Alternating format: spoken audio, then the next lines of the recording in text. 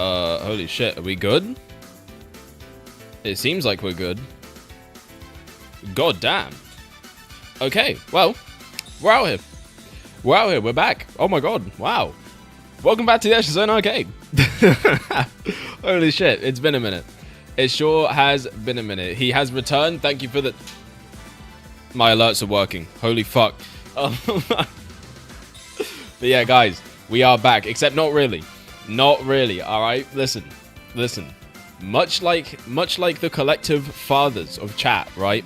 I'm going to leave with the milk after this stream, okay? I'm fucking with you, but no, seriously.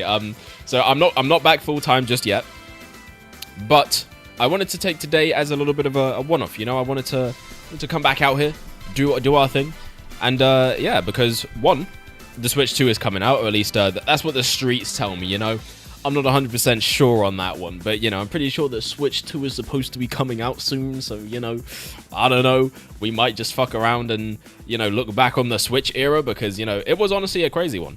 But also you know today marks the 2nd anniversary of the channel. So of course you know I had to be here to celebrate. You know it's been 2 years since we made this thing, and man, we're still here. We're still alive through everything.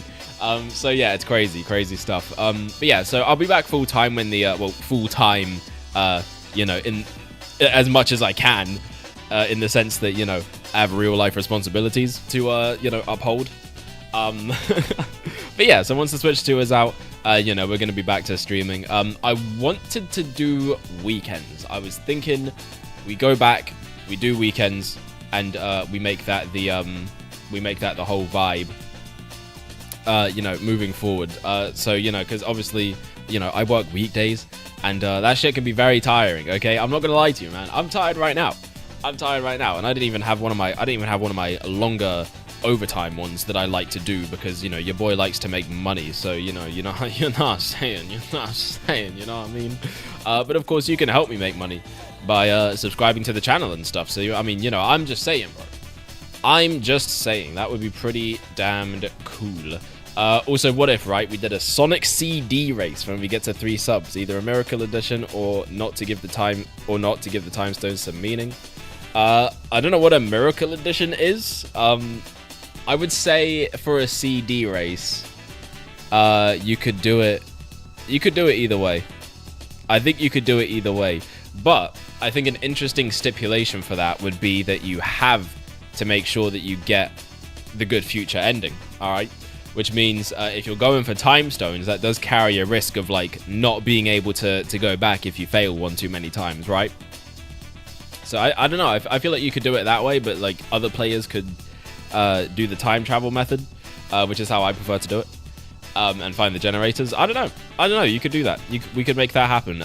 You know, obviously that probably won't be for a very long time because we need to pick back up some Steam again before we start doing any kind of like with chat streams, because the last few times we've tried to do that, it didn't work out. So you know, we need to make sure we have a higher turnout first before we even attempt anything like that.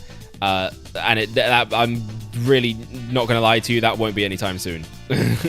I'm not confident that will be anytime soon. You're probably gonna have to wait for that one for quite some time. Not only that, but also all the Switch 2 stuff happening. You know, I want to be there for all that. I think if you want an actual date that will be back, if you want an actual whole ass date, I think I think Deltarune comes out on the 4th. Let me just double check that. But like I'm pretty sure Deltarune is dropping, and I want to play that because I don't think I get my Switch 2 until the 6th or the 7th. So I want to take some time to play that, and I think the best way to do it for sure is going to be before the Switch comes out. But I think the game does drop then. What freaking email did I use to sign up to the newsletter? I don't even remember. I honestly don't even remember. Shit. Man, I don't even know. Oh, here it is. Okay. What day is out Deltarune? June 4th. Okay, it says 5 p.m. CET. So that's like what, 4 for us? Central Time? Yeah. So that'd be like 4 p.m. Okay, so what day is the 4th? Is that Wednesday? Is that a Wednesday, my dudes? Where did the music go, by the way? Where the fuck my music at? Oh my god, why is there a massive silence after this song is done? What the fuck? Hello? There we go. Sorry about that. Anyways. Yeah, so what was I looking at here? Goddamn. Also, I feel like that's a little bit loud. There we go. That's got to be better. So, yeah, June 4th is a Wednesday. So that's when we'll be back. But, and the plan is probably going to be that I will stream, let's say, to be safe, I might just stream like daily for that first week leading up to the Switch 2.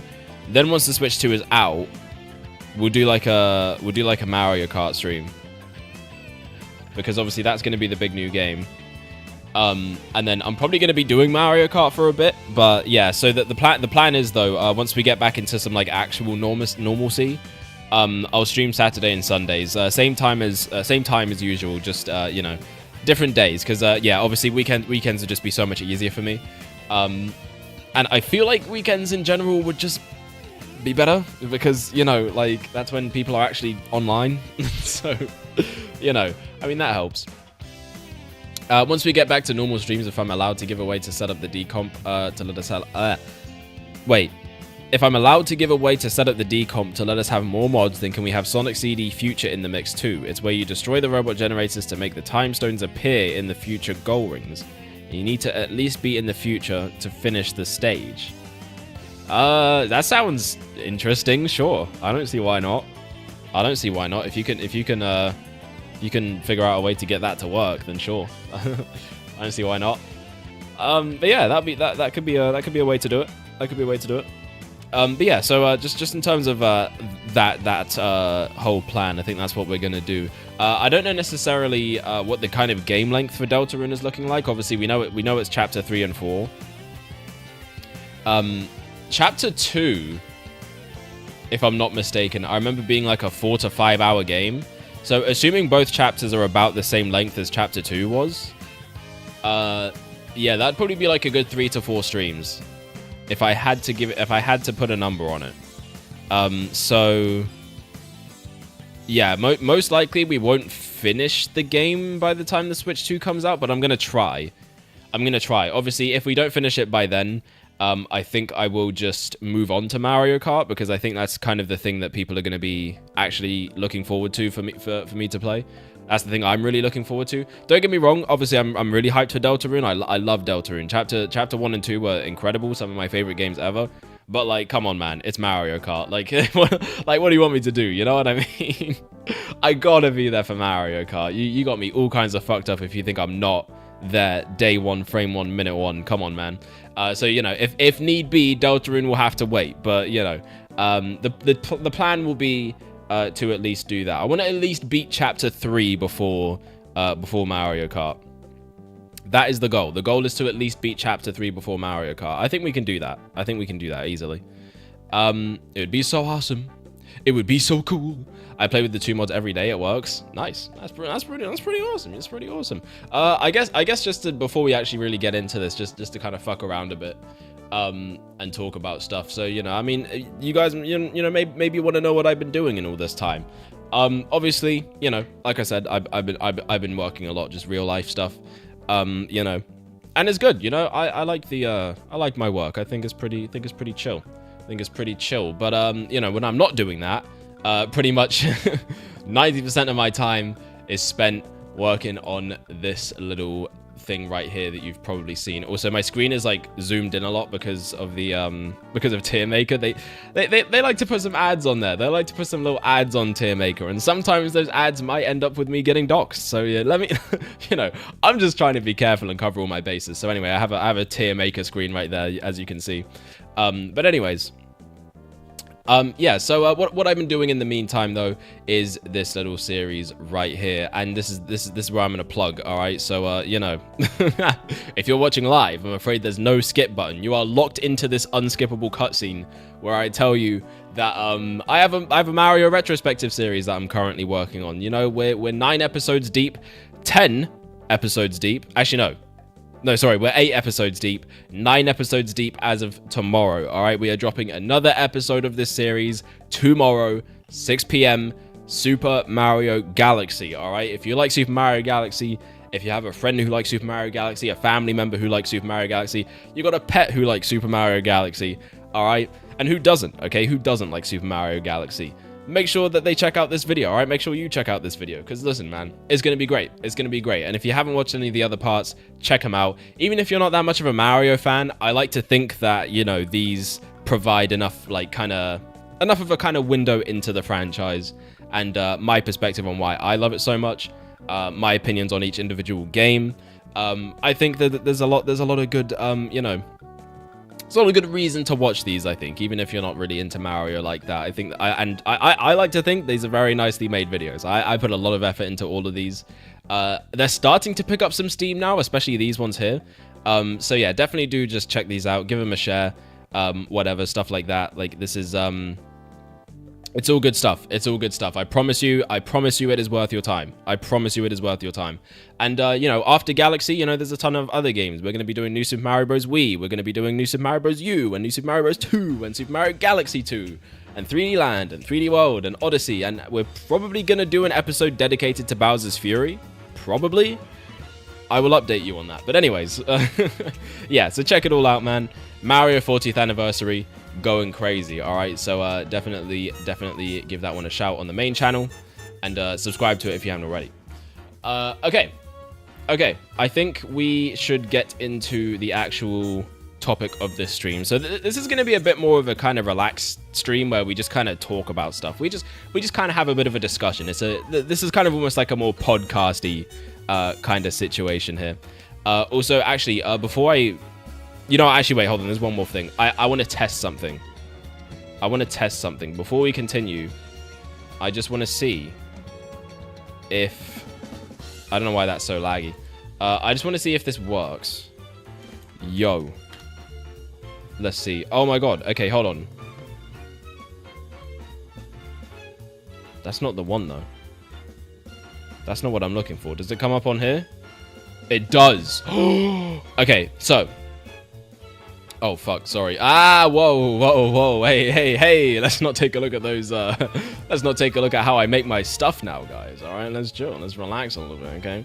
God damn. Okay, so, what was I saying here? I just wanted to see that. So, basically, what I just did right there was, on YouTube. I have the OG chat box working with YouTube now. So, things are actually gonna kind of, like, look a little bit better. It doesn't look great right now, but just bear with it, okay? Eventually, it will. That is the plan. I'm just going to crop it in a bit there. There we go. Okay. Can I make the text bigger? Is that a thing I can do? Is that, like, readable enough for you guys? Like, if you're on a small screen, can you tell me if that's, like, readable for you? Because I know it's not super readable for me, and I'm looking at it right here. So if you're on mobile or anything, could you let me know if you can see the chat box well enough there? If not, I'll try and adjust it accordingly. Anyways, I'm a fake fan. I didn't watch any of it yet. Oh, how dare you? How dare you, dude? Oh my goodness. I can't believe this, man. I can't believe this, bro. How could you? It's not that big of a deal. But yeah, so today's stream, what is it about? Why are we here? Well, we're going to look back on the Switch era. You know, the Switch 2, it's on its way. So what we are going to do is we're going to look through every notable event from each year of Nintendo. That includes the Directs. That includes what games they released. I wanted to look at stuff like prominent news headlines that happened for each year. Like, let's say Nintendo fucking cease and desist a whole shitload of people in 2020, which I'm pretty sure did happen. You know, like, I wanted to highlight, you know, some of the news around Nintendo, but I couldn't really find a good way to do it. So I mean, if anyone has like, if anyone can find like a website that has like a concise list of like prominent headlines that happen around Nintendo for each year of the Switch, let me know if you can find that. If not, we'll just kind of cover like the major stuff, the game releases, the directs, and then what we'll do is we're going to rank each thing accordingly. So here we have this tier list by... ooh, where's the user? There's the user, Peach Fanboy. You can't see it on the screen, but there it is. Peach Fanboy is the one who made this list. So shout out to that guy. And yeah, this list has every year from 2017 to 2024. Now, 2025 isn't here. They actually specified because Switch 2 releases in 2025, so 2025 is not included. Beyond that, though, like, has anything really dropped this year for Nintendo? Like, at all? I'm genuinely trying to think. Has Nintendo actually released a game this year? Okay, wait. So there was Donkey Kong Country Returns, but that's just a port, so, like, okay. And then there's Xenoblade X, which is also just a port. So, yeah, I don't know. 2 games and they're just ports. And then literally, as of next month, we're going to be in the new era. So, 2025, there wasn't really any reason to put this on the list. And if it was, it would have been in D tier. Because, like, okay. The only thing worth a damn there is Xenoblade X. Like, let's be honest. Let's just be honest. Returns HD, like, who cares? I mean, that's a game you can easily just get on the Wii secondhand. It's a game you can emulate easily. Like, come on. And you can probably... when you emulate it, it probably like, looks better than it does on the Switch anyway. So, like, goddamn, like, what's the point? Xenoblade X, at least, yeah, that one I can justify. But it's not enough to save it from D tier. So, if 2025 was included, it would be in D tier. But anyways... I think we get into this. Starting with 2017, which I think was just a really good year in general, but Nintendo especially kind of went crazy. They kind of went crazy in 2017. So what do you want to look at first? Do we look at the directs first? Do we look at the game releases first? I don't know. What are we thinking? Or do we just kind of like try and do it in timeline order? You know what I mean? Directs? Okay, I like that. Now, obviously, you know, I feel like it goes without saying, but we're not gonna go through. We're not gonna literally watch through everything else. We're not gonna literally watch through the entirety of these. We're just gonna kind of skim through them. We're just gonna look at what things were announced during them, fun things that happened, and yada yada yada. We're also not really gonna go over the directs that are like specific to games unless it's like a big release. Like obviously the Fire Emblem direct wasn't really anything crazy, so we're not gonna really look into that. That's not gonna really factor into the rating.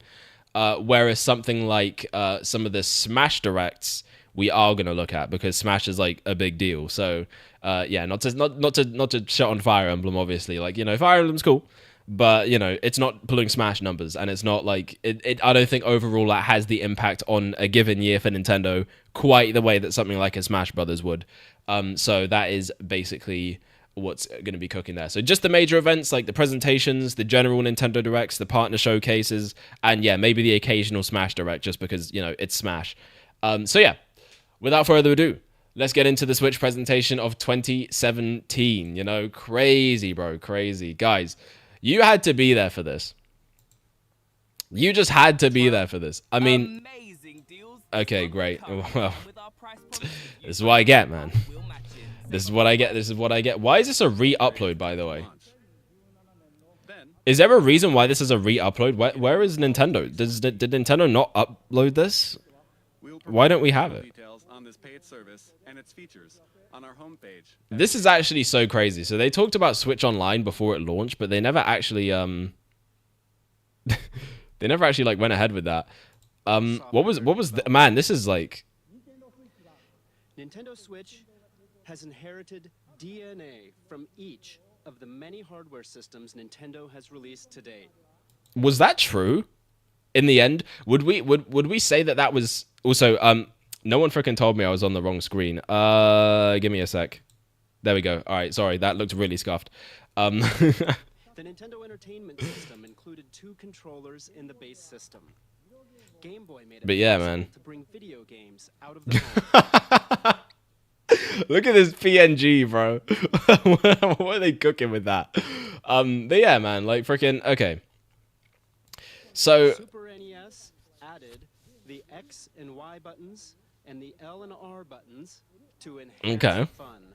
I see. We added buttons to the system. Oh my goodness. Offered the world's That's first crazy. Analog control stick, and it introduced a rumbling controller. Nintendo indirectly telling people go outside. I feel like that's a very direct way to tell people to go outside.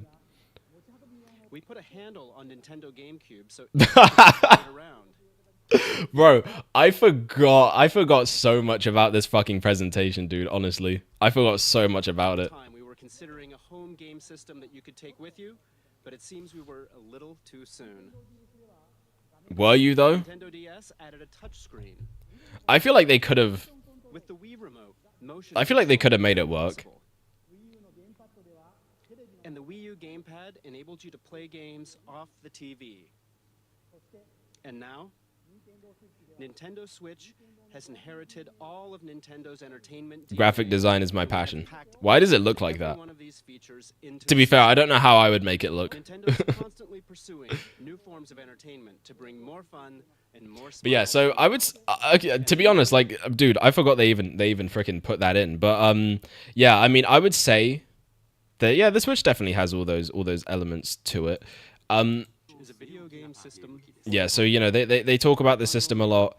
Let's Okay, where's the part where they like have the little demo for it? Yeah, this is it. I remember this. This shit blew me away.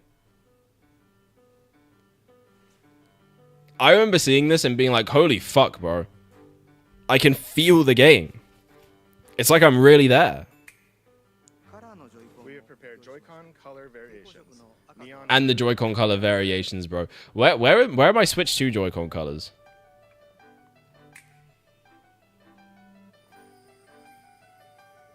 But yeah, crazy. The thing is though, like, all right, where do they show off the functions of it? This is the type that will come with your Nintendo Switch system, but there will also be other colors sold separately. I forgot they did the other Joy-Con strap colors. Joy-Con also has a motion IR camera that can You never see motion those. and distance of objects in front of it. The IR camera, bro. All right, can we? Looking back, how many games actually use this thing? Can you name me? Actually, as a matter of fact, can you name me one game that isn't 1-2 Switch that used this thing? Go. You can't do it. You can't do it. Also, I'm gonna just have music on in the background the whole time. I think it'll keep things a bit less. It'll keep the dead air a bit less dead. That is crazy to me though. Like literally, 2 games use this and one of them is 1-2 Switch. Bro, what even is the other game? Like, does WarioWare use it? I don't even know if freaking WarioWare uses it. I'm gonna be honest with you, bro. This thing never got used. It makes, like, honestly, I can see why they removed it for Switch 2. I can completely see why they removed it for Switch 2, honestly. There was no reason for that thing to be there. Like, literally all it did is just inflate the cost of the controllers. That's literally all it was there for. And you can't convince me otherwise. Example, it can tell the difference between rock, paper, and scissors. And it can tell That's what I'm how far saying. away the I'll hand put captions on. This will make unique new control styles possible.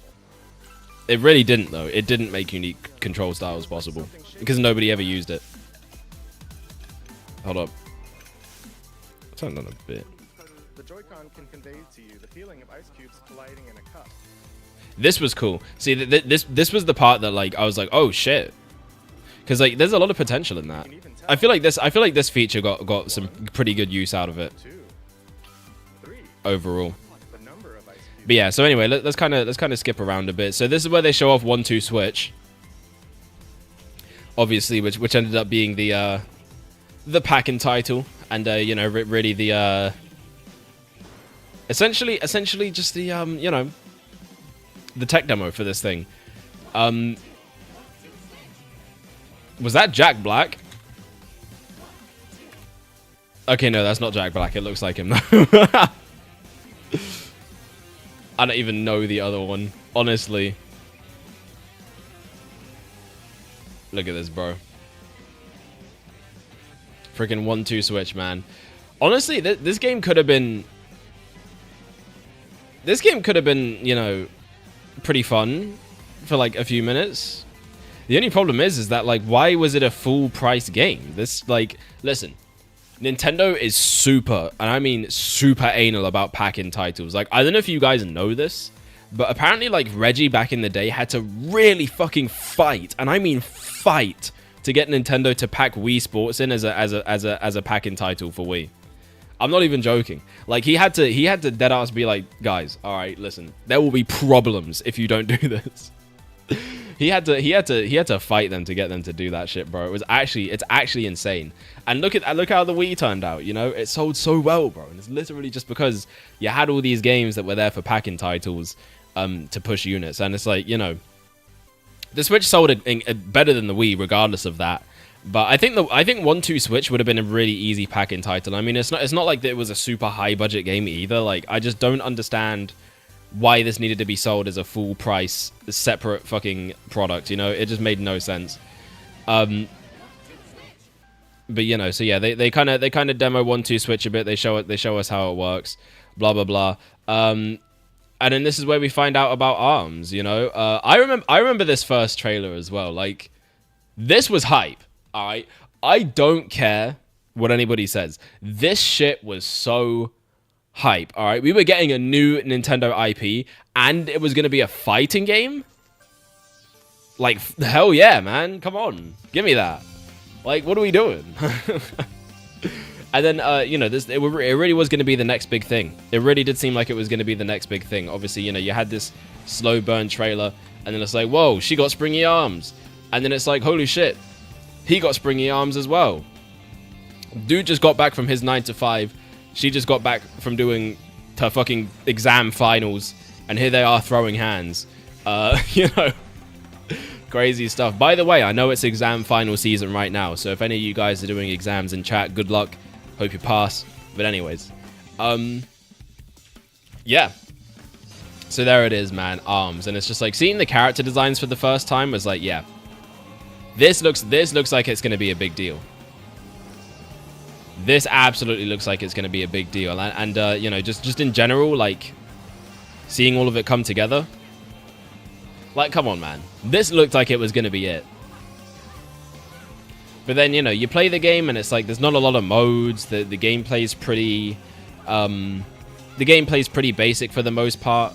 To be honest, even looking back at this now, you can kind of see that. Like, they're doing all these motions and like, for what, right? You know what I mean?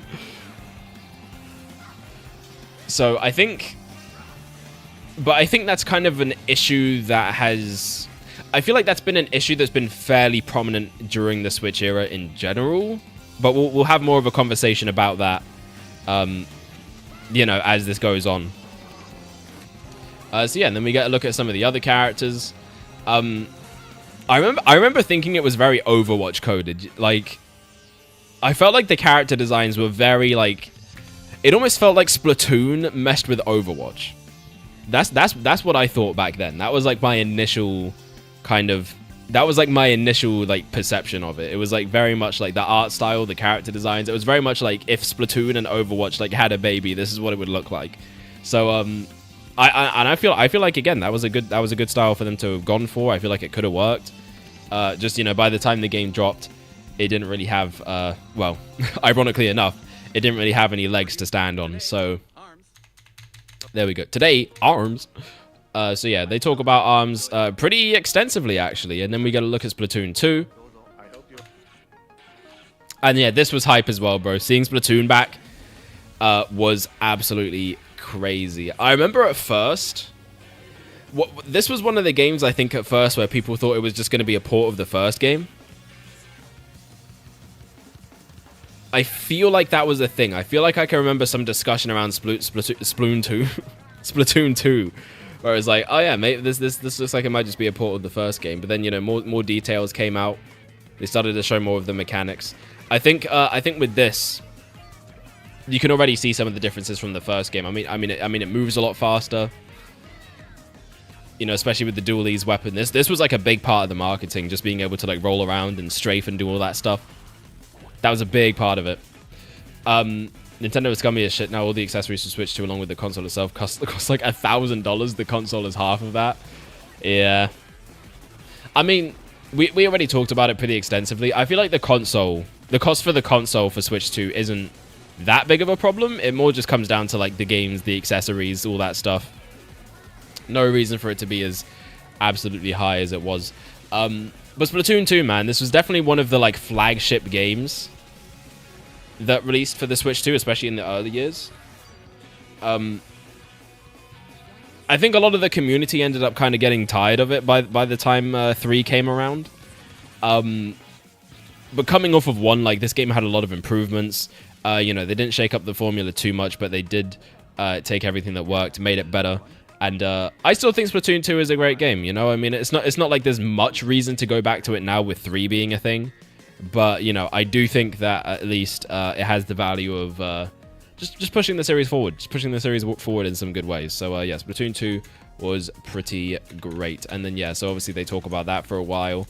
I will say, from this initial presentation in general, I think kind of suffered from... Oh, okay, hold on. We're about to get into the big one.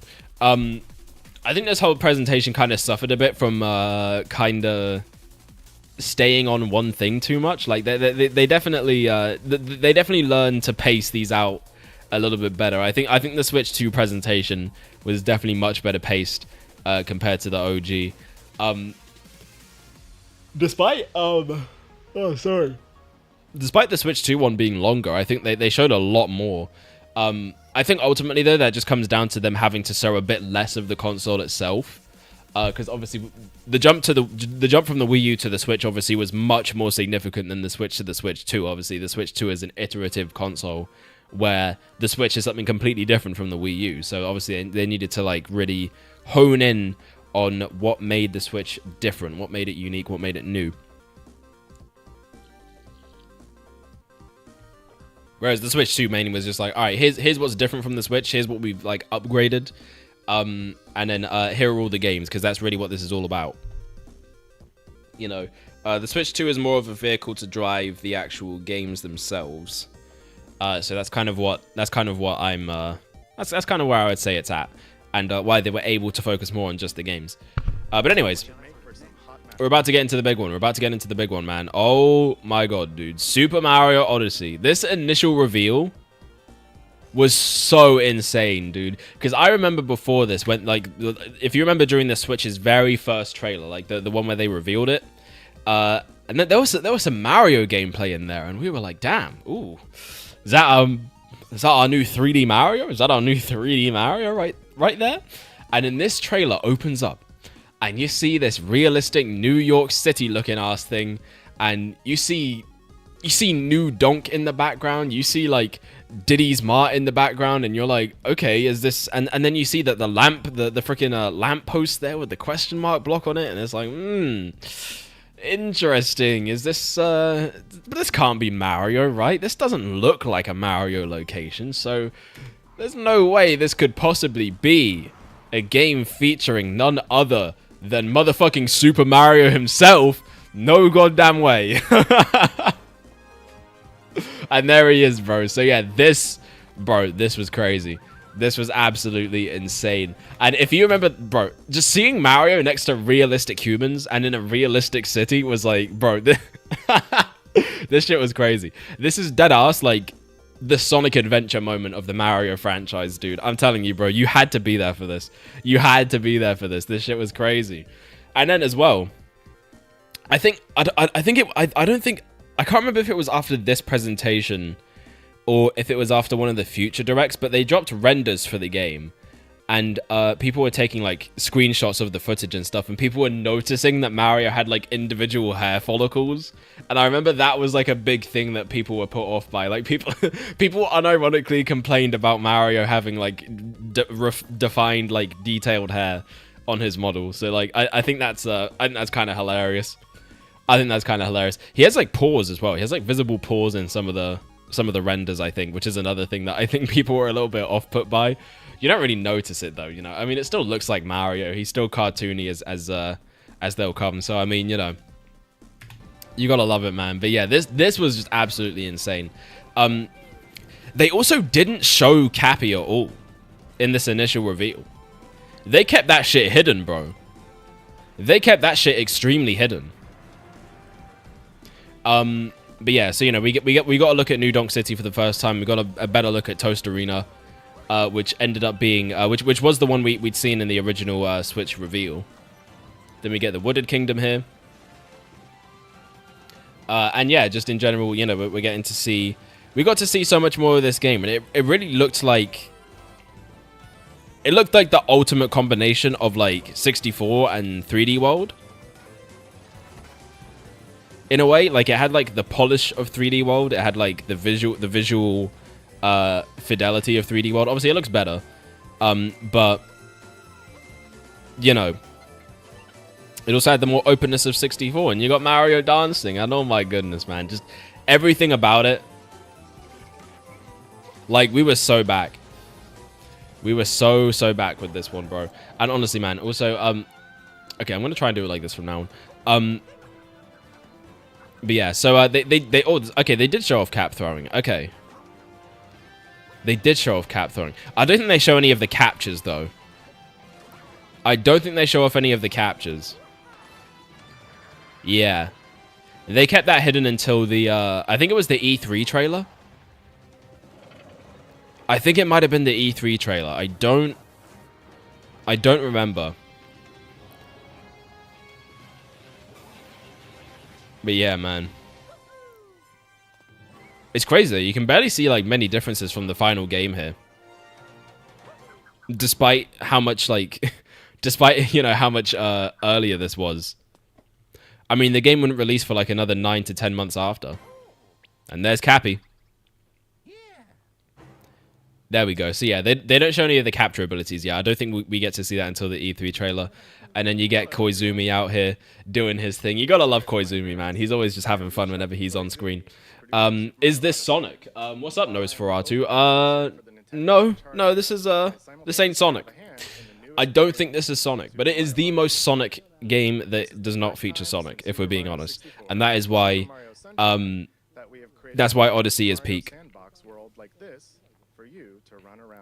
It's really crazy though. I made a video talking about what the next 3D Mario could be, and I talked a little bit about what the gameplay style would be.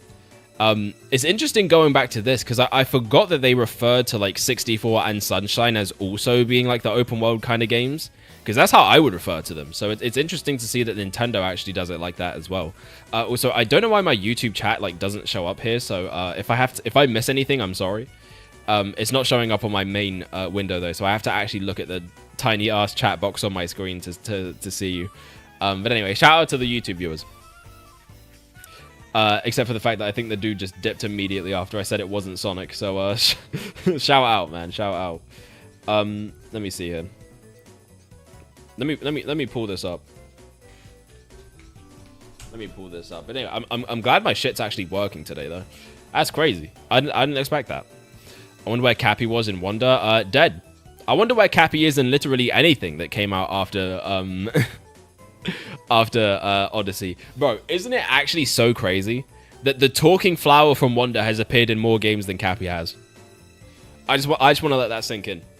I just want to let that sink in for a second. The fucking talking flower has appeared in more games than Cappy has. Isn't that nuts? Isn't that nuts?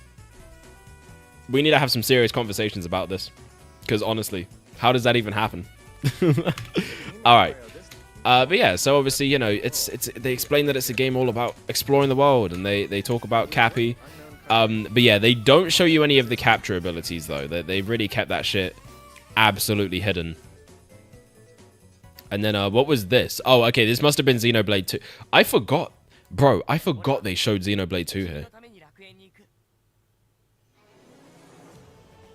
I fucking forgot they showed yeah, they revealed that shit here.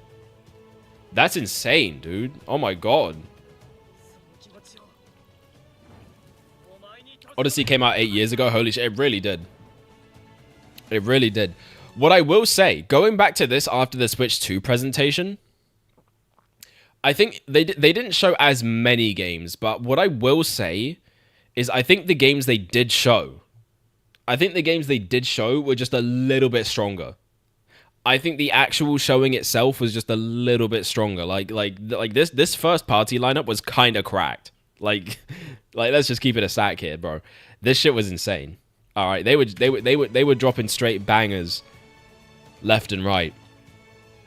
Now, you know, I'm not really into Xenoblade like that, but I know this series is like super big, especially now. And I think this was the game that really made it big.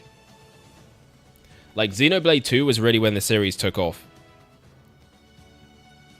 I mean, this game just did crazy numbers.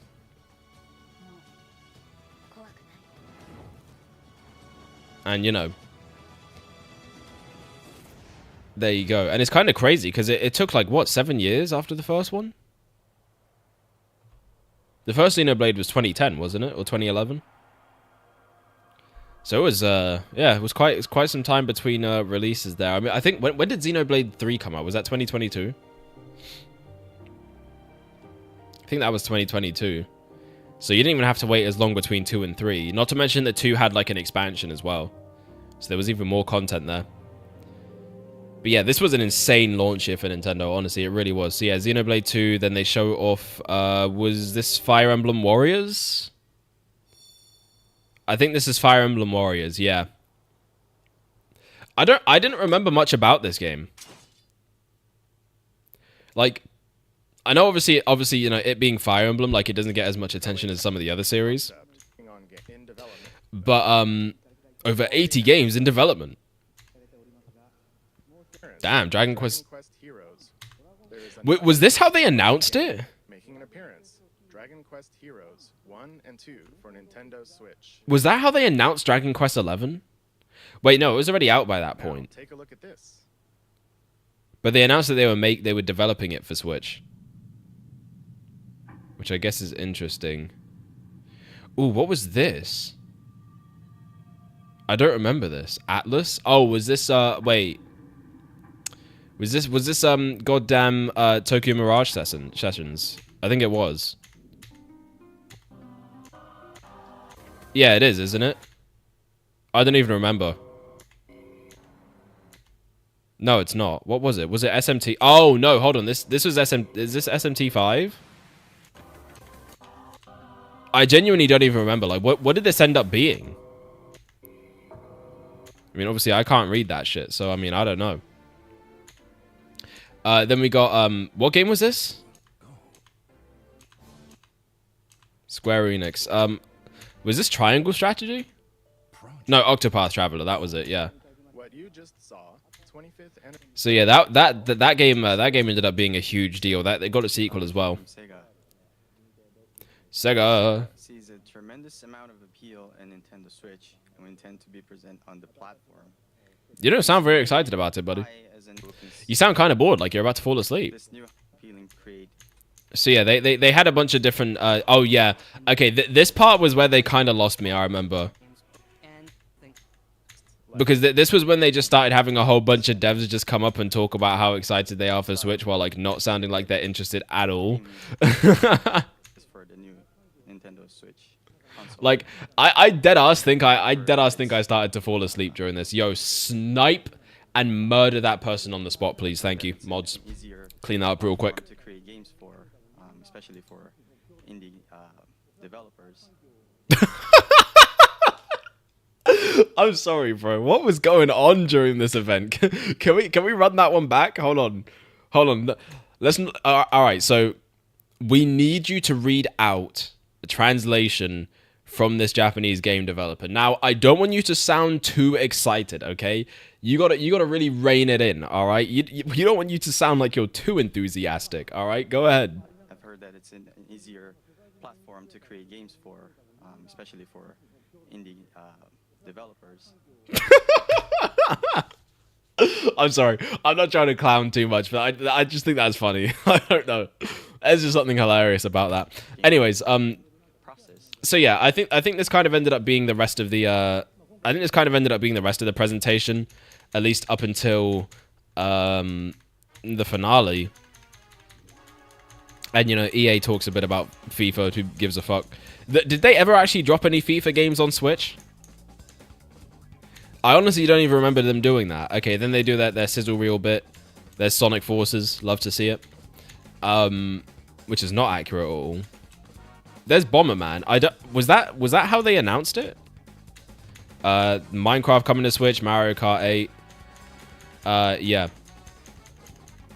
All that stuff. Then they talk about the accessories. They talk about the console types you can get. I got the red and blue, but I didn't get it on launch. Okay, then we got Reggie. This was back in the Reggie era, man. That's how long it's been. That's how freaking long it's been, bro. This was back in the fucking Reggie era. And you got Miyamoto and Aonuma talking about stuff. And then yeah, Breath of the Wild. Breath of the Wild to finish it off. Bro. This particular trailer right here. Oh my goodness. This shit was incredible, bro. This shit was genuinely incredible. Like, I don't think you understand. Just the music, just the atmosphere, just showing how expansive Hyrule is. There's the fucking Korok Forest, which, like, tanks your frame rate to 12. But they didn't show that in the footage, of course. But, dude... This was like this. I'm telling you, man. This you had to be there, bro. The over the shoulder shot, bro. Anytime you see this shot in an open world game, it came from here. That started with this. This was the first one to do it, guys. And to be honest, man, I don't know if anyone's done it better since, except for maybe Nintendo themselves. But we'll get to that a bit later. We'll get to that one quite a bit later. But yeah, it's just the way everything builds, man. It's just seeing this like fully explorable open world. KO finish him. Hey, shout out Elliot. Thank you for the follow. Really appreciate that. L? This is an L to you? I disagree. I disagree heavily. This shit was insane, bro. Genuinely. And just the concept of an open world Zelda was just so exciting. But seeing this in full and seeing how like perfectly it just makes sense. Like this was the moment. And you could tell, man, like this game was going to be generational from the very beginning. You need to say Kaio finishing correctly? I do not know what you mean. Oh, do you mean the KO finish him like that? Bro, I forgot they showed these all in Japanese.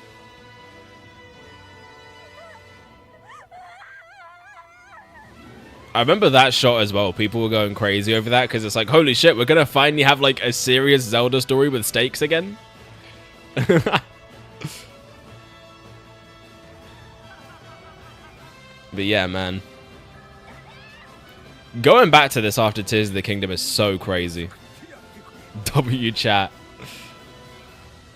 And there it is, man. Legend of Zelda. Breath of the Wild, bro.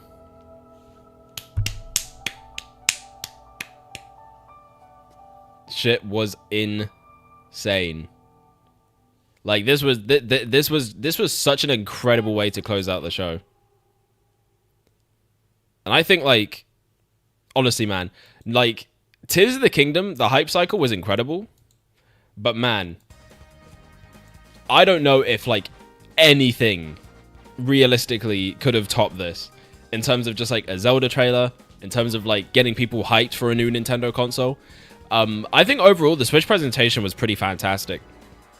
It's probably also the most time we're going to spend on a single presentation. Just because, you know, it was the one that introduced the system. So obviously we're going to go on to talk about some of the other stuff that happened in 2017. Most notably, the April Nintendo Direct. So I don't actually remember much about this one. So let's go through it, shall we? Let's see what they were cooking in April 2017. Obviously, also, if you just joined or you're confused about what's going on, we're ranking every year of the Nintendo Switch era because the Nintendo Switch 2 is on the way. So, you know, we're looking back. We're seeing what the best year in Nintendo's history of the Switch was. And, yeah. Right now, we're in the year where it all started. So, you know, let's see what happened in the Direct. You know, what did they reveal here? Oh, my God, bro. This is a throwback. That sound is such a throwback, bro. Hi everyone, welcome to Oh my god. I'm Yoshiaki Koizumi. It's interesting though, because I feel like this is the point really where they started to like come into the format that they have now. Directs before this were kind of all over the place, but I feel like back then we kind of started to get to that more focused format. I remember when they used to show them like this. They used to spoil shit, bro. They used to spoil shit for you. Oh my god, look at this.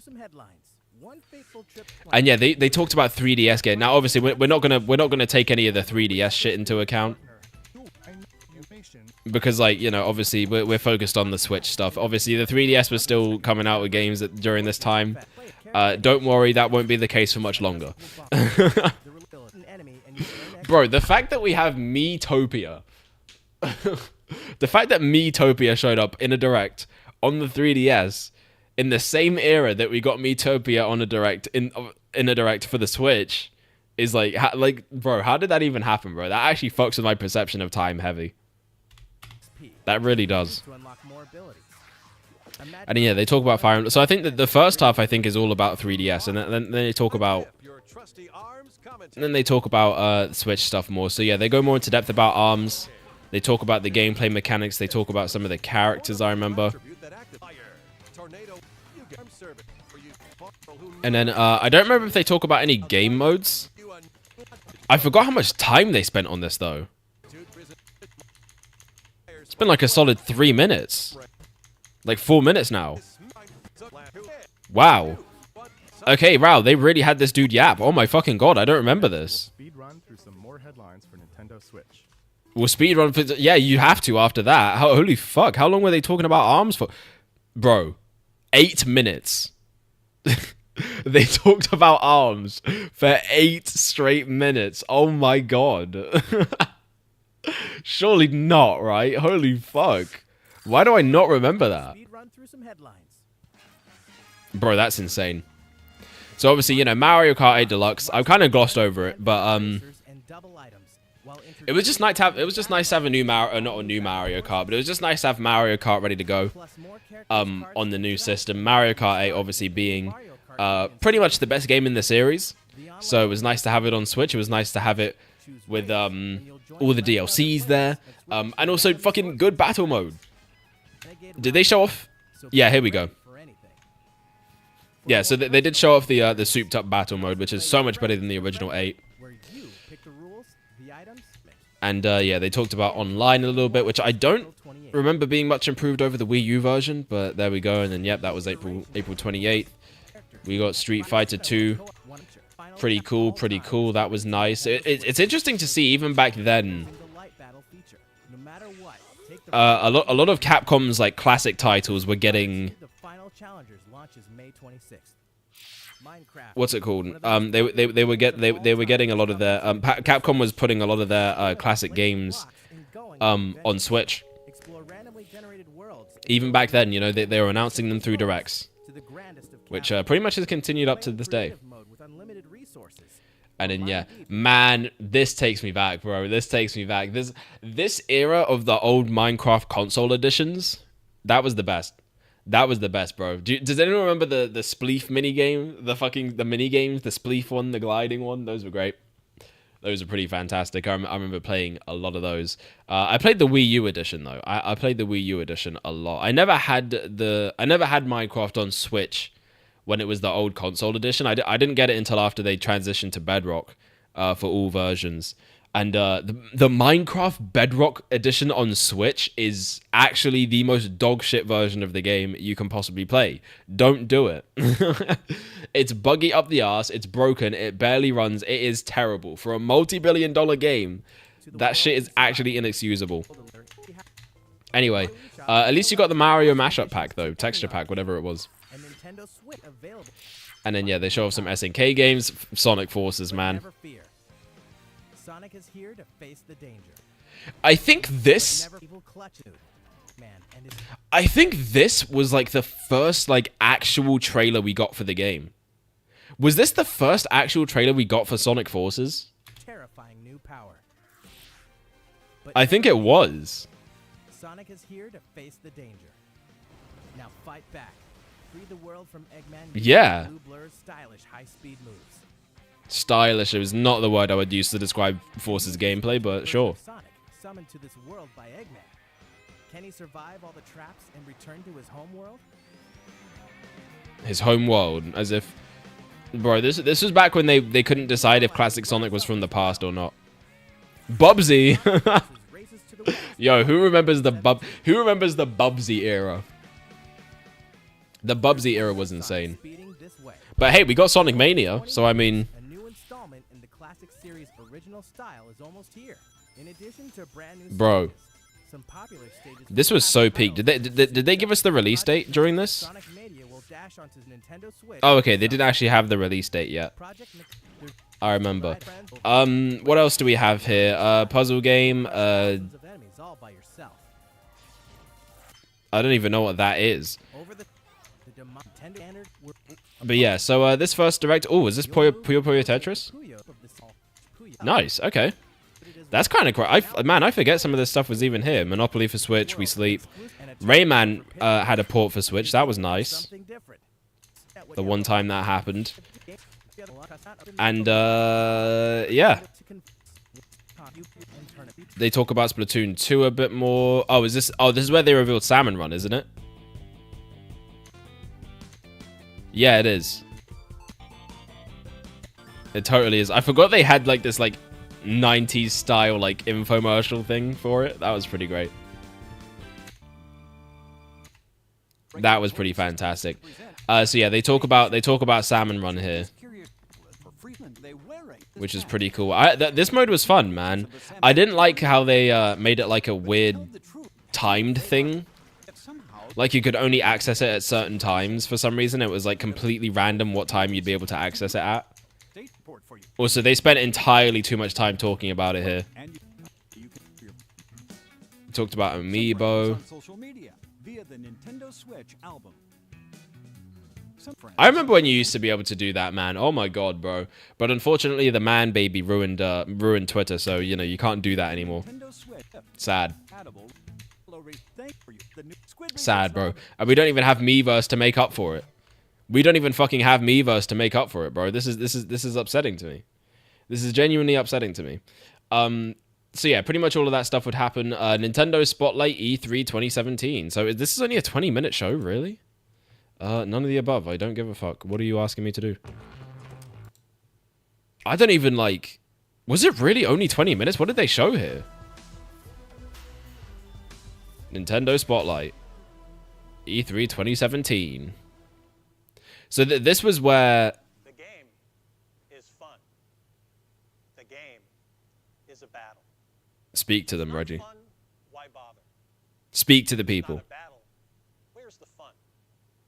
It's a test Tell them. that you pass or a quest that you fail. A race against time. Fun and battle always locked together. Louder for the people in the back. There's also something else. It's a journey, a passport to new worlds. Maybe Sure is. an odyssey. A look, a feel, A Super Mario Odyssey. exploration. Close your focus and open your mind. That's crazy. Yes, the journey requires the right ticket. They really had bro impart wisdom onto us. Is Nintendo Switch. But in the end, it's not just It is worth mentioning, by the way, but at this point we're post-release. So the Switch presentation was the only thing we looked at today that's really pre-release. But I would still consider it part of the Switch era. But yeah, man. So they show more Xenoblade 2 here. When did this come out? I guess it wasn't out at this point. Was it maybe July? I feel like this was a July game. Or was it? Maybe it was September. No, Splatoon was the July game. Splatoon was the July game. I'm thinking about the second time where they released a Xenoblade and Splatoon game in the same year, and they were both also the same numbered sequel in their respective series. We'll show you what me and Pyro are made of. Bro, this is the first time we heard the English voice acting, isn't it? I remember thinking it wasn't all that good. There can be no turning back. You and that sword can't be. I'm guessing is I mean, it's not terrible. Just some of that accents they're not great. They're not great. I think that's what gives it its charm, though. And yeah, you know, I mean, it's a Xenoblade game, man. You know, big stuff. So, oh yeah, so holiday, yeah, okay. And then what's this? Okay, Kirby. Oh, Star Allies. Okay, so Star Allies was announced here? Man, why do I, like, not remember any of this? So, obviously, like, Star Allies turned out to, at least from what I understand, I'm not really, like, a Kirby guy. Yet, anyway. I do plan to change that at some point. What was I going to say? Fuck. I forgot. Right, yeah. For what I understand about this game, it wasn't, like, the most innovative Kirby game. Like a lot of the sentiment was just kind of that it was just kind of okay. After the 3DS Kirby games were, like, goated. That's kind of what I understand about Star Allies. I don't know, though. I mean, obviously, I'll play it, but essentially, it's like the new Super Mario Bros. Of the Kirby series, right? That's kind of what I got out of it. What is that green screen? Oh my goodness. Hi everyone. I'm Shinya talking. That motherfucker isn't really there. I hope you've been enjoying the journey with Nintendo Switch so far. We really have, man. We enjoyed the entire journey with Nintendo Switch. Snipper clips, man. I remember I wanted to play that game so much when the Switch first came out, but I just never got around to, like, getting a copy. Like, to this day, I still haven't played it. Like, I would be down to actually do a snipper clip stream. I gotta make that shit happen, bro. Honestly, I really do. And then, bro, the infamous moment happened. This might be one of the most infamous fucking moments in history right here. I cannot believe what they did to us. I just want to let it be known, bro. I just want to let it be known. They showed us this shit in 2017. It is now 2025. And we are only just... we are only just getting the payoff to this. Actually unreal. Actually unreal. What they did to us is a fucking crime. I cannot believe it. 8 years? 8 years is actually criminal work. That's genuinely criminal work. They really put us through that. They are fucked for that. Insane, bro. But yeah, so obviously they didn't even show anything off, just a title reveal. Yoshi Crafted World got revealed here. Which is kind of insane because this game didn't even come out for like another 2 years after that. Which seems to be a common theme with this presentation. What the fuck happened? They said over 80 games were in development. Bro, 2018? Yeah, that was a fucking lie. That did not happen. That definitely did not happen. Okay, so is this Fire Emblem Warriors again? Yeah, it is. Okay, so we got Fire Emblem Warriors. The Prince of Altea. We've come here to save you. So is this the same voice actor for Marth they used in Ultimate? We're with you. Honestly, man, I don't even remember anything about this game. I swear to God, like, I don't remember any videos or, like, anyone talking about this game when it came out. But I'm not really in the Fire Emblem community, so, I mean, I don't know what goes on there. during but will appear in Fire Emblem was one of those series I just kind of appreciate from the outside. we'll take a look. Let us take And then, what's this? Oh, this was some of the DLC quote-unquote stuff that they showed off. That, I guess was fine. I don't really remember fucking around with any of this stuff too much, if I'm honest. You know. But yeah, it was cool. Expansion Pass 1. Right, and then they showed off... What was this? What was this for? I didn't even remember. Okay. Right, that was Expansion Pass 2. I don't remember anything about these, to be honest. I don't think I ever touched those. Okay, then they talked about Amiibo. Travel the world.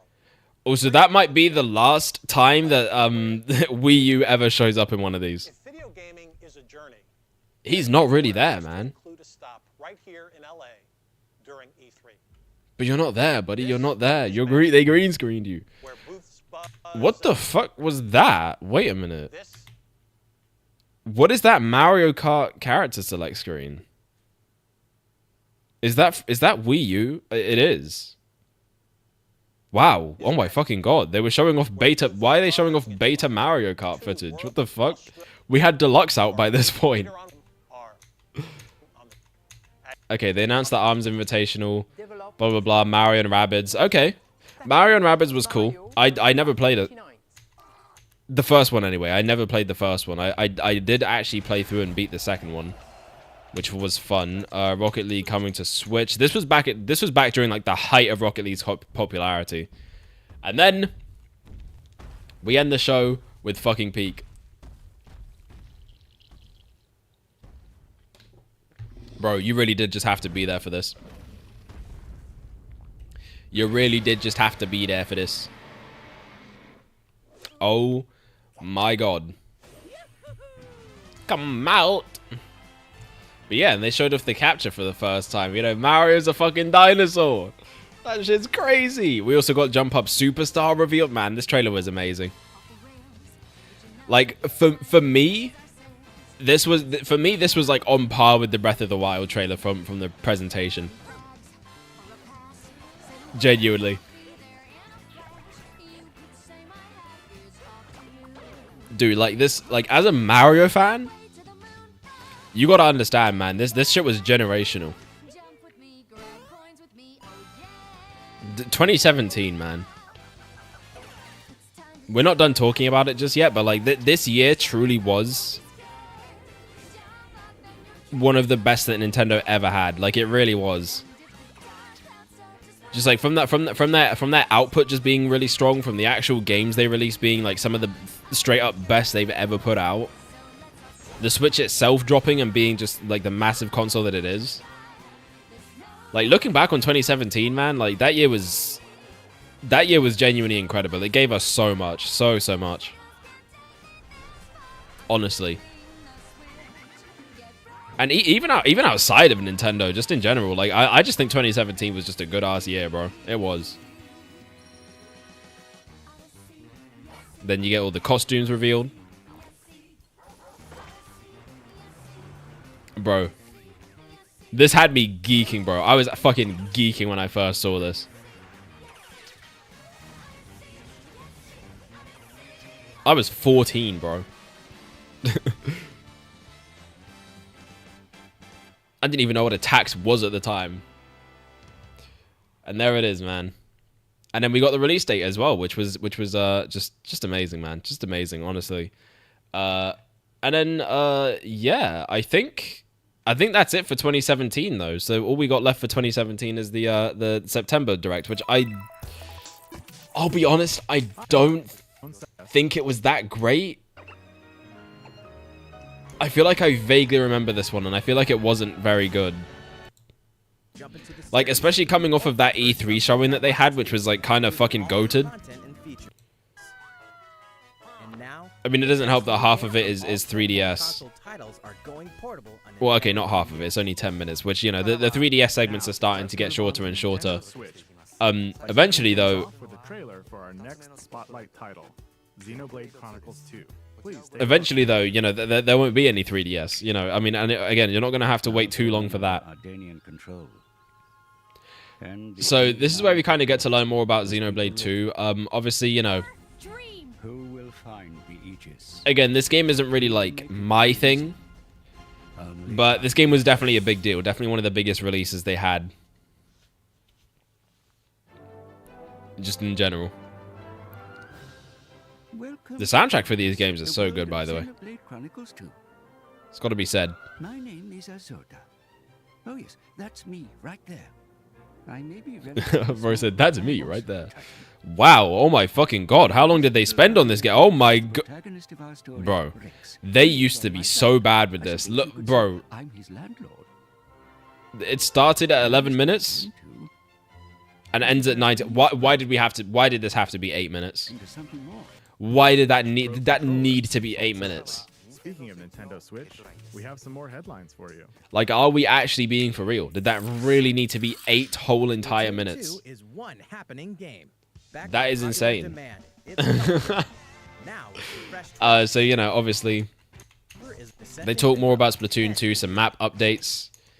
I think they really could have done a better job, like, continuing to update that game even after it was done. version of the But that's kind of a problem in general. Nintendo needs to just kind of get better at that.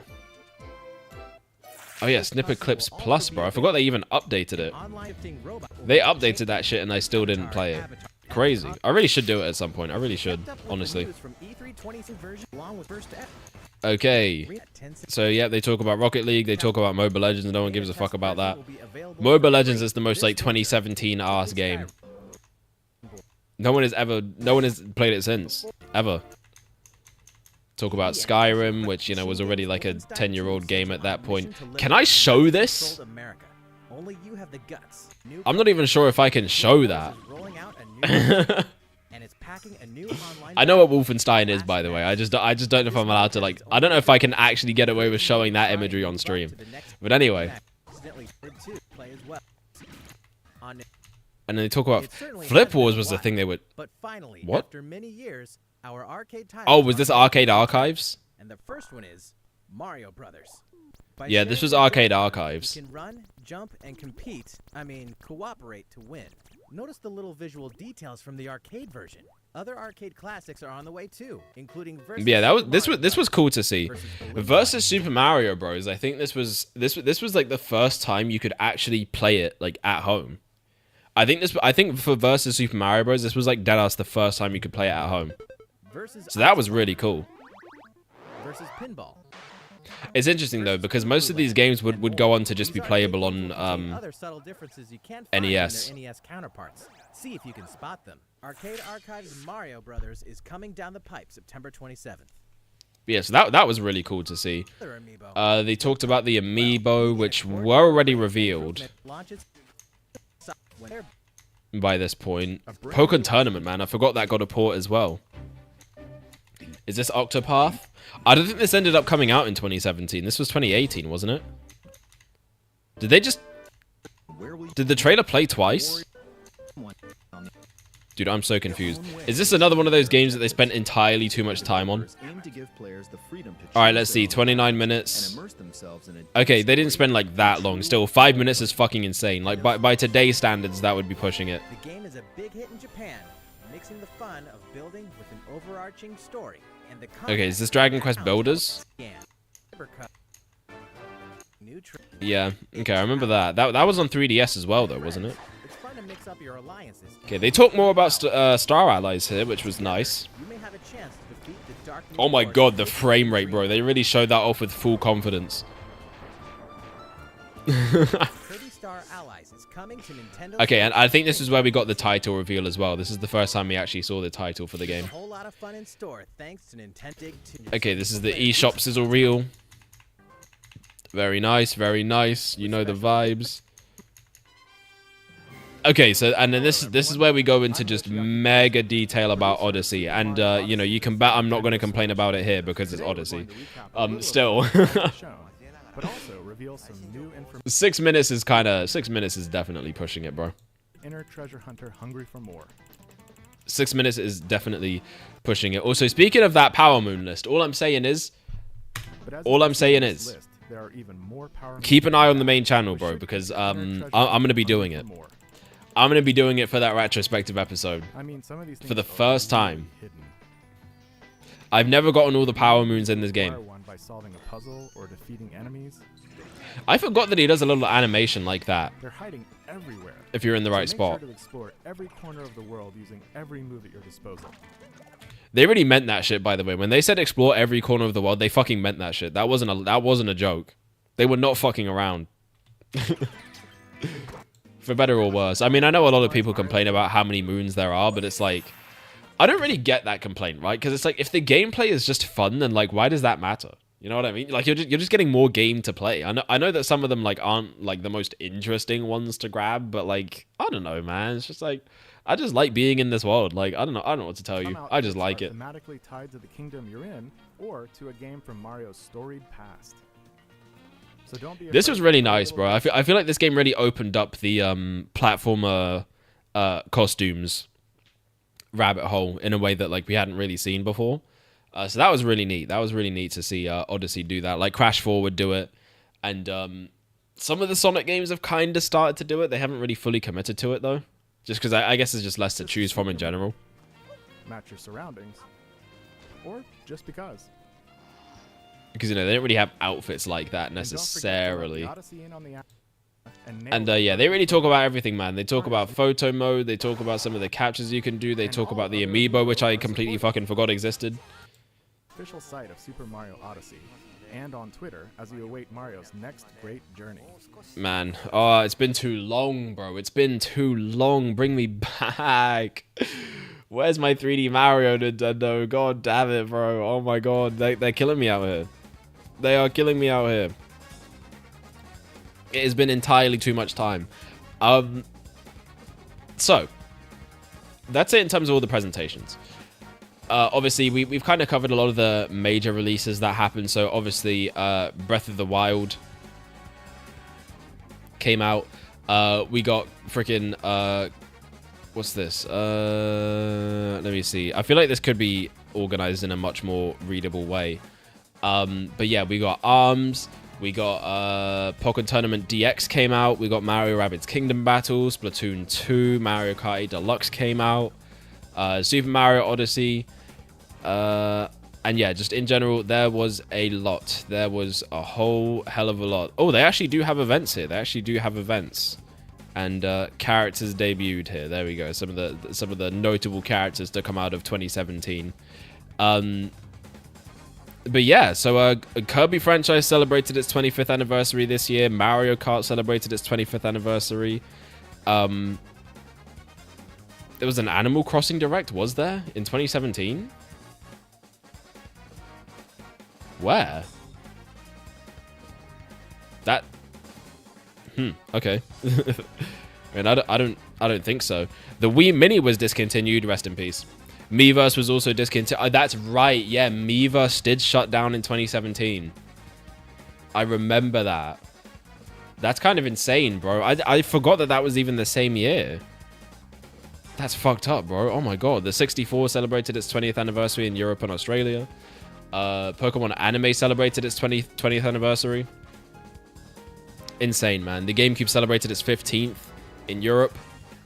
A lot of stuff in 2017, man. But anyway, those things are a bit less to do with the overall year itself. Okay, so let me zoom in here. Because you ain't advertising on my stream for free. So, 2017, man. A lot of notable stuff. I think it is safe to say that this was an S tier year. Okay? I think it goes without saying.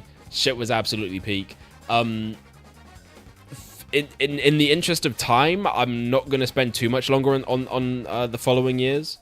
So we're really going to skim through. I think we're really going to start skimming through now. We got a Direct Mini in 2018. I don't remember if this really showed off anything crazy. There was Pokken DLC. There was World Ends With You. Star Allies was here for some reason. Dragon Quest, Hyrule Warriors. Mario Tennis Aces. Was that revealed here?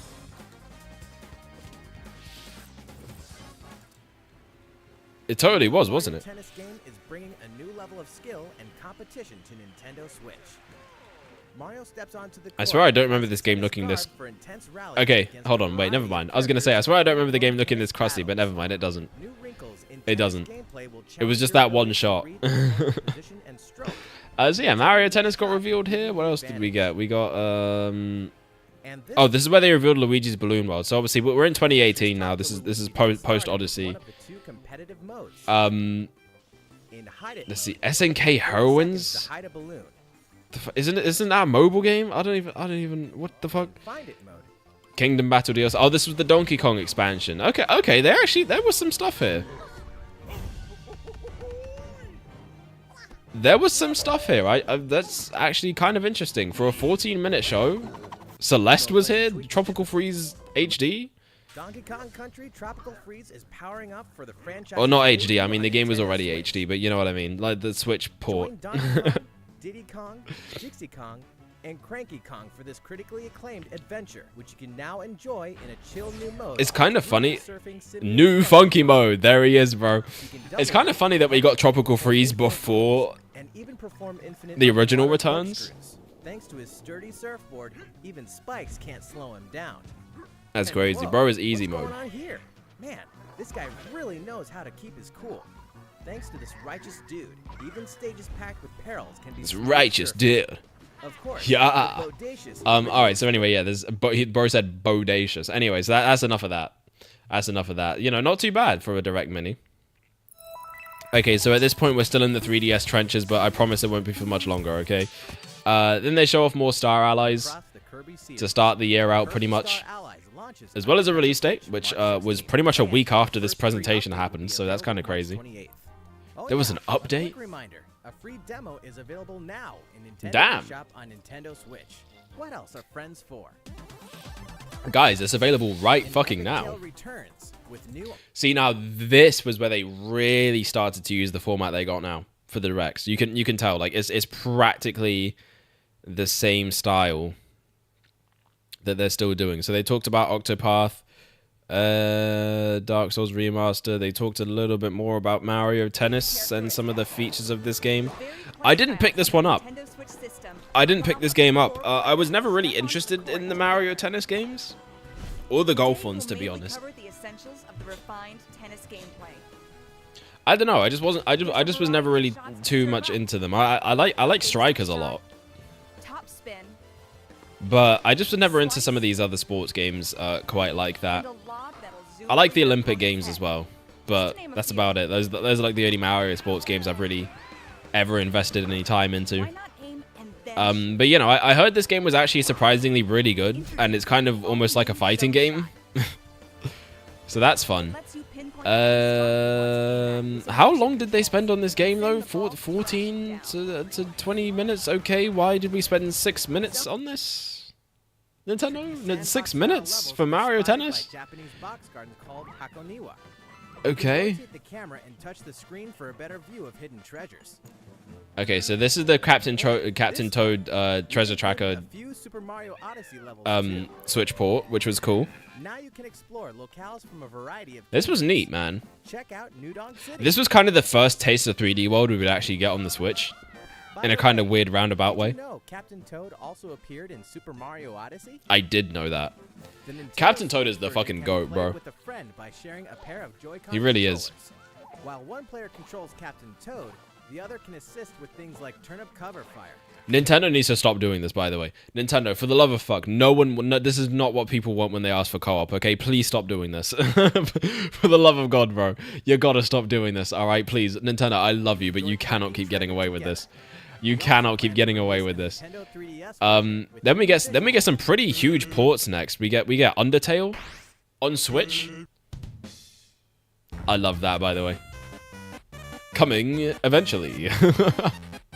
Gotta love that classic. See, this was still during the Undertale era, bro. This isn't even Deltarune, bro. This is the Undertale era. Crazy shit, bro. Also, I'm still on the wrong fucking screen. I gotta really stop doing that. And then next we get Insane Trilogy. All three original Crash Bandicoot games are. This is actually how I played Insane Trilogy for the first time. I played it on Switch, and you know what, man? and whump through the Honestly, the Switch port is like not bad. Crash and his sister Coco. Everything from the cinematics. The Switch port is like really not bad. Like it runs pretty smoothly. I mean, obviously it's 30 FPS, but and it doesn't look nearly as good as on PS4. For world domination and save Tana in Crash Bandicoot.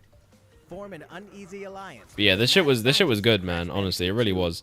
Then they talk about South Park. They talk about ARMS more. It looks like. On March 31st, we'll be hosting what a is this? Test Punch. Download this demo event from Nintendo eShop on Nintendo Switch. Why did there need to be a demo for a game that was already out? Stretchiest fighting game. On March 21st, producer Kosuke Yabuki What is will this? discuss the development of ARMS at the Game Developers Conference. And Hisashi Nogami will present separately on the That is Splatoon crazy. franchise. Like this was the point where they were still pushing ARMS to be like the next big thing, but it just never never quite got there, unfortunately. It's sad. Again, I really think it had the potential, but Here's a brief and briny taste it just wasn't where it needed to be. So, you know, we got a Splatoon 2 update during this. continues to But all right. Here's where things started to get a bit crazy for this particular direct. The fucking Octo expansion. This song is fucking hilarious, by the way. I don't know what it is about this song, but it's just so funny to me. Like, why are they going hard? Okay, you gotta relax. It's Splatoon, man. It's not that serious. They really thought they were the MCU with this MCU-ass character reveal. Bro is absolutely losing it. Look at him, tweaking, fucking tweaking. So yeah, this was nuts, bro. This was the first like expansion we actually got for Splatoon.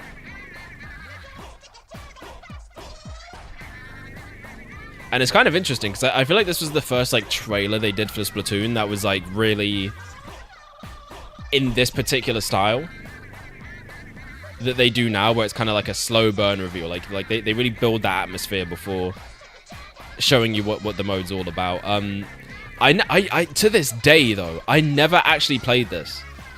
I actually have not played the Octo expansion to this day. I've only played the base game. I know, crazy. I should stream it at some point. I would be down to do that. Also, the Splatoon 3 expansion I haven't played either. I have not played that one either. But yeah, so this was nuts, dude.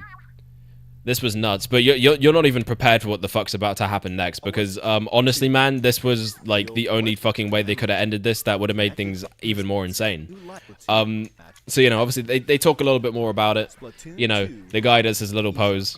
$20? Okay, maybe that's why I never played it. Holy shit, $20 is actually insane.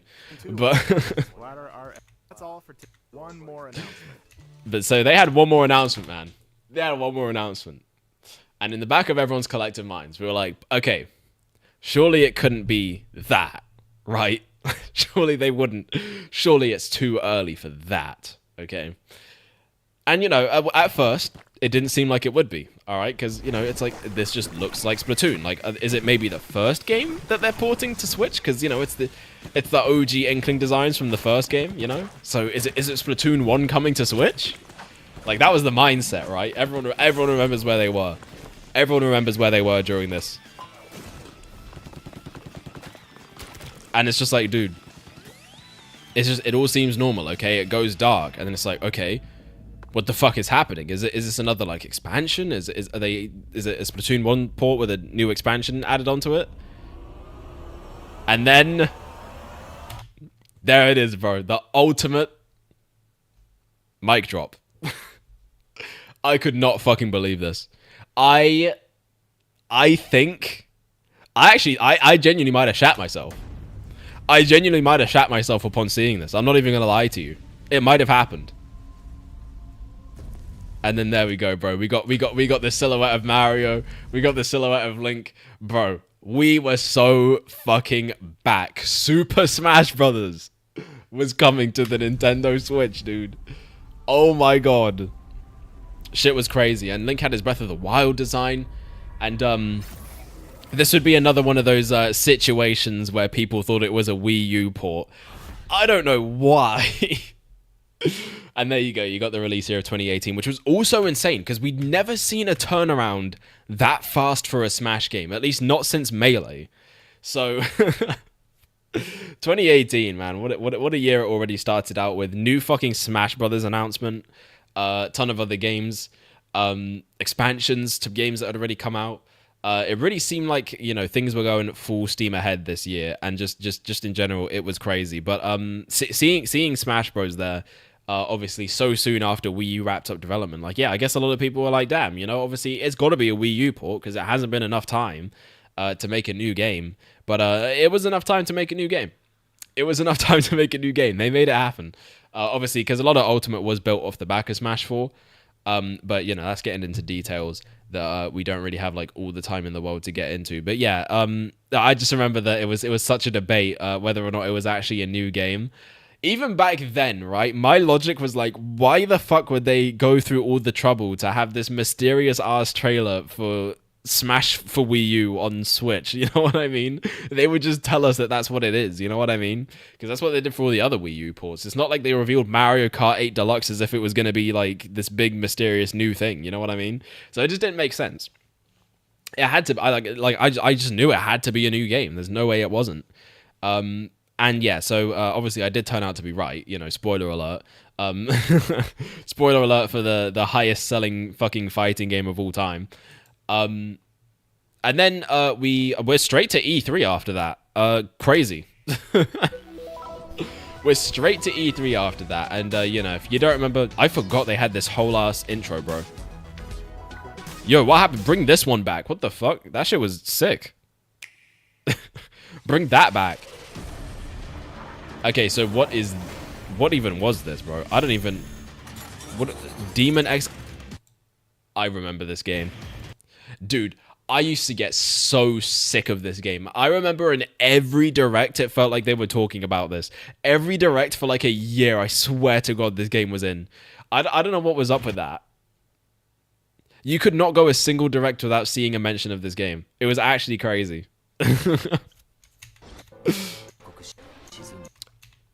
It was actually nuts, genuinely. Okay, this is where they revealed the Torna expansion for Xenoblade 2. So that was pretty cool, you know, just seeing the game continue to get content and having it be essentially like a whole game in and of itself was pretty insane as well. Unprecedented, man, honestly. And then yeah, that was a September release. Love to see it. Reggie's back. This was the last year for the Reggie era, wasn't it? Doug became the president in 2019, didn't he? Mr. Bowser. So yeah, bro's inspirational, man. You gotta love Reggie. He always comes on stage and he's always saying some inspirational shit. Pokemon Let's Go. Was that revealed here? I don't think it was. It might have been revealed in the Pokemon Direct, but again, we're not really looking at the supplementary ones, just the main ones, and the Smash Directs, because Smash is such a big deal.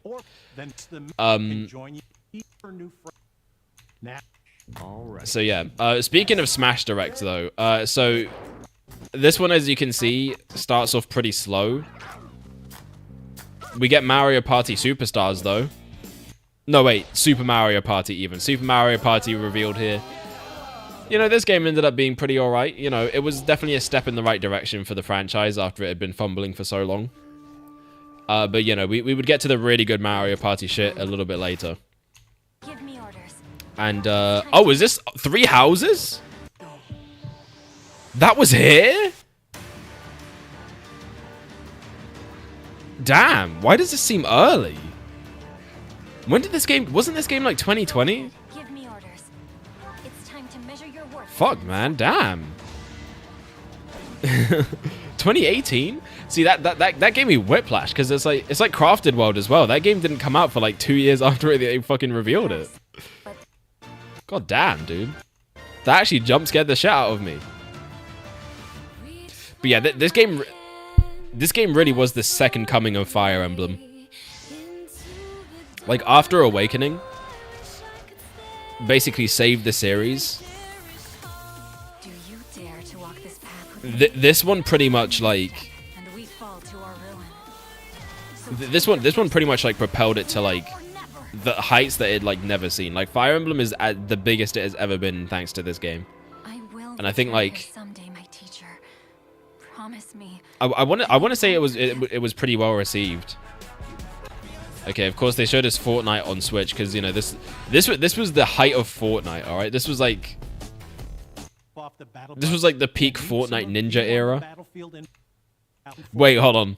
And on Nintendo Switch, you can have the complete. Wait, when does say the line, Reggie? Drop off the battle bus and meet some of you on the battlefield in Fortnite. That's my fucking goat. And Anyway. He really said that shit, bro. But yeah, is this Overcooked? Okay, so yeah, they showed off Overcooked. What's this? Shovel, the Hollow Knight, not Shovel Knight. That's crazy. Now, when do we get into the main event? Before we move on, Super Smash Brothers. Update on a game I know fans have been looking forward to. Octopath Traveler. Okay, so I remember Octopath was a big. It's actually so crazy. They had their sizzle reel not even halfway into the direct because Deadass. I fucking forgot Fighters was on Switch. I forgot this shit was on Switch. Does it run well? I feel like it doesn't. I don't know why. I feel like it just doesn't. I couldn't tell you why, though. Sparking Zero for Switch 2? I think that might be happening, by the way. I think I saw something about that. Nintendo Development Center. Okay, so we got Takahashi. And, yeah, so it begins. So, E3 2018 was not actually E3 2018. It was a thinly veiled, disguised Super Smash Brothers Direct. Because literally the entire rest of this thing is dedicated to Super Smash Bros. I forgot they did that. Nintendo's doing bits now? Oh shit, okay. This motherfucker really said. I can't believe he fucking said that. That's actually insane. Can we go back? Can we go back to him saying that? He said, I'm sure you would like to know who is joining the roster this time. I bet this motherfucker was smiling and laughing as soon as the camera cut off for that take. To showcase some fighters appearing in the game. By that, they mean every fucking fighter ever. They all came back. Bro, this trailer. Oh my god, dude. Oh my god. Look, I know I've been saying it a lot this stream, but if there is any fucking point in history where you just had to be there, it was this. It was this. And I'm telling you, bro, everybody knows where they were when this shit happened. Everybody knows where they were when this shit happened. But, bro, you literally had to be there. This shit was insane. Just the fact that, like, the fact that Smash Bros. Was back was already fucking crazy. All right. But then there's what they reveal. You know, they start out fairly slow. You know, they show off all the Smash 64 fighters. And it's like, okay, they have numbers next to them. What does that mean? What's going on there? Very interesting. Very interesting that the fighters are numbered. You know, like what's up with that? What's up with that? And then, you know, we start seeing characters come back. We start seeing, you got Mewtwo, you got Sonic, third parties are back. They really showed Sonic before Pikachu, by the way. That's kind of nuts. Ice Climbers were back. Okay, so this was the first one. This was the first one where it was like, okay, all right, wait, hold on a minute. Could this be happening? Could the unthinkable be happening?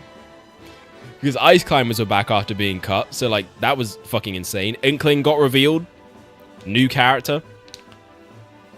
You know, from that original trailer, we know that they were in the game. And then, you know, we started seeing some of the more oddball picks. You know, Wii Fit Trainer, Pokemon Trainer was fucking back. Okay. Things are starting to really get crazy now. And then, you know, just all the third parties returning, all our favorite anime swordsmen, and then motherfucking Solid Snake appears. And then you get the infamous text.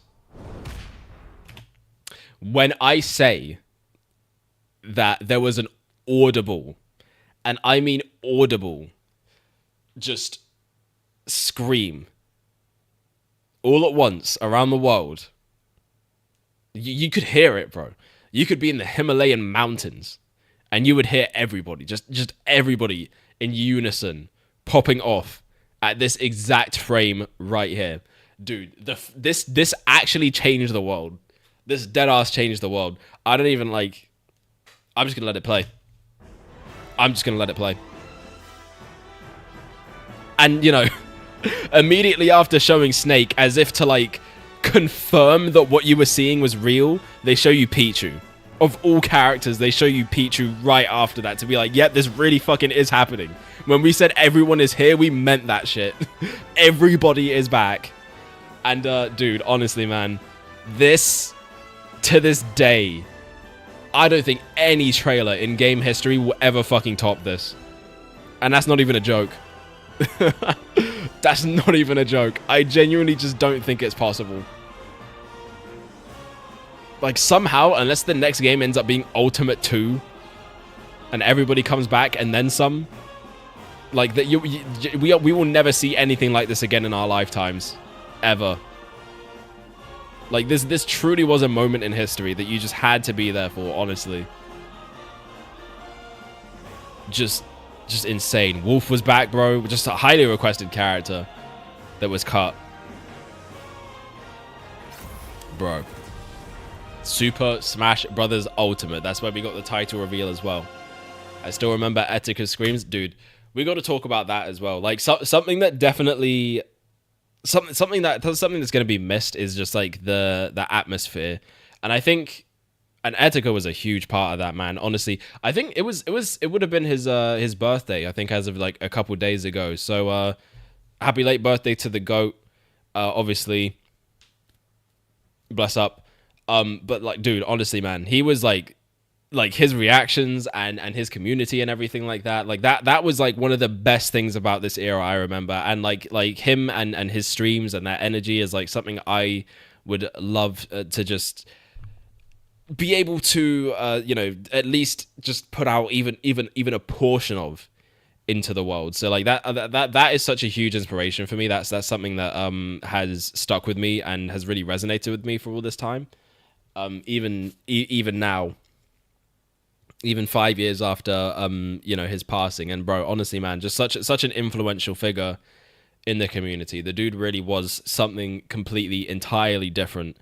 That, you know, it can't be replicated. You cannot replicate just that sheer level of hype, that sheer level of passion that man had for Nintendo, and especially for Smash Bros. Honestly, man, and his reaction to this was one of the most legendary reactions to anything in the world. It might even be the most legendary. Just the absolute insanity, the absolute carnage, bro. I miss it, dude. I miss him. He was the GOAT, honestly. He really was the GOAT. No one would ever do it like him. No one could ever do it like him, honestly. Honestly, so many have tried and so many have failed. But there will never be another Etika ever. The dude truly was a beast in and of his own. Like, truly, honestly. And this moment right here solidified that. This moment here solidified that. And I think everybody could just feel it. You could feel the energy in the air that day once this announcement happened. And just the aftermath as well. Luigi and Yoshi being the last characters there was fun.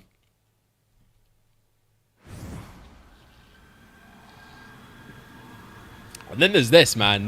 This right here was probably the craziest part about the entire thing. The fucking mural was insane. Everyone is here. No lie detected. That's right. Every fighter in Super Smash Bros. History is joining the battle. This was fucking, like, nuts, dude. Super Smash Bros. Fighter ever is in this game, whether they were originally DLC or only appeared once in the past. I'm just like, it's so crazy to look. Why is he pointing at it like that? What the fuck? Anyway, it's so crazy to see this, genuinely, because, like, we're never getting this again, right? Like, let's keep it a buck, dude. This happening is such an absolute, like, lightning in the bottle moment. Like, do we honestly think that a crossover, like, of this magnitude could ever reasonably happen? Especially after all the DLCs. Like, it's wild to think about. It's wild to think about. And, like, where does the series go from here? You know what I mean? Like, Ultimate truly was the culmination. And you know what? More than anything, I think that was the case for a lot of games in the Switch era. I think a lot of games in the Switch era ended up being, like, the peak of their respective series. And so it's like, when we go into Switch 2, it's really exciting, because I think now we're going to be in, like, a really super experimental era, where it's like a lot of these bigger franchises are going to start doing much more out there things to kind of differentiate and to kind of make it so that whatever comes out after these massive, just absolutely genre-defining games that have come out don't end up having to, like, follow in that shadow. You know, they kind of set their own path. So, like, that's what the next Smash Bros is going to have to do. We're already seeing it with Mario Kart. So, like, what would that be? What would that look like for Smash? You know what I mean? So yeah, obviously I'm not gonna talk about it too much. We all know everything about Smash Ultimate at this point. I mean, it is the best-selling fighting game of all time. Everybody and their mother has fucking played this game. And they also go into, like, excruciating detail. It seems we have a guest. Rodan appears as an assist trophy. Was he in Smash 4? I don't remember. Smash, Warrior Man has changed quite a bit. After transforming, and then yeah, they talk about the quick final smashes more, which was honestly, I know it was controversial, but I think the quick final smashes was actually better. I like the quick final smashes a lot more. I think it keeps the flow of the fight a bit better, in my opinion. And I feel like it doesn't distract so much. Like, when someone gets a final smash in Ultimate, I feel like you can keep fighting. Like, let's say it's a 4-player battle and someone uses their final smash on another player, you can, like, fight the other guy that's in that match without having to essentially be like, oh shit, there's a final smash in play. Like, now you gotta watch the whole, like, 5-minute cutscene. You know what I mean? Like, that doesn't really happen in this game. It's a lot quicker. Final smash calls on Paula and Pooh. But yeah, they go into the most minuscule. They go into the most minuscule of details here. Likewise, Lucas's final smash features Kumatora and Boney. This is crazy. But only Nintendo. I forgot about this, bro. Has a new look. The glow up was crazy. The glow up was actually crazy, bro. This is the Wii Fit. This is the Wii Fit trainer that you are, and this is the Wii Fit trainer that she tells you not to worry about. Would have appreciated if the old final smashes were toggleable. I think that could have been interesting. Sure, that could have been interesting. I think, like, having a system where you could do, yeah, like having the controllable ones back could have been a good way to do it. Because I remember back then you could control Wario Man and Pikachu and Sonic, Super Sonic, and all that stuff. The Mega Evolutions as well. For the Pokemon, you could control those. Yeah, it could have been interesting to have them back. I just think for the sake of Ultimate and, like, the faster paced gameplay, I think it definitely made sense to cut them down. I wavered a bit on whether to change it, but it was a request from the Wii Fit developers. From the weaker developers? Oh, fuck. I know he said Wii Fit, by the way, just the captions suck ass. But yeah, so they literally, like, they talk about every character. Daisy gets introduced as an Echo Fighter, which also introduces the concept of Echo Fighters to the game. But this isn't a Smash Ultimate retrospective, so, you know, we're not really going to cover anything else. They showed off all the stages, they showed off the GameCube controller, they showed off Amiibo, and then the entire whole presentation ended with probably the most fucking insane trailer Nintendo has ever made. I mean, Mega Man fucking dies, and then seconds later, Mario fucking dies. Like, listen to that sound effect, bro. They snapped his neck. They fucking killed him, which becomes a trend in these trailers, by the way, just to clarify. But Ridley getting into Smash was a pretty huge deal. Sorry. Anyway, this shit was crazy, bro. I mean, for years, man, he was too big. It wouldn't make sense. But they got it to work. And honestly, Ridley, I think, is one of the most fun characters in the game. Like, he really was just such a crazy pick to make it. And we finally got that Metroid villain. And I feel like villains in general was a focal point for a lot of the new additions to Ultimate. You know, a lot of new villains making it in. But there we go, man. Good shit, bro. Good shit. And so that's how the E3 Direct ended. Oh, they also gave us the release date, right? Yeah, they did. I remember fucking almost goddamn fainting when I saw this. Like, I'm not even gonna lie to you. I genuinely think I might have almost passed out upon seeing this shit. It was genuinely, like, it was that crazy. Like, the fact that this game was coming out in that year was just, like, it was unheard of. It was genuinely unheard of. So, September Direct rolls around. What do we get? Okay, so we're still on 3DS here, right? Yeah, we're still on 3DS. That's fine. You know, they gave us Luigi's Mansion. I forgot that came out. I forgot we got a Luigi's Mansion port there. Interesting.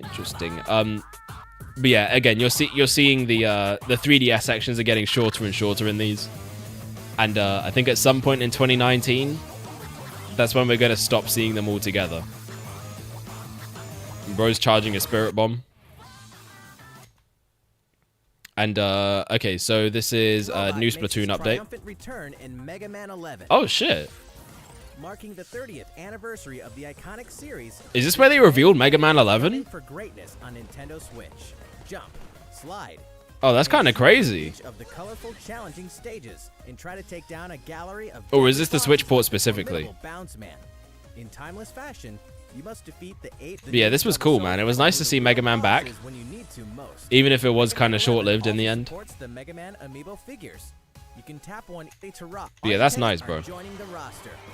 Mario Tennis Aces updates, adding new characters. This would become a trend for Mario sports games during this era. Adding characters that low-key should have just been in the game already. I do think, though, that this is one of the less egregious cases of them doing that. And then, yeah, we get Final Fight and a whole bunch of Capcom beat-em-ups. In the Capcom beat-em-up bundle. Again, it's really interesting to see, looking back in retrospect, that... what's it called? They've been revealing their collections in Nintendo Direct since way back then, and they're still doing it to this day. Like Marvel vs. Capcom collection was revealed at a Direct. What's it called? Capcom Fighting Collection 2 was also revealed at a Direct. Like they've been doing this. Honestly, I completely forgot. Like that's just been a thing for all this time. Which means it's time to take down Bowser. New Super Mario Bros. U Deluxe came back, which is very nice. This is actually how I chose to play it for the upcoming Super Perspective episode. Well, it's not upcoming. It's still quite a while away until you guys are going to actually get to see it. But I've recorded all my gameplay for it already, and I got to say, it's a good port. It's a decent port. You know, it doesn't do anything crazy. I don't fuck with Peachette. I think that shit is stupid. But you know, it's whatever. We get Katamari in HD. Good shit. What else, man? Okay, so this is where they actually launched Switch Online for the first time. So, you know, now you got to pay for the same shitty online, but you get a few extra perks. Very cool. You get some NES games. That is it, man. This shit was absolutely not worth it when it first came out. Oh my god. Like... Bro, I'm not gonna lie, man. Like people, like to this day, people still complain about Switch Online, and I'm like, honestly, if we're actually keeping it a buck, the Switch Online expansion pass is probably the best like value for money that you're getting with any of these console like paid online plans, because it's like you get your games. You get to... They're all centralized on one app, which makes things, like, so much more convenient. But, like, dude, This was like, it's so good now. It's honestly so good. There's such a massive library too. There's a ton of games. You also get a lot of like perks and DLC expansions to games already with this thing. But back then they just straight up did not have any of that. Like it just wasn't. It wasn't that good. I mean, in all fairness, it was only $20 a year back then. True, but like I like even back then, I don't think it was worth it. Especially because like they still back then they were even worse with the drip feeding. The drip feeding was even worse back then. I remember it took fucking forever to get SNES games. I think it was like a year. We had to wait like a year to get SNES games, which was fucking crazy. Because on Wii U Virtual Console, it's like that shit was all just there. You got a little bit of everything, but like you had to wait, man. Like it was, oh my god, the drip feed was honestly the worst fucking part about it. It was not good. And again, you didn't really get much like expansion stuff to go with it. So it's literally just like you pay to play online, and you also get a few NES games that get drip fed to you once every 3 fucking months. It was bad. It was honestly so bad at first. Like you could not I couldn't justify purchasing it. So I didn't have Switch Online until like maybe 2020. I honestly didn't have Switch Online until like maybe 2020. And honestly, I was fine with that. I didn't really play online back then anyway, for the most part. So NES games. I was always a couch player. Matter how careful you at least in terms of Nintendo. Obviously, you got the cloud. That was nice. And then you had the fucking voice chat smartphone functionality. This shit was stupid. This shit was just dumb. Special offers. It took them forever to reveal what those special offers actually were, by the way. They show off the NES controllers. They show off Pokemon Let's Go, which was already revealed at this point. Also, look for 2 new bundles that will I remember these sold out so fucking fast. People scalped the shit out of these. One of these You had to be there for that. People were going nuts.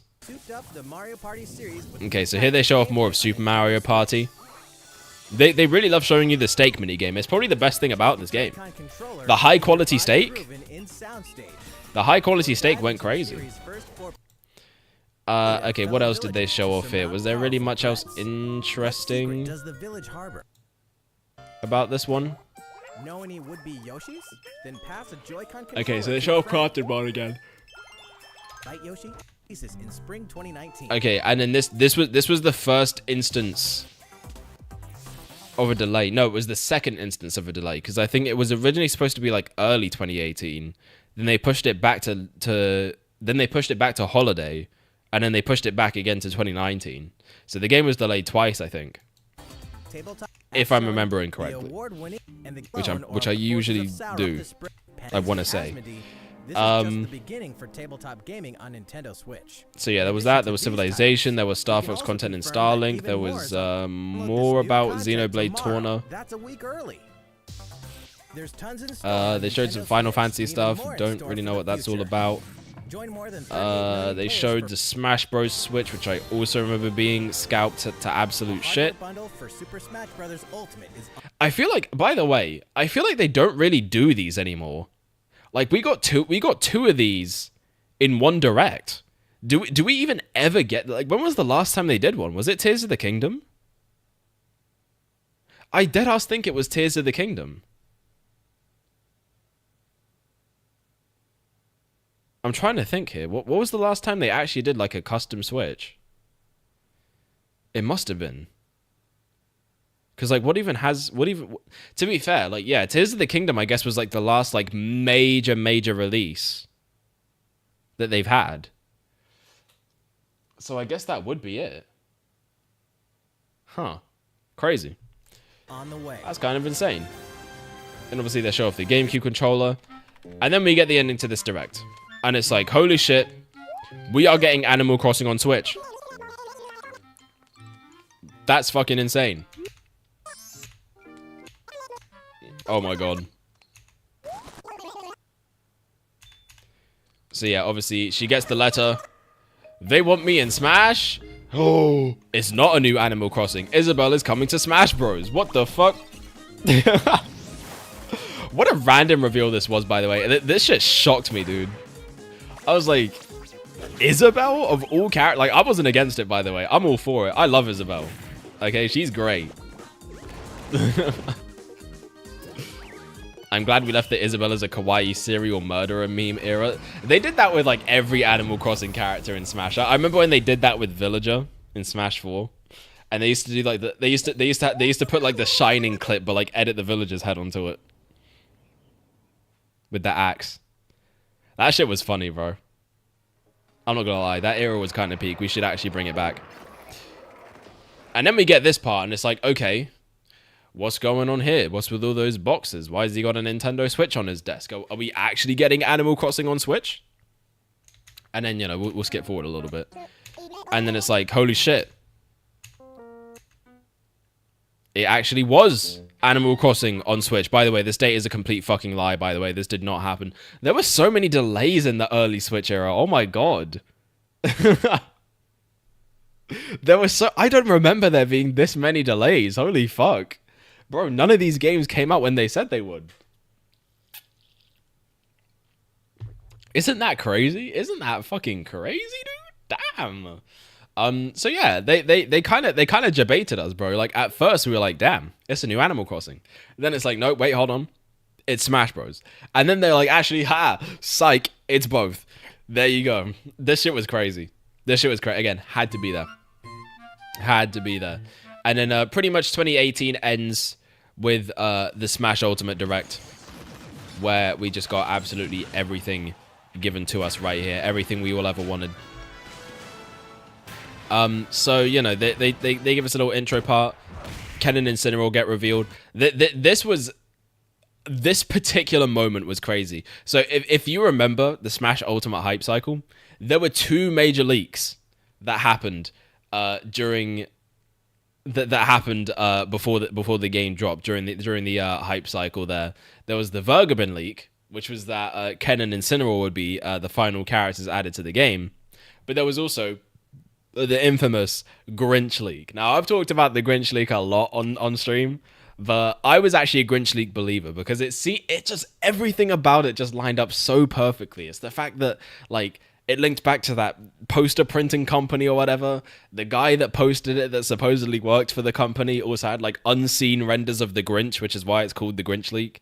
And they had like the banner, and then there was like Shadow and Isaac from Golden Sun and freaking the chorus kids from Rhythm Heaven. I think the Mac Rider was one of the characters on there. But one of the characters was also Ken. So both leaks had Ken as one of the characters that would be revealed for the game. So the fact that this trailer started out by showing us Ken meant that like even when this had started, the debate was still going. The debate was still going after this point. But, you know, the very next character they would show off would immediately prove to us which one of the rumors ended up being real. And, of course, it was not the Grinch leak. Vergabin was right because we got motherfucking Incineroar. So, you want to fight fire with fire, huh? But there we go. This shit was insane, man. It was crazy. The Smash Ultimate leak era was fucking nuts, genuinely. But this was really fun to see, man. This was really fun to see, and Incineroar was a great pick as well. Over the years, but the Ken you'll see this time, you know, it's a character type that we Here's how he'll differ from Ryu. I think that, you know, there's a character type we don't really have. You know, the wrestler archetype isn't really in Smash, which is kind of crazy to think about, given the fact that like Smash is all about ring outs, right? And wrestling, you know, ring outs are a way that you can defeat your opponent. So it's like, what? How has it taken this long for us to get a wrestling character in Smash Bros? Like, what the fuck? How did it take that long? But we got him. And he makes perfect sense. And honestly, if the Smash roster needs to be cut, I think Incineroar should be kept just because he is an archetype that just isn't in the game, which really should be there. But anyway, yeah. So again, I'm not going to really go into much depth about this. We all know pretty much the ins and outs of this game by this point. Everybody knows everything about Smash Ultimate. But yeah, it's an entire blowout, an entire thing just showing us everything that happened in that year. So before we get to 2019. Of course, we gotta talk about some of the other notable things that happened in 2018, and also, you know, rank that year. So, you know, release-wise, what did we get? So we got Mario and Rabbids only released in Japan in, like, the following year? Damn, okay. What's this? Okay, Bayonetta 2 port was released on Switch. Kirby Star Allies came out. Nintendo Labo. Oh my god. Dude, how was this not in any of the directs we saw? What the fuck? How did we miss this? But yeah, Labo was a thing for like a year, and then they stopped doing that. They really charged you 80... Bro, people want to complain about Nintendo charging $80 for Mario Kart. They charged us $80 for fucking cardboard back in 2018, alright? You would not survive the asylum that I was raised in. You would not survive the asylum I was raised in, bro. They had us paying $80 fucking dollars for some cardboard. That shit was nuts. That shit was crazy. Tropical Freeze came out for Switch on May 3rd. We got Tennis Aces worldwide release. Pokemon the movie Power of Us came out, but again, we're just focused on Switch, not really other stuff. What else? Starlink came out with the Star Fox edition stuff. Super Smash Bros. Ultimate, Pokemon Let's Go came out. And yeah, those were all the things. We had a Nintendo Direct there. August 8th also specifically had a Smash Ultimate Direct. We didn't look at that, actually. I did kind of skip over that, but that revealed Simon Richter, King K. Rool, and a few Echo Fighters. I think Dark Samus was one of them. And there might have been a second one. I don't remember. I think it was Chrom. I'm 90% sure that Pokemon movie still hasn't been dubbed to this day. Really? Pokemon? That's crazy. A Pokemon movie not getting a dub? That's kind of nuts. Oh, the voice actor for Professor Oak passed away that year. Oh, that's sad. Incineroar in Smash Ultimate is one of his last voicing roles. Oh, that's a nice little tribute to him there. That's cool. That's cool. That's good to know. Rest in peace to the GOAT. Okay, Dragalia Lost... Man, I remember that. September 13th, Nintendo Direct. Nintendo Switch Online Entertainment System was launched. Mario Party celebrates its 20th anniversary in that year. And also Super Mario Party came out, but I don't know if it listed that. It didn't list that. Why is that not listed? Super Mario Party did come out in 2018. Very strange. Very strange that it's not listed here. Anyway, so 2018 as a year in its entirety, I would not say was as strong, but I think Smash Ultimate carries, so I'm gonna put it in A tier. I think otherwise this year would be in like C or B. Like there were good releases, but there was nothing like crazy. You know, like 2017. I mean, Splatoon 2, Breath of the Wild, and fucking Mario Odyssey alone is enough to put that in S tier, but we also got stuff like Xenoblade 2 and Mario Kart 8 Deluxe.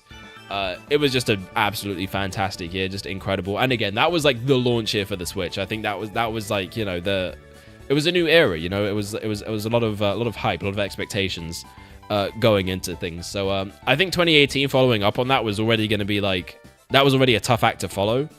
And although there's more content, like we definitely got more stuff in 2018, I feel like most of it didn't have as much impact as the few stuff we got in 2017.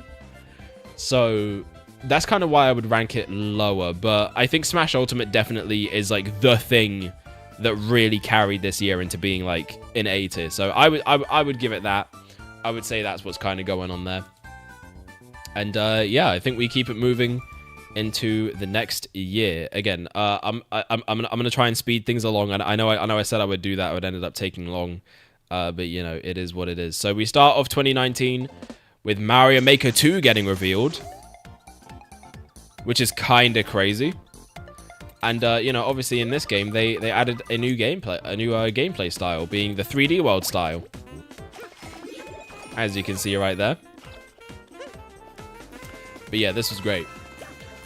This was great. I'm actually doing my 100% playthrough of 3D World right now, so you know, I'm enjoying the game. It's amazing. I love 3D World. Then is this Marvel Ultimate Alliance? Yeah, this is Marvel Ultimate Alliance. I think Nintendo funded this game, didn't they? I'm like pretty sure. You'll just have to wait to find out. Okay, so this is where they talk about Smash Ultimate updates. Joker is a part of Challenger Pack 1. I remember they showed that off. And his moment will finally come before the end of They really showed us his back for like they showed us his back for like 3 fucking months. It took us 3 months between this and the actual like Joker character presentation. Here, springtime is the time to smash. And don't forget that era was genuinely so grueling. Figures are on the way too. They really made us wait. Okay, so that was great. Captain Toad of the Captain Toad Treasure Tracker game. In fact, so was this DLC? Okay, yeah. So they added DLC to this game. I don't really remember much about this at all. But you know, it's cool. Launch on March 14th. Smash helped Persona's popularity in an unfathomable way. That is the Smash effect, honestly. Like Smash just does that. Smash just has that source. I mean, Fire Emblem is half the franchise it is now because of Smash. Like, straight up. I don't even think that's up for debate. That shit. In fact, Fire Emblem would probably be dead without Smash. We wouldn't be getting new Fire Emblem yet. What even is this? Is this Castlevania? Deadly tasks, and small touches, flesh and story. This looks like Castlevania. Why does this dead ass? Oh my god. To build a new world and take on the children of Hargon. So yeah, is this Dragon Quest Heroes? No, it's Dragon Quest Builders. Okay. Right. I forgot that game got hella updates. Okay, and they show us Dragon Quest 11, which I think had its like remastered edition come out for Switch. Deluxe edition? I don't remember exactly what it was. It was a re-release of sorts. I do remember that much at least. I'm not really into Dragon Quest like that because I'm a filthy Westerner, so I don't really know much about Dragon Quest at all. I don't particularly care for it. It looks cool though. It's one of those franchises that I just kind of admire from afar. Fire Emblem was huge in Japan already. It only really helped the West. From what I've heard, that's like not the case. Because I think I heard something where it was like apparently like Awakening was like at one point going to be the last Fire Emblem game. Because apparently they weren't performing. Like I think it was the Wii ones. Like there was like a Wii Fire Emblem game that like did not sell. And so I think that the franchise was like kind of on life support after that. So I don't know if that was like necessarily just the West or if it was like in general. But I heard something about Awakening potentially being the last game, but because it performed well, they continued the series. And obviously, Three Houses ended up being like an absolute fucking massive success. So, you know, Fire Emblem is now like one of the biggest Nintendo franchises, pretty much single-handedly because of that game. But yeah, Smash definitely, in the West, Smash definitely was like the reason we ever got these games. Like, we probably wouldn't have ever seen Fire Emblem get localized, at least not until like maybe recently, if we hadn't had the Smash effect. And I think that goes for other series as well. Anyway, so yeah, they talk about Crafted World. The game was like a couple months out by this point. Here's Three Houses. And this was basically the lore trailer. So that's pretty cool. I think this was the era where they started to learn not to spend too long on their games. They really said select a form.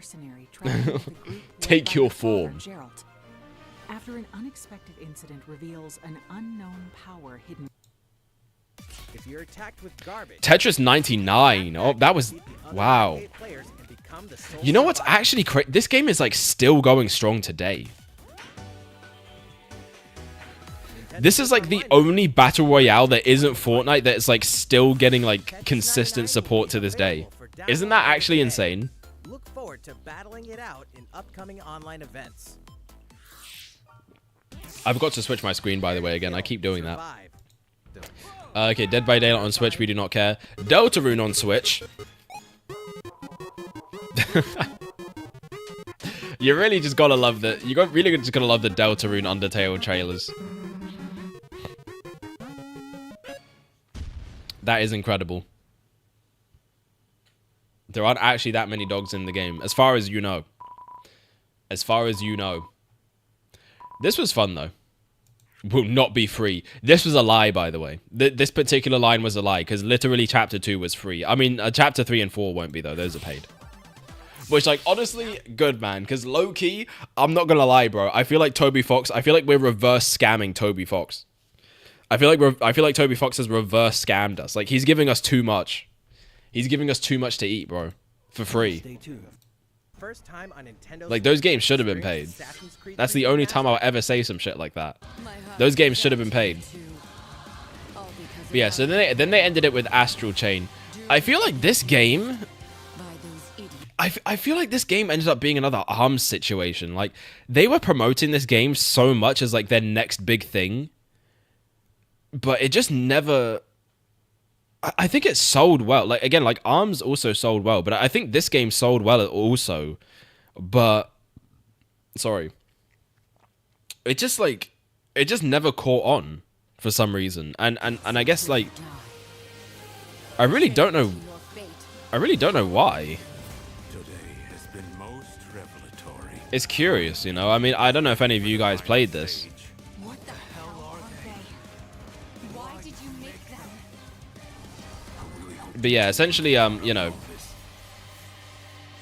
This is a Kamiya game. But yes, this was the first reveal of the game, August 2019.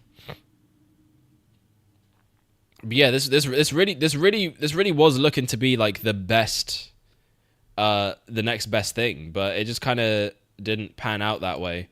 And then oh, okay, so this is what it actually ended with. So we got Link's Awakening remake to end this one. Man, 2019, man. See, this was already shaping up to be one of those years. This was already shaping up to be one of those years. But yeah, this remake was fantastic. Obviously, we know the legacy that would continue from this one. Being that, you know, we would get the first actual Zelda game where you play as Zelda from these developers. But yeah, it was really fun. It was nice seeing this little chibi art style for it. I think it made sense to do it like this. I remember at the time, like, a lot of people were kind of put off by it. But it's like, honestly, like, what other way would you kind of choose to adapt those Game Boy graphics, you know? I sure as hell wouldn't make it look like Breath of the Wild. That's for damn sure. So, I mean, I feel like that was the best route to go. This remake is so bad. Oh, you don't fuck with it? I think it's good. To be fair, I didn't play the original. So, I don't know if there's something it changes or breaks from the original that, like, makes it bad. But I didn't play the original. As someone who just played the remake, I thought it was good. So, it changed way too much. Ah, okay. I see. What do you think? That's always the tough thing about remakes. That's always the tough thing about remakes. It's like, how much do you change while avoiding, like, how much do you change while avoiding, like, alienating old players, but then how much do you keep the same without alienating new players who might think those things are archaic? You know what I mean? It's always a hard balance to hit. But yeah, as someone who didn't play the original, I mean, I thought the game was well made enough. Obviously, it had kind of performance issues. The performance wasn't great in spots, but, you know, I felt like it was good. I felt like it was a solid experience. You can now create vertical sub-areas. Of course, the auto-scroll feature... I don't know why we're looking at this, by the way. We don't really need to be particularly looking at this, but Mario Maker got a direct. Very cool. Moving on. We're really only looking at the main stuff. So, E3. Big event, 42 minutes, and it starts out with this event. Now, all right, we got another Smash reveal, okay? And it's looking there's a lot of sword fighters going on here, okay? Are we getting another Fire Emblem character, perhaps? Like, what's going on here? You know. By the way, man, like, the Smash character reveal era needs to come back. Needs to come back, man. I miss this. I miss this energy so much. Genuinely. So, you know, it ended up being Dragon Quest. You know? And I think we should have all seen it coming, given how much presence Dragon Quest had on the Switch. And just the history that this franchise had with Nintendo. So seeing Hero here was kind of crazy. But what was also crazy is I didn't know who the fuck this was. And I think there was a lot of people who didn't. So, you know, this reveal was... I think this particular reveal was like the first instance in, at least in Ultimate, where a character reveal happened and there was definitely a sizable groan from audiences. Again, mostly Western audiences, because again, Dragon Quest is like huge in Japan to the point where I'm pretty sure they have like a specific thing where every time a new Dragon Quest game drops, it's like a national holiday. That's how absolutely massive that franchise is over there. In the West, though, not so much. So, you know, that was kind of the divide that happened there. You know, you had a lot of the Eastern fans that were like, this shit is peak. Heroes in Smash, it's about time. But then you had a lot of, you know, pretty much the Western side that was like, who? The fuck? Another anime swordsman in my Super Smash Brothers? How dare they put an anime swordsman in my Japanese fighting game, okay? How fucking dare they do that? Me personally, I was indifferent. I was like, okay, he looks like he could be fun. And he also kind of looks like a Dragon Ball character, but that's because, you know, it is the same character designer. Akira Toriyama himself. The GOAT. The GOAT. See, look. That was Akira Toriyama in this shot. That's literally him right there. Shout out to the GOAT. Rest in peace. But yeah. So it's, you know, pretty much... You know, this was a fun reveal. This was a fun reveal, definitely. And I think what was really cool about this was this part right here where we got to see the other heroes. That was definitely seeing the other four come in. That was where they got me. I was like, okay, I see you. I didn't know who the fuck these people were, but I thought they looked cool. So I was like, all right, fine. You know what? You got me. He would be pretty cool in Smash. And so yeah, that kind of set the thing off. I remember as well, this particular character reveal is what started the whole like hose mad meme. I fucking hated that, by the way. That shit was so cringe. People would spam like hose mad every time they revealed a swords character, just because like people would get mad about it. It's like literally both sides of this argument are corny as hell, honestly. Both sides of this argument are absolutely corny as hell. It's like, who the fuck cares? Like, people getting mad about it are dumb, but, like, people getting mad about the people getting mad about it were also dumb. Just, like, enjoy the game, bro, honestly. We have over 80 characters in this shit. It's not that deep. And, you know, later on as well, we get, you know, people get, you know, their requested one, but, you know, we'll get to that. And so, yeah, they show off more about Dragon Quest XI. Which is pretty cool, pretty nice to see that. And just, again, the absolute presence that game had on the Switch. And then we get the reveal of Luigi's Mansion 3. I still haven't beaten this game to this day, bro. I really need to do that. We got to play Luigi's Mansion 2 this year, though, for Halloween. We're going to do that. With Mario, Peach, and the others. Oh, crazy. Lucky him. Why does the narrator sound like that, bro? But yeah, so Luigi's Mansion 3, another great game, 2019. They showed off some more Link's Awakening. What else did they show here? More Fire Emblem 3 Houses. What else? Ooh, boy, what else? Oh, Pokemon. Okay, so Pokemon Sword and Shield. So please stay tuned. So this wasn't revealed here. I think this might have been... By the way, in these games... Yeah, they had a direct you can for use it. certain functions of the Pokeball Plus accessory, allowing you to take a Pokemon from one of these games out for a so that was real world with you. Yeah, the Pokemon Direct I think was pretty much dedicated to showing off Sword and Shield. As a game controller, but if you spend some quality time with a favorite Pokemon of yours, then something good... I forgot about that, by the way. Completely forgot that was a thing. Okay, then they show off a little bit more Astral Chain.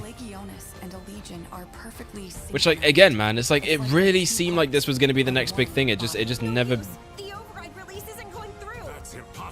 It just never got there. We got more Marvel Ultimate Alliance. And we also got, Mario and Sonic at the Olympic Games, which we didn't know it at the time, but this would be the last one in the series. Unfortunate that it kind of went out like this, but... You know, hey, I mean, I don't think it was a bad game at all. It was definitely better than the prior entries. Like, on Wii U. The Wii U games were dog shit. And then, bro, honestly, for some fucking reason, I always forget that it was 2019. Like, I associate this game so much with 2020 that I forget that they first showed it off in 2019. Honestly, I don't get people. Westerners had Fox, Samus, and Link, who were literally niche or unknown even to this day on the N64 roster. Yeah. I mean, I wouldn't put Link in that camp. Link is pretty popular. Like, Zelda's popular worldwide. I think no matter where you go, Zelda is just huge. But yeah, definitely. Definitely. I think Smash has always I think Smash has always been good at like dividing the focus between different audiences. You know, young and old, Western, Eastern, whatever. I think everybody gets their characters eventually. I think some people are just very impatient about it. But you know, something that definitely took a lot of patience was Banjo-Kazooie. Link is unknown in Japan. Most people call him Zelda in Japan. Only Breath of the Wild and Ocarina of Time sold over 1 million units. Tears of the Kingdom literally flopped in Japan. No way! What? Really?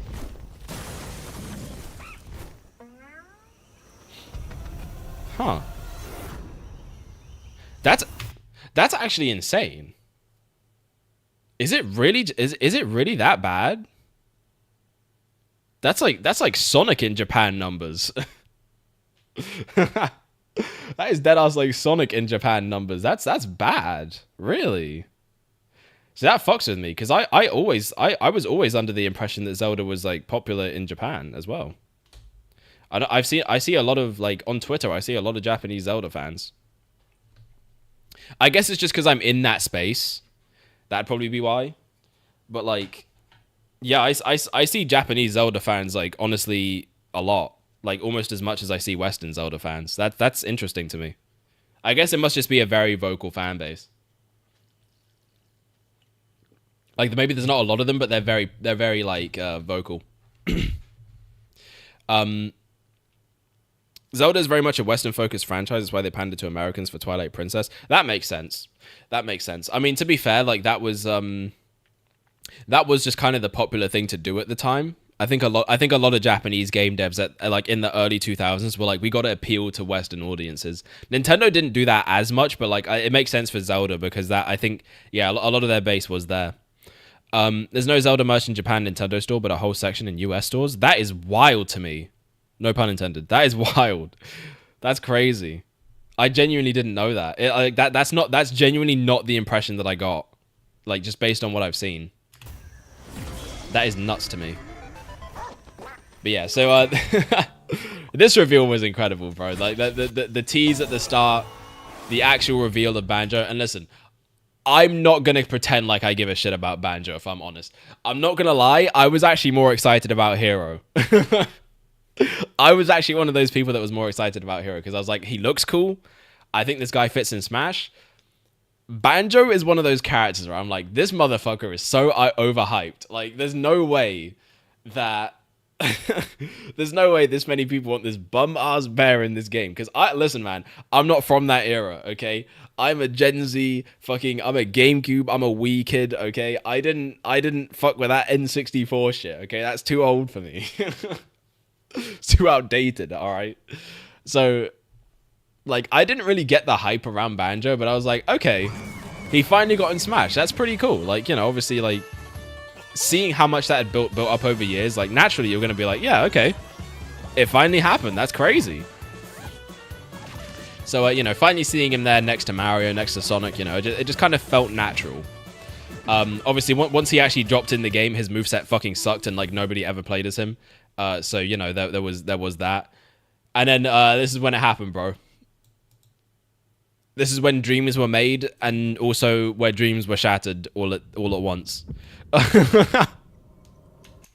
Bro, the Tears of the Kingdom reveal was like, so, dude, that actual, what I think was genuinely genius about this is that absolute contrast that there was between this and the initial Breath of the Wild reveal. Like, genuinely, it's actually, like, unironically, it is night and day the difference. And I think that was done intentionally. That was done on purpose. What wasn't done on purpose, though, was, you know, what would come of this. Which is that, you know, the sequel is in development. But little did we know that it would be in development for quite some time.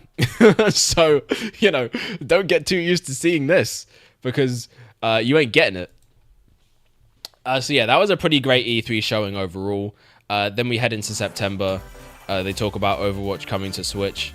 Luigi's Mansion 3 gets some more details. They talk about Super Kirby Clash, which I think I maybe played like once.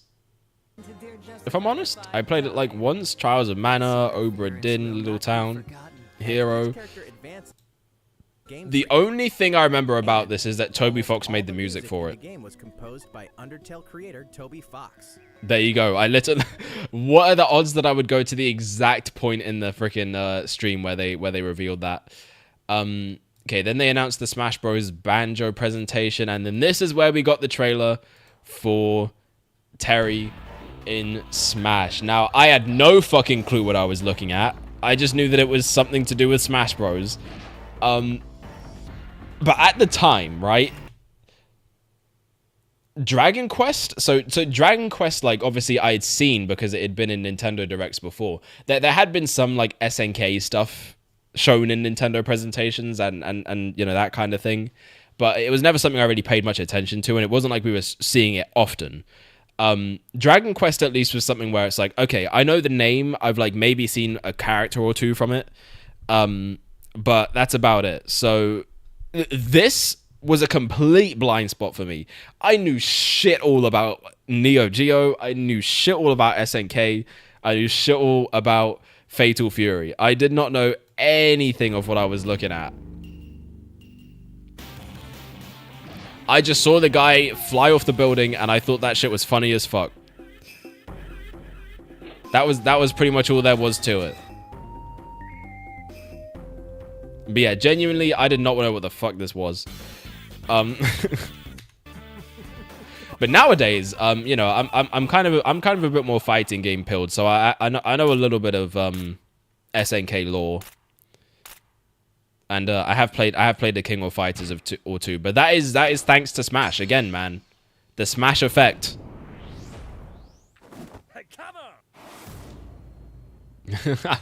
And there he is, man, the iconic taunt. But yeah, honestly, man, like, again, we were talking about it, but I feel like, again, like, there has been such a massive and notable increase in the number of people who are excited and are now fans of things like SNK because of Smash. People like Terry was unknown, like, genuinely. Like, this is a character that was popular in Japan. It's a character that was popular in, like, South America, but otherwise, like, nobody fucking knew who this guy was. Especially, dude, in the UK, what the fuck even is a Neo Geo? Did we even have that here? I don't even know if we had that here, if I'm honest. It's actually possible that we just straight up didn't even get that here. So, I mean, like, honestly, like, this was a complete unknown character. Nobody I knew had even heard of SNK or just as an entire company. So this was a crazy character to come out, but I was like, hey, man, he looks cool, and honestly, that's all you need to do to be a good Smash fighter to me. So I'm happy about that. And then yeah, they you know, we get our little look at the fighter pass again. Plus effects that alter chambers. And you know, they add some updates to Link's Awakening. Looks like a potentially, yeah, so it's a launch trailer for Dragon Quest XI, which is pretty nice. And then looks like a whole lot of nothing. We got a massive update section on Pokemon Sword and Shield, where they kind of detail the game. Very nice. Man, I tried with this game, bro. I tried so hard with this game. I just could not. Like, I was falling out of love with Pokemon during this era. Not for any particular reason. I just kind of stopped caring about it. to be honest. You know, again, there's no particular reason for it. Just like I just kind of wasn't really interested at the franchise at the time. So I got this game to be like, okay, it's the big new Pokemon entry. You know, it's the first like mainline console Pokemon title we've ever gotten. So, you know, I mean, I'm gonna jump in. It just didn't do it for me, man. It just did not do it for me. This game was just not doing it. It was just boring. The frame rate wasn't good. It just wasn't running. And I don't know. I just didn't fuck with it. I just didn't really fuck with it, to be honest. I don't know what to tell you. It was just okay. I had no real desire to continue playing it. It was just a very mediocre experience. That's how I feel about that. Then they finally updated NSO to add Super Nintendo games. It's about goddamn time. It's about goddamn time that happened. A whole entire year after they started this service, Nintendo. Fucking amazing. Just fantastic. Okay, so they show more DLC for Tetris 99. They show more about Mario and Sonic at the Olympic Games. There's Demon X Machina again, bro. Bro, seriously, I got so tired of this game after a certain point. They used to show this shit every day. Early in 2020. And then the last... Oh. Are we good? Are we good here? Wait, give me... Oh, hold on a second. Apparently my shit disconnected. Are we still... Are we still live? We are on YouTube anyways. Okay. No, we're there on Twitch. We're back. Okay. All right. Good. All right. Good. We still alive. Okay. I got a notification that said reconnection successful. Did the stream go down? What happened? Something must have happened there. I don't even know. Anyways, it looks like we're back. So, the last thing that was revealed, 2019, Xenoblade Definitive Edition. I think this dropped in 2020. So this was pretty cool, man. Like, you know, they were bringing back the Wii game and making it look not ugly. Because honestly, that the original Wii Xenoblade did not look good. That shit was not pleasant to look at. So you know, they remade it. Looks a lot better now. Looks a lot more aesthetic. A lot more in line with the current art style for Xenoblade, which I think does just kind of look better in general. So I think that is it for 2019. There we go. See, I told you we would try and get through them a bit quicker now. So 2019. I feel like this was another kind of 2018 year in the sense that we got like a lot of content, like a lot of stuff came out. Also, pretty much no 3DS at this point. We're like fully into the Switch era at this point. The last 3DS thing was literally Mario and Luigi, which killed the franchise for like 5 years, by the way. So shout out to that. But yeah, so obviously, you know, we got Kirby's Extra Epic Yarn. I completely fucking forgot about that. I mean, I know they showed it, but like it just completely escaped my mind. Yoshi's Crafted World dropped. We got Pokemon Detective Pikachu, Mario Maker 2. Wait, oh no, Detective Pikachu's the movie. That's the movie. Okay, yeah, right. I forgot about that too. Man, oh my god. This was so long ago. Fuck. I'm old as shit. Fire Emblem 3 Houses, Astral Chain, Demon X Machina, Machina, whatever the heck. Link's Awakening dropped. Dragon Quest 11, Ring Fit Adventure. Ring Fit Adventure was 2019? Jesus, man. I don't even remember seeing this in any of the directs. What the... Man. See, that's kind of the problem with skimming, is sometimes you might miss stuff. Luigi's Mansion 3, Mario and Sonic 2020, Pokemon Sword and Shield, and yeah, all that stuff. A lot of stuff happened. Events-wise, let's see. Mario Party celebrated its 20th anniversary in America. A bunch of games added to NSO. And yeah, SNES dropped. Okay, that's pretty much it. It's pretty much entirely just like games dropping, which like yeah, a lot of stuff that dropped. But I feel like 2019 doesn't have the benefit that 2018 did, where we got a lot of games, but there was like one particular game that was like absolutely huge and massive. What would we honestly say was the best thing that happened this year? Well, I feel like it was probably Mario Maker 2. If we're honest. I feel like Mario Maker 2, maybe Luigi's Mansion 3. I feel like that's the best game they put out. Obviously, like, Astral Chain, I hear, is really good, but obviously that comes down to the fact that, like, it doesn't, that one doesn't really give me much confidence in ranking this one higher, just because it just didn't really amount to much, which is unfortunate. But again, it really seemed like it was one of those things that they were pushing a lot that just never quite got to where it is. So I think for the amount of content we got, I would rank it in A tier.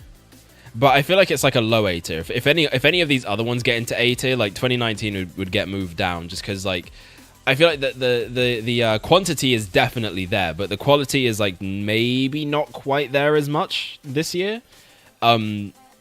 But 2020 is coming up, and we're about to have both of those things drop into pretty much unforeseen territory for Nintendo. So let's get into 2020, which I think is arguably the worst year in Nintendo's history, for obvious reasons. So the year starts out with a Pokemon Direct. We also got an Animal Crossing Direct, and pretty much the whole entire year went without a standard Nintendo Direct. The closest thing we got to that, also, you know. Get used to seeing this message show up in every Direct for the next 2 years, because that is pretty much what was going on at the time. Man, if this is a time capsule right here, bro. Oh my god. Is it weird that I feel low-key nostalgic for this? Is that bad? But yeah, so they show off more of Xenoblade Definitive Edition. Only their life. To start out. People of Bionis will never let you triumph. And there we go. Did they redub this game, by the way? I felt like the voice acting was better. Will cap off the main game. So and then what else did they talk about, man? It really looks like a whole lot of nothing. It really does just kind of look like a whole lot of nothing for this. They showed off the Animal Crossing fucking Easter update. Cool. What else did we get here? Catherine full body. Oh my god. Okay. Ring Fit Adventure got an update, I think. There, man, they really. We're talking music from Super Mario Odyssey. Yeah, so they added like stuff from other Nintendo games into it. That was cool. Superstars share one thing in common. And then okay, this. Joining the battle from ARMS. This was so fucking weird, man. So they announced the next Smash character, and they're like, guys, so we know you like to speculate about what the next Smash character is going to be. Well, we're just going to kill that absolutely dead in the water. Also, there was also the Byleth presentation for Smash Ultimate, which was at the very start of 2020, and I think may have been a bit of an omen for the rest of the year. Because holy shit, people were upset. And honestly, man, I was low-key one of them. Because I was like, damn, okay, another Fire Emblem character. Okay, fair enough, man. To end Fighter Pass 1.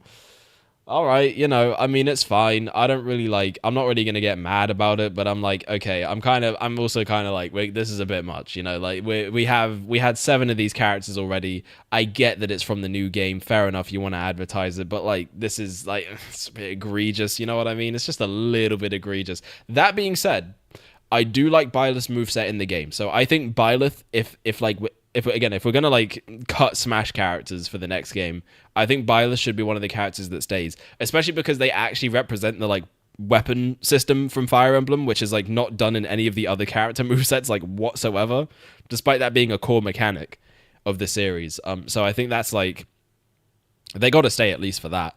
But anyway, yeah, so they were like, you know, we're just gonna like not have you speculate about this at all. Like the next character is going to be from ARMS. So, and the funny part was, right, we didn't get a follow-up to this for like another 3 months, and this was 3 months of lockdown, which, you know, if you were alive during that, if you were cognizant during that period, you know how fucking dreadful those 3 months would have been. Oh my god, it was an eternity, bro. It was an eternity. And everyone was constantly just debating which of these 15 characters is it gonna be. All right, and to be honest, it mostly came down to like, okay, is it gonna be Springman? Are they gonna like remove him as an assist trophy and make him playable? Is it gonna be Ribbon Go because he's kind of like the second head of the game? Is it gonna be Ninjara because he's like probably the most popular character within the ARMS community, whatever small community that is? Is it gonna be Min Min? You know, she's also a pretty big fan favorite. Twintel, she's also a big fan favorite for reasons. Or do you pick the slime goop guy because I don't know what his name is, because he's very silly looking and he would fit into Smash with his silly looking design, you know? It's like, who we getting? It was Min Min in the end. Usual thanks to those. Why? Because the ARMS director just really likes her. That's literally the reason.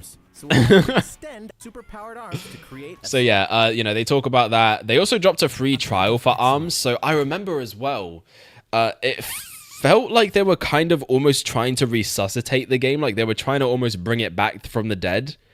But again, like nothing really ended up coming of it. It just kind of like came and went.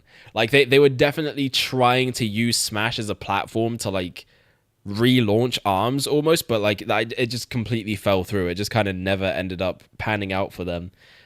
So yeah, ARMS has pretty much stayed dead and buried ever since. Also, wasn't ARMS supposed to have like a manga series or like a comic book or something that like never came out? I really wonder what happened to that. The saga begins At this point, at this point, it's not happening. We're in the Switch 2 era now.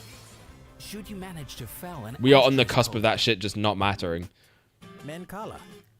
Oh, they showed off freaking worldwide games President. during this. Speed, Hare and Hounds. That's kind of crazy. 51 worldwide classics launches on Nintendo Switch June. It really did launch on June 5th, bro. It really did. Ninjas thrive in clans, so cement your supremacy. Bro, is this... I remember this. What is this game called? Isn't this Ninjala? I remember this game, bro. They got some crazy crossovers for that. Holy shit, that looked terrible.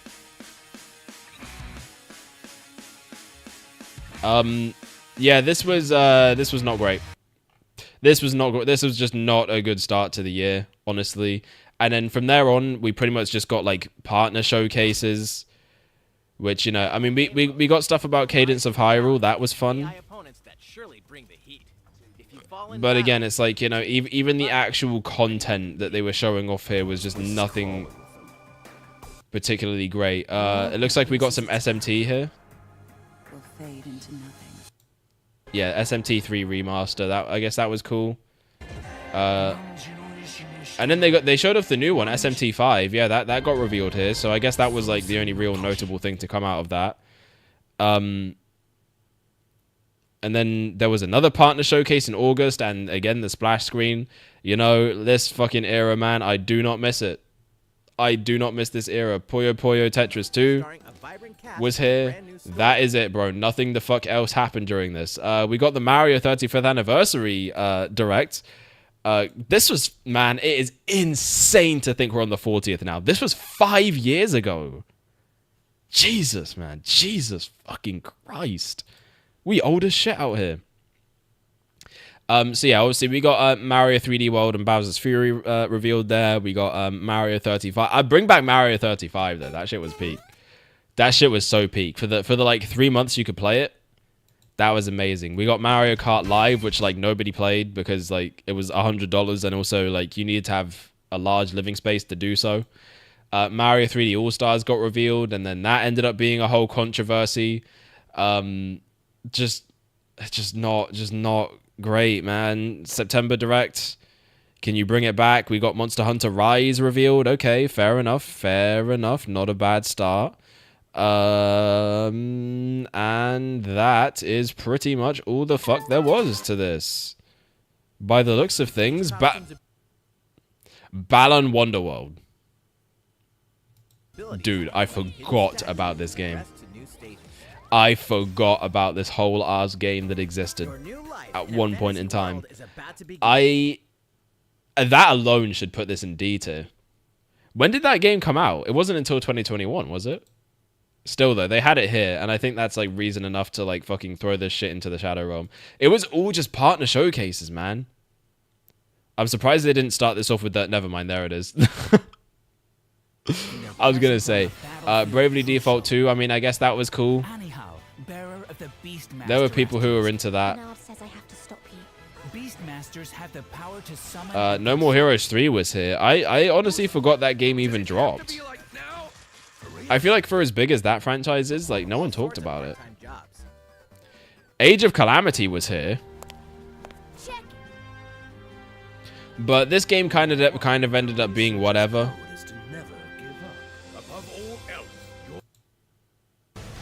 So, I mean, there was that. But, yeah, nah. I think it's... I think it's pretty safe to say 2020 was a fucking absolute shitter. Like, oh my god. Oh my god, this was bad. So, these were the notable releases. You can already see it's a lot less. But of those, we got Dr. Kawashima's Brain Training, which, like, okay. Tokyo Mirage Sessions came out in 2020? Did it? Oh, okay, wait, right. This was the remaster. This was a Wii U game. This was the remaster. Again, like, whatever. I mean, I don't think this game was particularly beloved in the first place. Pokemon Mystery Dungeon came back, but, like, again, I feel like nobody talked about it. Animal Crossing New Horizons, this was really the big release of 2020, let's be honest. That was, like, the entire fucking year for most people. Which, like, it was a good game, fair enough, but ultimately it suffered from, like, not having enough content to meet the demand that was there. Xenoblade Definitive Edition, also pretty notable release. I feel like Clubhouse Games was a pretty notable one too. That game ended up selling quite well. Origami King dropped, 3D All-Stars dropped, which, again, whole controversy around that. Pikmin 3 Deluxe came out? Okay, there's some source, maybe? Events. Nintendo's first partner showcase happened, which, you know, set us on a very dark path. I remember during this period as well, there was, like, I think there may have been talks internally about, like, not doing directs anymore, because they started doing Twitter drops. Like, Origami King was literally, like, revealed on Twitter. And so was Pikmin 3 Deluxe. This shit it was weird, dude. It was just so weird. Honestly, like they were moving away from all of that stuff. And obviously, you know, I mean, the big fucking virus-shaped elephant in the room, you know, is the reason for all of this. But honestly, it doesn't stop 2020 from being a pretty lackluster year. I mean, this was like... Look, if we were talking about Wii U years, like, if 2020 happened during the Wii U era, like, we got all of that content that we did, but it was the Wii U era, that would have been, like, one of the better ones.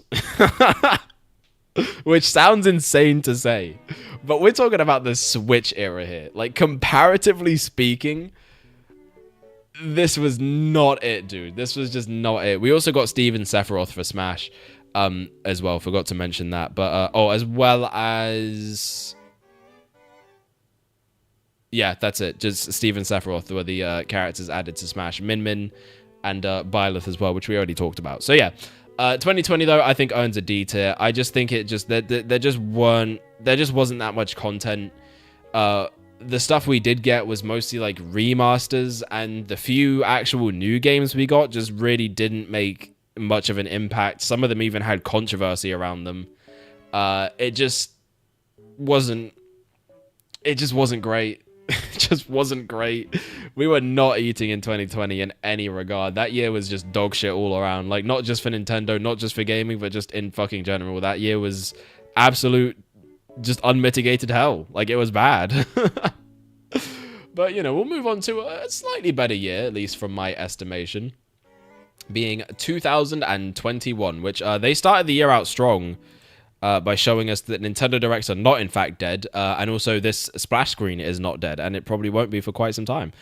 So the trailer, the Direct starts out. I couldn't tell you. Pyro revealed for Smash. I got an invitation to join Smash. This was... Why did they do it like this, by the way? This was such a weird trailer. Like, it starts out, he's, like, looking for them, and then she's all like, man, I was in Smash.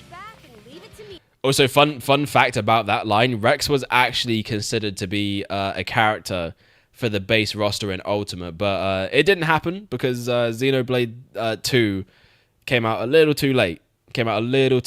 Obviously, by the time DLC rolled around, though, enough time had passed, so that's how we ended up with Pyro and Mithra.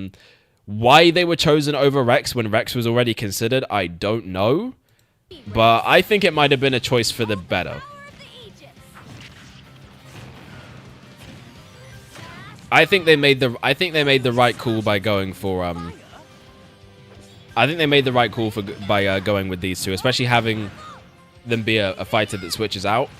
Genius! You're pretty much owning them, and these are seasoned fighters.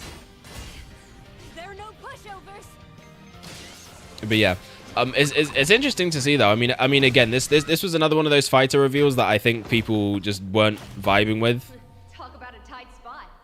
Mithra, let me handle this. I mean, I think it was fine though. I think it was a good addition, especially because again, it brought back the switching mechanic, which we hadn't seen since Brawl. Bro, Fall Guys for Switch, dude. This was the era, bro. That's where we were at during this time. Famicom Detective Club came back. What else? Monster Hunter Rise. Got a highlight here. Mario Golf Super Rush was a thing that we got during this. To build your collection, local co-op play is also available. Scratch And then, oh, is this the Capcom like Arcade Classics collection? Yeah, Capcom Arcade Stadium. That's the one. Cool. Makes sense when No More Heroes 3 lands on Earth, or you know, Nintendo Switch, August 27th. Right, this game got delayed. That's what it was. Exterminate demons in. This game, I played this game. I honestly forgot this was even in a Direct. I forgot this was even on Switch. That game was fun. Miitopia got revealed for having the Switch remaster. Which, like, this game was notable because of the fucking Mii Maker stuff. People did some crazy stuff with the Miis here. I'm telling you, bro, they have got to have this level of customization in the new Tomodachi Life. I really hope so. It looks like they might, based on what we've seen up to this point, but I really, really hope they do have that good customization to it, honestly. That would be amazing. We had the global launch for the Super Mario 3D World. So yeah, 3D World and Bowser's Fury dropped in 2021, which was pretty significant. Triangle strategy. Okay, so we're out of the Octopath and Demon X Machina era. We're now in the triangle strategy era, where you would just hear about this game absolutely non-stop for multiple directs on end. Is this Fortnite? What? Hey, can we redesign our characters? Not a team if you're not wearing No, this is not Fortnite. Okay, I don't know what I'm looking at, but I don't like it. Hades, Ninja Gaiden, and then Skyward Sword HD. What else did they show off here? Splatoon. Oh, Splatoon 3. Wait, what? That was this early? I thought they at least revealed it in the same year that it came out. Also, I keep forgetting to switch my goddamn view back. I only just noticed it looking at the freaking stream playback. Anyways, I forget it was this. See, this game wouldn't even launch for like another year and a half after this. That's like weird to me. That's weird as shit to me. Insane. Insane.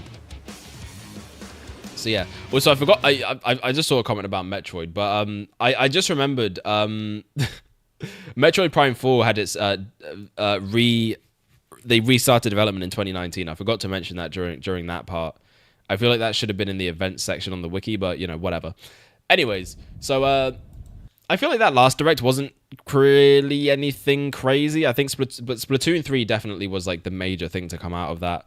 The E3 presentation though, which also E3 2021 was the final E3 of all time, and it started out with Kazuya getting announced for Smash.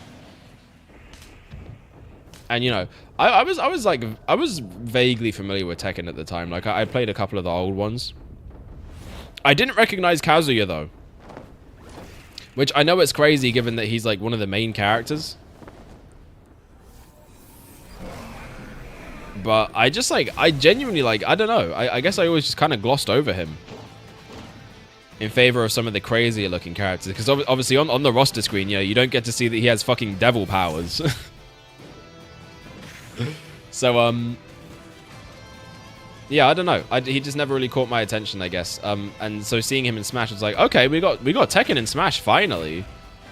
I was expecting Heihachi though, since he's kind of the face of the series.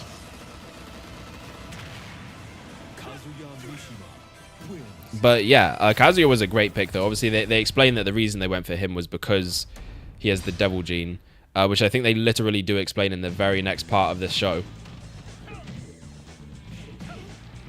But yeah, this was crazy though. Like, seeing them actually adapt a Tekken moveset into Smash was like fucking nuts. Like, I remember seeing this and being like, holy shit, he got so many moves. And then, you know, years later, I would actually play Tekken and realize, holy shit, the game is actually just like that, but it's like even more. I'd finally get into actually playing it seriously and realize that that wasn't even the half of it right there. So Life of Strange Remastered got announced. Guardians of the Galaxy was here. I didn't even know that was on Switch. Overwhelm opponents with Star-Lord's daring combat style. My guess is it probably doesn't run all that well. Oh, Banana Mania was revealed here. Wild. I remember this trailer now. This shit was kind of funny, bro. The way they just have his PNG kind of float across there. And yeah, this was for the 20th anniversary. So obviously, like, Banana Mania was pretty much like a remake compilation of the first 3 games. And yeah, it was really cool, really fun game, honestly. Probably one of my favorite games that they released.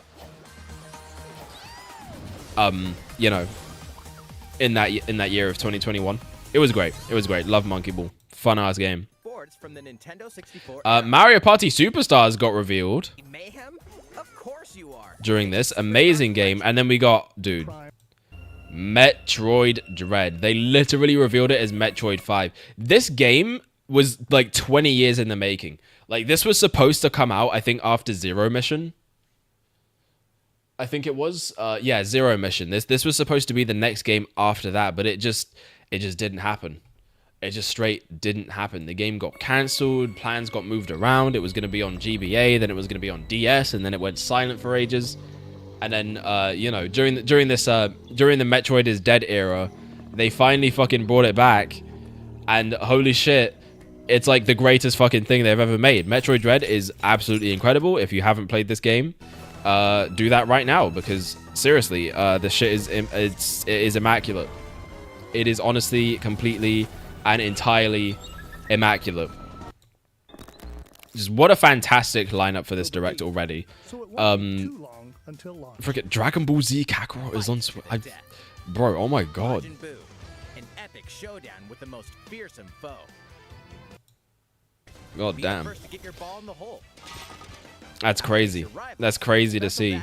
SMT5 got an absolutely massive section on it here.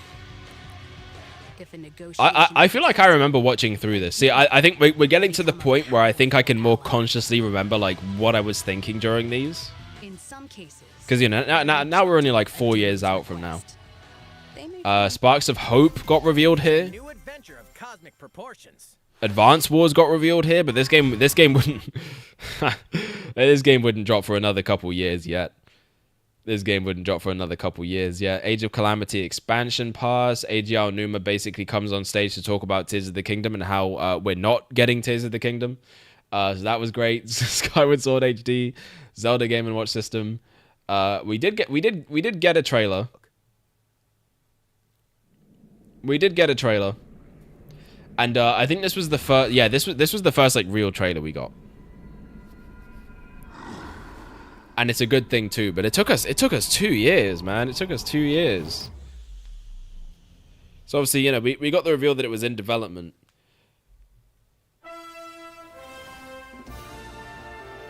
And there's the music, bro. They brought back the 2017 music. Incredible, bro. And there he goes. But yeah, this was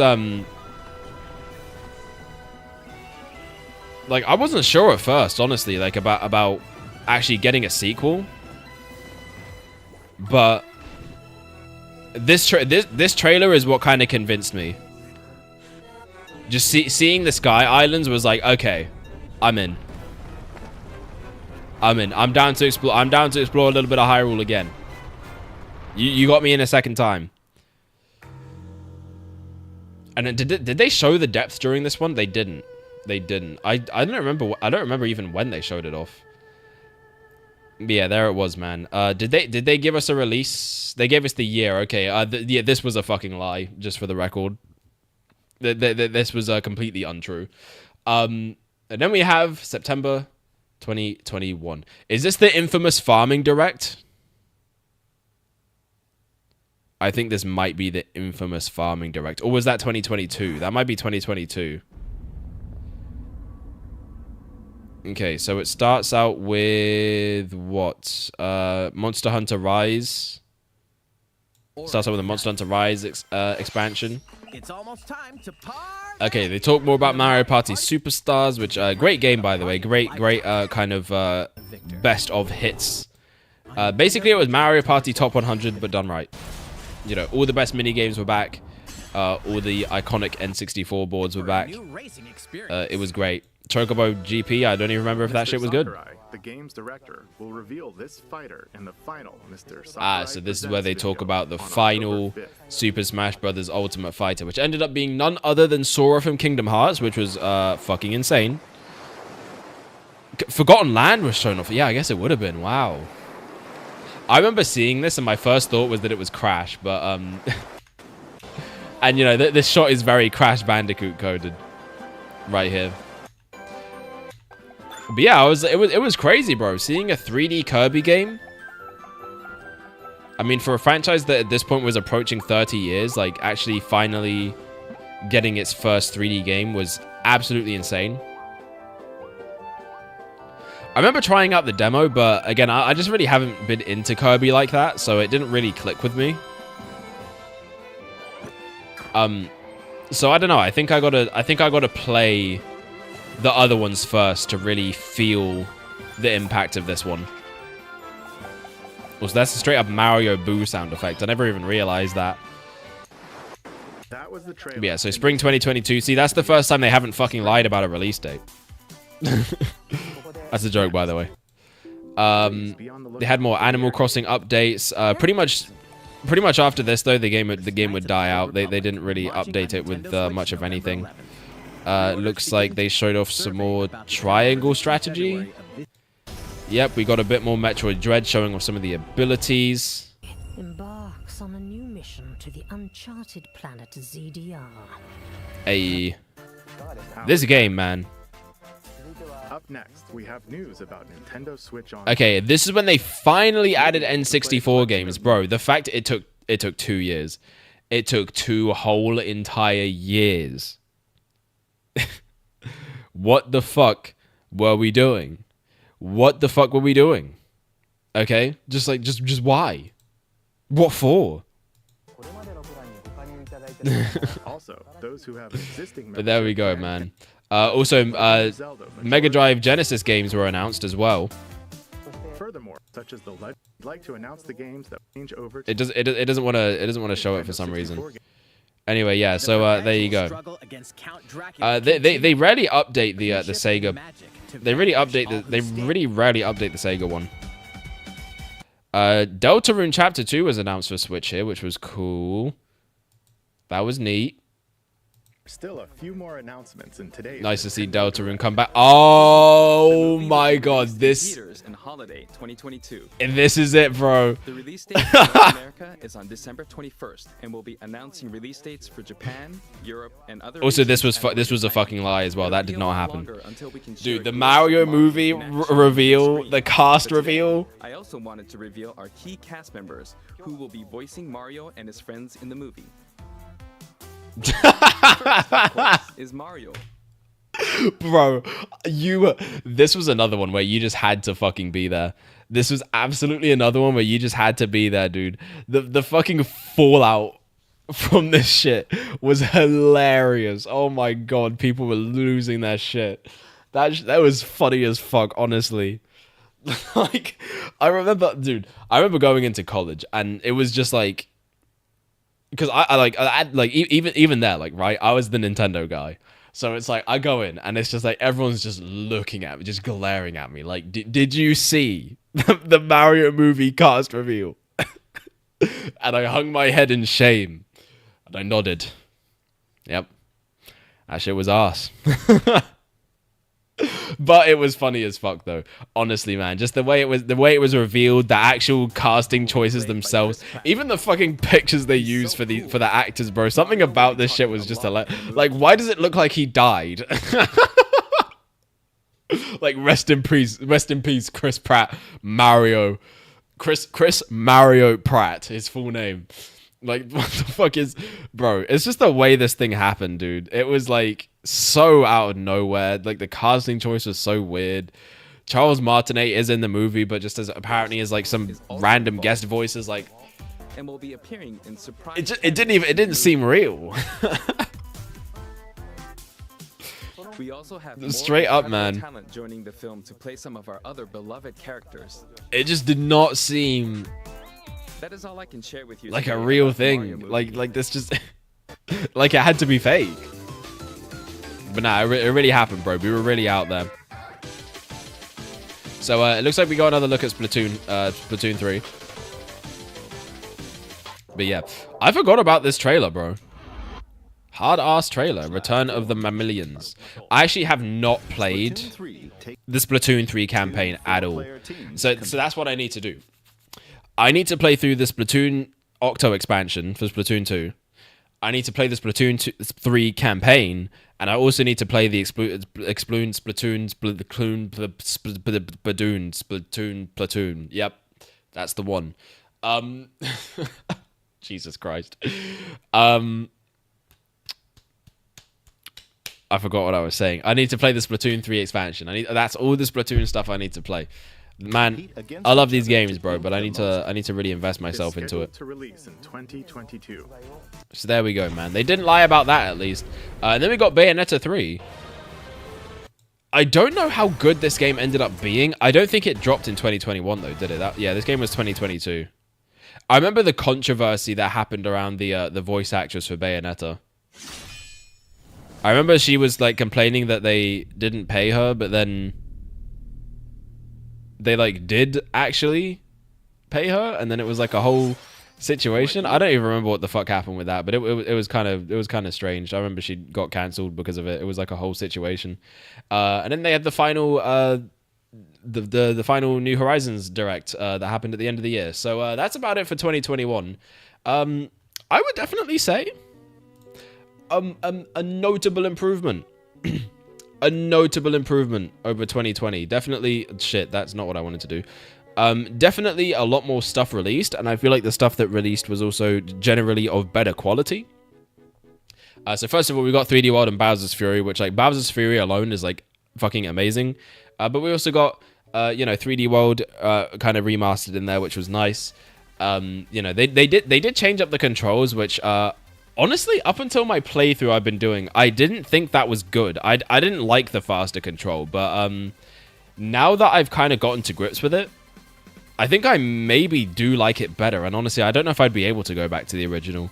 But yeah, it feels good. Bowser's Fury is amazing. Great port. Bravely Default 2 came out. Monster Hunter Rise came out. That was a huge deal. Switch exclusive as well. New Pokemon Snap. I forgot about that. That game is like honestly one of the best looking games on Switch. It is beautiful game. Crazy that the mainline Pokemon games can't look like that for some reason. Famicom Detective Club made its surprise return to the scene after like a 30-year absence. Miitopia also got itself a nice port with, again, great Mii customization that I think should be used in the next Tomodachi game. SMT3 Remaster came out. Mario Golf came. I remember Game Builder Garage. I remember people were like, this is Nintendo's answer to Dreams, and then it just kind of wasn't because it was like super limited. Skyward Sword HD, I remember, came out and had a lot of controversy around it, so that one was kind of a bit of a miss. What's it called? WarioWare dropped, which I completely forgot about that. Metroid Dread, Party Superstars, SMT5, Pokemon Brilliant Diamond Shining Pearl came out. Not bad, man, not bad. I don't know how good the Pokemon ports were. I have no idea. But there we go. I don't know why it lists the Sonic the Hedgehog 30th anniversary. That's not a Nintendo franchise. N64 celebrated its 25th anniversary in 2021. The Zelda franchise celebrated its 35th. The 3DS celebrated its 10th anniversary. Pokemon celebrated its 25th. Damn, a lot of anniversaries this year. Animal Crossing celebrated its 20th in Japan. Insane, dude. Insane. Final E3 as well. Right there. The GameCube celebrated its 20th anniversary. Wow, dude. Wow. Absolutely crazy. Absolutely crazy. And then we got all the NSO drops and stuff like that. The Wii celebrated its 15th anniversary. God damn. Oh my god. So many anniversaries that year. Holy fuck. Jesus Christ. Okay. But yeah, so that is pretty much 2021. I am pretty confident in giving that. That's not what I wanted to do. I'm pretty confident in giving that an A tier. I think... Ooh. I think higher than 2019. I think games like Metroid Dread absolutely pushed this. Mario Party Superstars as well was a big one for me. Into being definitely one of the better years we'd seen for a Switch. This shit was great, man. Great games all around. A lot of good stuff. A lot of anniversaries as well. Like, Nintendo was just popping off this year. I mean, they really made a major comeback. Major comeback after the fucking shit show that was 2020. Like, oh my god, this year was terrible. This year was dog shit. So I think, with that being said, we can move on to 2022. We're down to just the last 3 years. And since they're fairly fresh in our minds, I think I'm going to basically just kind of speed run these. Especially because it's getting late and I got to be up early tomorrow morning. So, you know, we're going to... Okay, cool. Right, everything is looking how it's supposed to. So, yeah, we're going to kind of speed run these a little bit. So, we got a Nintendo Direct in February. Oh, yeah, also 2021, again, Sora was added to Smash, which was an absolutely insane deal. So, that alone would put it up there. Mario Strikers Battle League got revealed here. And honestly, the game was fun for like 2 hours, and then there was pretty much no content. So yeah, thank you Nintendo for bringing back one of the best Mario spin-offs and kind of not really doing anything with it. Salmon Run coming back for Splatoon 3 was revealed. What else do we got here? We got more details on Forgotten Land. Oh yeah, this is where they showed off the mouthful mode for the first time. With the Kirby, as they were calling it. I remember that. I remember Kirby was a thing. Oh my god, that looked horrible. What the fuck was that? Okay. Oh yeah, this is when they were doing the cloud ports. Klonoa. Is this where this was revealed? Is this where this was actually revealed? I genuinely don't remember. I think it might have been. This game was peak, by the way. I never even, like, honestly, I didn't know shit all about Klonoa before this. A classic comes alive. But that game was so good, dude. So good. I should go back and play the originals. Switch Sports was revealed here. This game was not that great. They did the Switch thing where the game is just kind of very bare bones, and they didn't add enough content over time, and they got rid of the Miis for some fucking reason, and people didn't like that. It just wasn't good, to be honest with you. It just really wasn't. This was the big moment for me, though. Earthbound and also Mother 1, Earthbound Beginnings, were released on NSO. These games being there was great, and I replayed both of them. I think I want to say it was maybe a week after this direct. I think I got COVID, and so I was at home. I was chilling. I didn't have to go into college. I also had pretty much like completed my college project at the time, so I just had a ton of free time to just like sit down and just play shit. 2022 was a big year for me in terms of just like sitting down and playing a lot of games. And so yeah, so I beat Earthbound for the second time that year when it dropped on NSO, and I beat Earthbound Beginnings for the first time ever, and that game was bullshit. I fucking hated it.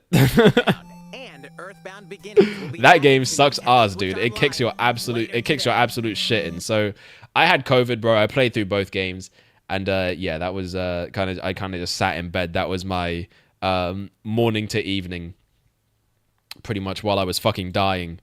But yeah, do not take me back to that. That was not fun. And then we got the booster course, bro. Oh my god. I always forget that the booster course was like a thing for over a year, dude. That ended at the end of 2023. It says it right there. But like, dude, we were getting these so consistently. I genuinely forgot that it started like this early on. This was before the movie even dropped. This was before the Mario movie even dropped. Honestly, that was insane to me. And then we got the first reveal for Xenoblade 3, and I remember this absolutely made waves. And Xenoblade 3 pretty much went on to be like one of the best fucking received games ever made. So I mean, that was kind of cool. Except the release date was fake. They lied about that. They lied about the release date, bro. Watch this. September 2022. That shit was an absolute fucking fraudulent claim. But not in the same way that it usually is, because they actually pushed the release date up to July. I think it was either July or June, and ended up being Splatoon that released in September. So I think the working theory was that basically they swapped release dates for one reason or another. Maybe Splatoon just needed a bit more time. But yeah, because Splatoon is usually a summer game, so you know, obviously that would make sense. As opposed to that, Xenoblade is typically something that releases closer to the end of the year. So, you know, there's that. They also had a whole direct for Xenoblade 3.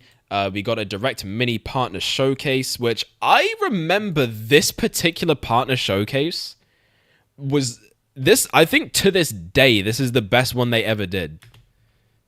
There were some really good announcements here. So they started off with Monster Hunter Rise Sunbreak, and that took up a pretty significant portion of the show. Nier Automata with a new edition was coming to Switch. Super Bomberman R2 was coming out. Pac-Man World Repack as well. That got actually revealed here, which was crazy to see this game come back. I still need to play this, by the way. I have it in my PlayStation library, but I have not played the game. I've not actually touched it. Sparks of Hope got a good little gameplay segment here. And this is what convinced me I was gonna play it, because I didn't play the original just because I don't really care about Rabbids. I don't really fuck with them, if I'm honest. I think they're kind of cringe. But seeing this was like, yeah, you know what? I'll dip in. I'll bite. Let me see what you got. And I ended up liking it, man. I thought it was a good game. I still need to play the original Mario Rabbids. I don't know. I don't know if Sparks of Hope will make the original one, you know, easy to go back to. Then we got Sonic Frontiers, man. It's crazy that we went through all of that between Forces and now to finally get a mainline Sonic game shown off in one of these. But yeah, dude, we got Sonic Frontiers finally getting what was essentially its first actual trailer. This was genuinely the first actual trailer where we were seeing like real ass like gameplay of Frontiers. Also, you do not need good timing. That was a lie. You can also enter a special zone called cyberspace. They really called it a special zone. That's pretty much what it ended up being, though. Hey, thank you for the follow, Gaben Zone. Appreciate that. There's a lot of people pulling up on Twitch. Appreciate that. We're not back to regular streams just yet, but I will be once the Switch 2 drops, so keep an eye out. But yeah, man, this was cool to see, genuinely. How's it going? It's going, man. It's definitely going. We're just kind of looking back on some of the stuff that was shown off from previous years of the Nintendo Switch, just in anticipation for the new one that's dropping. And yeah, man. So we're just going through 2022 at the moment. So the rest of this direct, you know, wasn't anything like too crazy, but there were some really great reveals in this one. Like genuinely, Portal also coming to Switch was pretty crazy. And also, I forgot, yeah. This was huge, bro. They gave us 3 whole Persona games coming to Switch all at once, which was like, this was nuts when this happened. I remember people went crazy. But yeah, I think with all of that, like this partner showcase genuinely is like the best one they ever did. Like there was so many, there were a lot of good reveals. It got a little bit like kind of whatever close to the end, but then they brought it back again, and you know it ended up being pretty damn good. So you know, I'm happy about that. Oh, okay. You want to know how the tier list is looking? Let me show you. This is what we got. So we got 2017 in S tier. Again, launch year, really great stuff. Breath of the Wild, Splatoon 2, Odyssey, Mario Kart Deluxe, Xenoblade 2, just a lot of really great bangers, generational games that came out, and also just because it was the start of a new era, you know, it was great. We got 2018, 2021, and 2019 all in A tier. Pretty much for the same reasons, you know, these were years where there was a lot of content, but there wasn't anything that was like a big standout title. 2018 really being the exception with like Smash Ultimate, but you know, not that like, you know, obviously stuff like Metroid Dread wasn't big, but just that, you know, it's not like a system seller, you know what I mean? So yeah. Whereas like 2017 was like entirely system selling games. And you know, we got 2020 in D tier because it was just not good. It was just not a great year for Nintendo. Honestly, there was stuff. It just wasn't like, you know, anything really that worthwhile. Like the only real like thing that came out of that year was Animal Crossing, and that was about it. And even then, Nintendo killed that game way too early. Like what were they doing, man? What were they doing, bro? Oh my god! You could have supported that game. We could have still been getting updates to that game to this day, and we could have been a society, man. We really could have, but they chose not to. They chose to have us live in the dark ages. But yeah, there was no Summer Direct this year because obviously there was no E3, but I guess they hadn't settled into just kind of doing their own directs just yet. That would happen in 2023 though. So I guess that's almost it for 2022. We already just got this one last direct. Obviously they had a Splatoon 3 direct, which was very extensive, covered everything on the game, but we're just really focusing on the main ones for the most part. So we started out with Fire Emblem Engage, which was pretty much just Fire Emblem fan service, the game. They got every character from the series back.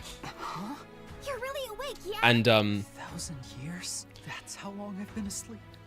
I think it's an anniversary game. Like it's kind of like an anniversary celebration. You are a divine dragon, a member of a royal family of dragons. But yeah, essentially you get these rings where you can summon Fire Emblem characters from yesteryear, and it's pretty cool, man.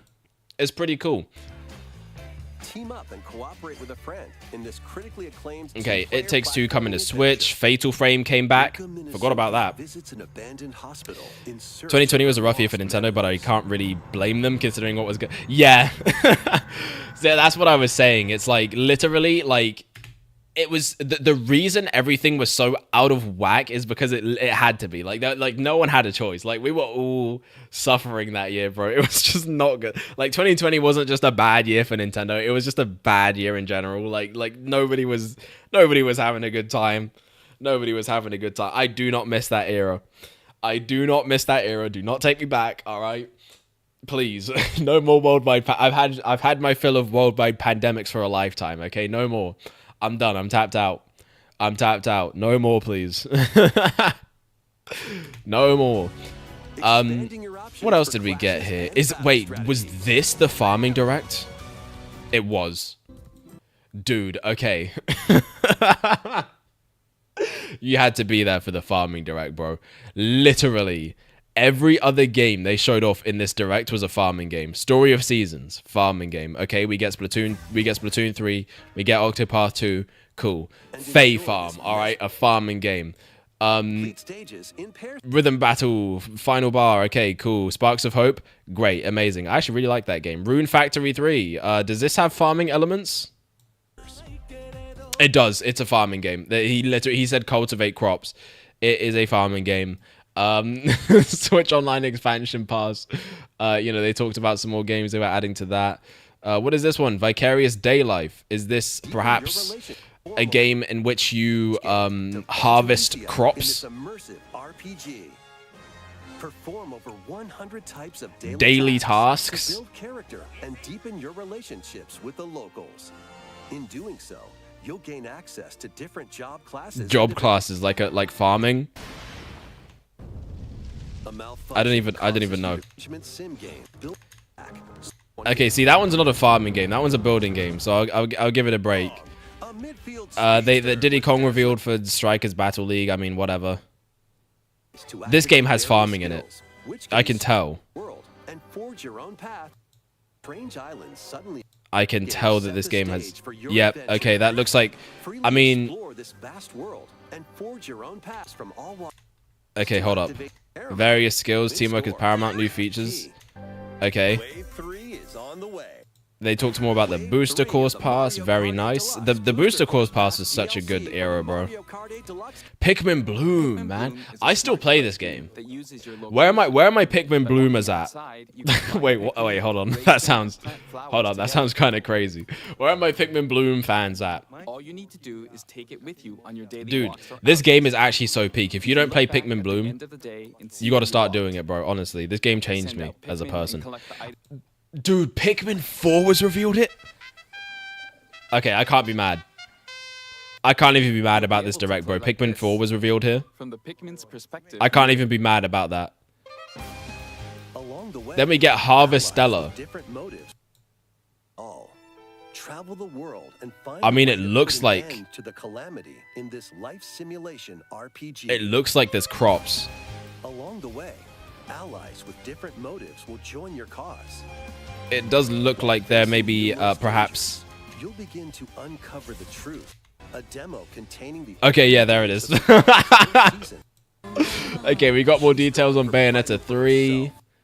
Master Detective Raincode. What's the... Oh, this is what's it called? The what is... What's that game called? Danganronpa.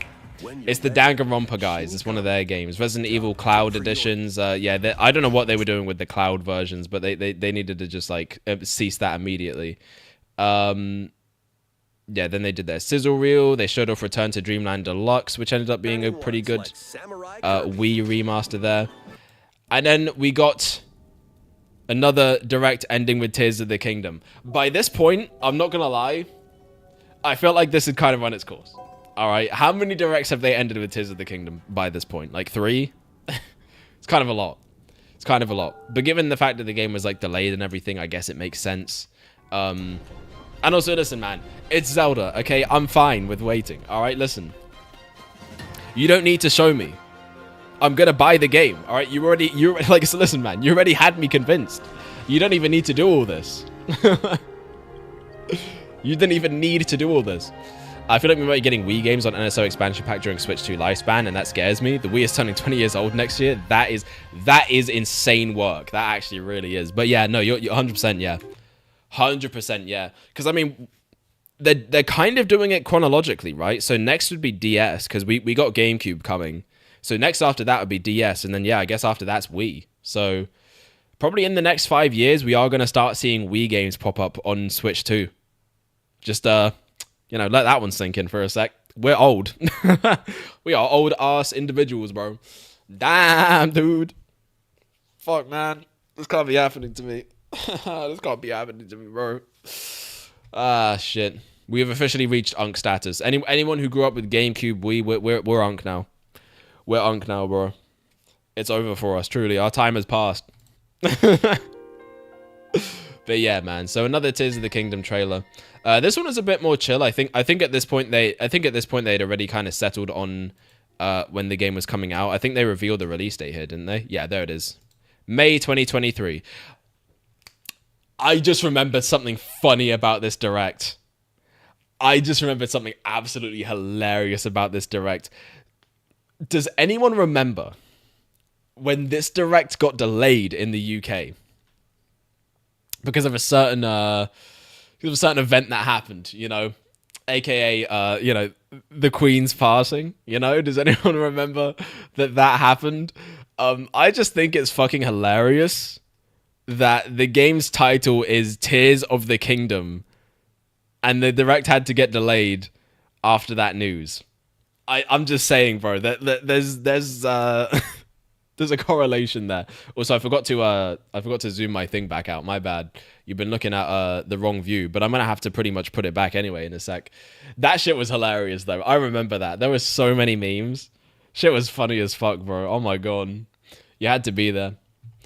I guess the remaining ones are just DS, Wii, and 3DS. I doubt they do Wii U because of ports, and obviously Switch 1 because of backwards compatibility. True. Yeah, 3DS really would be the last one they would do, wouldn't it? Unless they go back and do Virtual Boy. Yo, real talk, they actually should remake Virtual Boy games, and I'm not kidding. They should actually do... Genuinely, pixel remasters of Virtual Boy games with, like, full color. I'm just saying, man. I'm just saying, I would actually buy those. I would deadass buy, like, do like an Arcade Archives edition, almost, where it's like a remaster, but then it's just like re-sprited. I would buy it, man. I would buy it, because I hear some of those Virtual Boy games aren't even all that bad. It just comes down to, like, the hardware being not great. I think that's ultimately what that one suffers from. But yeah, man, 2022. So in terms of, like, presentations, there weren't a lot, but I think in terms of just, like, the actual game releases, it's kind of hard to argue against it. Nintendo acquired SRD. What studio is that? What do they make? Oh, they made a bunch of stuff. Okay. They only just acquired them in 22. It seems like they haven't done anything with them since, though. Okay. Strange. Okay, so Majora's Mask came to Switch Online. N64 celebrated its 25th in Europe and Australia. Switch celebrated its 5th anniversary, which was pretty insane, excluding Japan. Did the Switch not come out in 2017? In Japan? Oh, maybe it was a different date. It might have been a different date, because this is for March 3rd specifically. Some Sega games were added. So the start of the year was pretty slow. It was really just a bunch of NSO stuff. Like, the first half of the year was pretty much entirely just, like, NSO drops, which, like, at that point, we kind of needed it, given the drip feed up to that point wasn't great. I feel like they started to get a little bit... I think they started to get a little bit better after that. The NES... the Super Nintendo celebrated its 30th in Europe, as well as in Australia. Xenoblade 3 came out. Pokemon Snap came to 64. Comic Zone, Mega Man, The Wily Wars, bunch of other Sega games. Pokemon Puzzle League, NSO drops. Pokemon Presents, Splatoon Direct, Wave Race 64 added. Yeah, it's a lot of just a whole lot of NSO drops. In terms of games, what did we really get? Because a lot of it seemed like it was 2023 stuff that they were revealing, in like in the directs at least. 2022. Yeah. Okay. Oh, here we go. Okay, so this was just oh, they put the events before the notable releases for some reason. Okay, so in terms of games, what did we get? Bidoof's Big Stand. Okay, that's not a game. Oh, Pokemon Legends Arceus came out that year. I forgot about that. I've still yet to play that, honestly. I do kind of want to try it out, especially with the new one that's dropping. But then, because the new one's dropping, it's kind of like, I might as well just play that, right? I don't know. I do want to try it out, though. I think the idea of, like, open world Pokemon seems pretty cool. So yeah, the Booster Course Pass began this year. We got, I think, 3 out of the 6 waves in 2022. Forgotten Land dropped. Switch Sports dropped, which, you know, kind of a miss. Battle League dropped, which also was a kind of a miss there. Fire Emblem Warriors 3 Hopes came out. Totally forgot about that. Monster Hunter Rise Sunbreak, Xenoblade 3. Kirby's Dream Buffet, I remember coming out. That game came out on my birthday. I forgot about that, man. I forgot about that. Damn, I gotta go back and play some of these things, man. Splatoon 3 came out. Sparks of Hope came out. Bayonetta 3 came out. Scarlet and Violet came out. Forgot entirely about that. Yeah, man. I would say this is pretty stacked. This is surprisingly pretty stacked. I couldn't remember 2022 being like that stacked. There was a lot of stuff. Was it better than 2021, though? I feel like quantity-wise, it's on par. And I feel like there's more stuff personally that I liked in 2022. But I feel like quality-wise, 2021 might have been a bit better. My gut is telling me 2022, though. So I'm going to rank it above. Still an A tier, though. Still an A tier. I think 2018 and 2017 are still the ones to beat. But the next year, 2023. Now, 2023 wasn't just notable for Nintendo. Because, you know, no, it wasn't quite yet. It wasn't quite yet. But this was the year that we started the channel. 2023 was our first year. So, you know, a lot of this stuff is stuff that our community will remember. So there you go. So Pikmin 4 was the thing that really started the Direct. We got a whole overview talking about it. They showed us the Xenoblade 3 expansion. The new Samba de Amigo got shown off here. I totally forgot they brought this franchise back for like a bit there. But yeah, we're starting to really get into like recent stuff now. Bayonetta Origins was 2023. Splatoon expansion DLC. So 2023 really started out as like the expansion year. Fire Emblem Engage also got an expansion. I think Engage actually came out this year in 2023, I believe. I think it was like the first game they dropped. So yeah, then Advance Wars came back into the fold again. After pretty much being completely MIA for like 2 years. Because of real world events. Kirby's Return to Dreamland Deluxe dropped in 2023. We got the Magalore epilogue as well to go along with it. New little expansion they added. Then they finally gave us Game Boy as well as Game Boy Advance games on NSO. This was huge. This was massive. Thank God we finally got some more handheld games on the handheld hybrid system. Good shit, man. Good shit. Thank fuck for that. I was really happy to see this, bro. I popped off. I watched this. I watched this in person with friends, which was actually the first time I'd really done that. So that was a lot of fun. And then the bombshell happened, bro. Metroid Prime Remastered finally got revealed after literally years of people speculating about Metroid Prime Trilogy or Metroid Prime Remasters. We finally got the first game in HD. And oh my god, it was peak. It was so peak, dude. So I love playing it on the GameCube, right? But I never beat it, alright? I was shit. I sucked ass at games back then. But now, I came back into it with modern graphics. And I finally beat the game. And holy shit, man. What an experience. The Metroid Prime is one of my favorite games of all time. Honestly, man. It's so goddamn good, bro. Just the sense of atmosphere. Just everything about it, dude. The graphical upgrade is insane. Like, the fact that this is running on the Switch at 60 FPS, dude. How did they do it? What kind of witchcraft wizardry bullshit am I looking at? How did this happen? And the craziest part is it literally shadow dropped. They dropped this thing on the day that Direct happened. They were like, "Oh yeah, it's just available today." Like, you can't just do that to me, bro. What the fuck? Bro, the actual magnitude in which I popped off cannot be described. Like, that shit was amazing, dude. Any year that has a new Metroid game drop is immediately peak. And then we got a new look at the Booster Course Pass, which would include some new tracks, including this Yoshi's Island inspired track, which was very cool, very nice to see. This became one of my favorite tracks in the game, if I'm honest. And then, yeah, you know, we got another little Tears of the Kingdom ender. You know, I mean, look, man, at this point, we've seen it all. We've seen everything this game has to offer. They gave us that oh so iconic music once again. But yeah, at this point, man, at this point, I've been locked in. I've been locked into this game by this point. Like, I knew in my heart, man, this was the one. So, you know, this game would finally actually go on to be released this year. And what an experience it was. And this game would be the first game I ever streamed. So, you know, if you wanted to go back and look at the origins of where this thing started, then, you know, that is where it was. Please, lend him your power. And, yeah, truly this was it's an experience, man. Playing through this game, such a journey.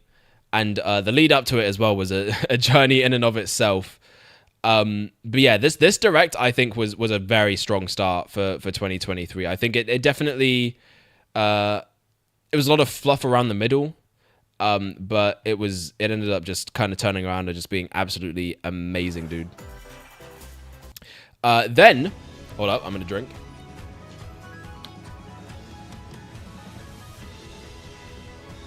Then...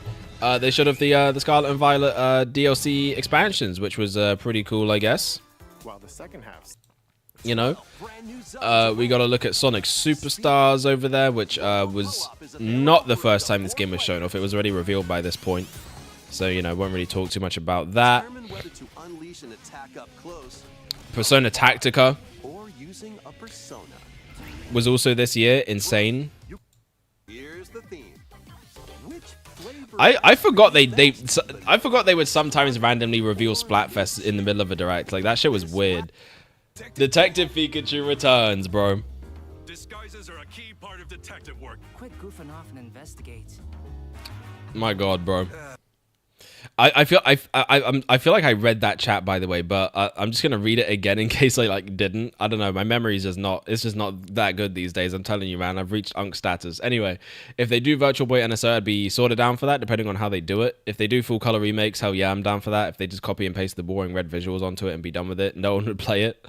Yeah, that's one of those things. I think there's a market for it though. I think there's always a market for it. I think if they did do the full color remake, I think having an option for the original red would be kind of cool, just for the people who like love to torture themselves. So much for my coffee. Something tells me this is just a big... This game ended up being not very good, if we're being real. But the very next thing that would happen, bro. I mean, dude. Look. I don't want to, again, I don't want to like go into things too much, but I just gotta like, I gotta go back to this moment. Cause again, this was the first Nintendo Direct that we reacted to. It was the very first one. So I feel like at the very least, we gotta just like, we gotta just take a look. We gotta just take a look. I do not know why this is out of order. What was I saying? What truly was I saying when this happened? Let's listen. What? Yep, that's my thoughts exactly, bro. Oh, is this the remake? Oh, shit! No fucking way! So I think it might have been rumored up to that point. I don't know. I honestly don't remember. Yeah! I love the art style. Was this during the Pyoro era? Oh my God! I think it was. I'm not gonna lie. I've always wanted an excuse to actually beat this game because I've never beaten it before. And there you go, bro. So yeah, this was my that was Mario RPG, man. It was so nice to see this game come back. Honestly, what a legendary title. And seeing it back, full HD, new remade graphics. This was a moment, bro. You had to be there, bro. And this game, playing all the way through it, So good, man. Such a good RPG, dude. Such a good RPG. I can't really speak too much on the original just because I don't really remember much about the original. But, you know, man, like this remake. Peach and Luigi. Looks like Mario fans have a lot of games to look forward to. I remember though, like before the Mario movie came out, it seemed like there wasn't a lot of Mario stuff going on. Like I think a lot of people, like myself included, were expecting they're gonna do like a lot of stuff to market the movie. There's gonna be a lot of tie-ins. They're gonna release a lot of games to coincide with it. But that kind of didn't happen, you know. So I just think that's sort of interesting that it ended up being. We ended up getting this direct, which just ended up being a complete Mario blowout. Like we just got so much stuff. Also, freaking Arkham trilogy on Switch happened randomly. That was interesting. And then we got some more DLC for Mario and Rabbids. I think they revealed the Rayman DLC here as well. Maybe or maybe not. I'm not too sure. Yeah, no, never mind. And then, yeah, so they showed Dragon Quest Monsters. We got a little more about Pikmin 4. Actually, we got a whole lot more about Pikmin 4. Metal Gear Solid Collection. Penny's Big Breakaway. I think that was revealed here. It was. Yeah, it was. I remember because I was like, I saw it and I was immediately like, is this what the Sonic Mania devs were working on? And yeah, it was. It was. The game ended up being kind of not great, to be honest. If I'm gonna keep it a buck, it was kind of mid, but you know, whatever. It was exciting at the time. That didn't drop until 2024 though. They showed off WarioWare Move It. Why aren't you saying anything? They showed off the Tears of the Kingdom amiibo because the game was already out by this point. And then they ended the direct with the reveal of a new 2D Mario game for the first time in 11 years.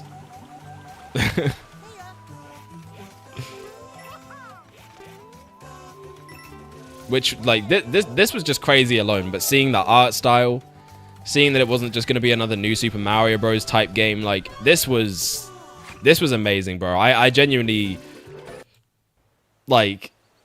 That Goomba looks so well then. This is amazing, bro. Take me back, dude. Take me back to the Wonder era. Take me back to the Wonder era, man. Please. We're kind of in the Wonder era, though, when you really think about it. And then they gave us a whole direct for it. Then we got our September direct. And then that would be it for 2023. So we got the Splatoon 3 expansion pass. Was revealed during this. I think that dropped in 2024. We got our reveal for Mario vs. Donkey Kong remake. Which, you know, that ended up being a decent amount of fun there. Prince of Persia Lost Crown. That was more of a multi-plat thing, but that game was really fun. Got more details on Mario RPG. Got the reveal of another code, which would also drop in 2024. Got more details for Peach Showtime, which would also drop in 2024. What else? Tomb Raider Remaster Collection, Detective Pikachu Returns. Also got more details, but again, that game was not that great, so we can just kind of skip over that. Luigi's Mansion 2 HD. Got some more details. Again, that was another 2024 release. Oh yeah, they revealed the freaking Nintendo Museum here. That's a pretty big deal. What, did they open it in 2023? I don't remember. That's a pretty significant event. Okay, yeah, it was 2024. F-Zero 99 got revealed here. F-Zero fucking came back. You know, not, you know, it was the first game, but you know, it came back, bro, in a sense. But yeah, this was insane to see. Like just actually seeing new F-Zero content in 2023 was like nuts. Honestly. More details on WarioWare. Booster Course Pass. These were the final tracks that were revealed, yeah? Yeah, there we go. Or at least just one of them. And then, yeah, we ended it off with another Mario RPG remake. This time, Thousand Year Door. They really just got all the most fan favorite games and just like brought them back, bro. Honestly, man, this was insane. This was another crazy pop-off I had when they showed this. But dude, honestly, man, 1000 Year Door coming back, incredible game, incredible experience. Thank fuck they brought this game back, because dude, it is truly like truly incredible, truly an incredible game, dude. Honestly, man. But yeah, a lot of that stuff was for a lot of that stuff ended up being for 2024. So what other notable things happened in 2023, you know? Of course, you know, we had all our game releases there. You know, obviously Game Boy added to NSO. Super Nintendo World opened in 2023. I forgot about that. But again, we're really focusing on the Switch stuff, not too much the multimedia stuff. The Mario movie came out as well, as another big thing that happened outside of that, but is not going to factor into the ranking. And yeah, just a bunch of NSO games would drop. Wow, there were a lot of releases in 2023, man. So Fire Emblem Engage, Metroid Prime Remaster, Return to Dreamland Deluxe, Mario Kart 8 Booster Course Pass, which did conclude within this year. Bayonetta Origins, Jesus Christ. Advance Wars finally dropped. Tears of the Kingdom came out, which like that is pretty much the big release of this year, which just ended up being an absolutely massive deal. Pikmin 1 and 2 also there, which means pretty much the entire Pikmin franchise was now on Switch with this release, except for the 3DS one. But no one really cares about that game. So that's pretty amazing. Fucking 1-2 Switch came back, of all things. Like, okay, fair enough. I don't really know why. Pikmin 4 dropped. Goddamn F-Zero 99 dropped. Dude, Mario Wonder. Mario RPG.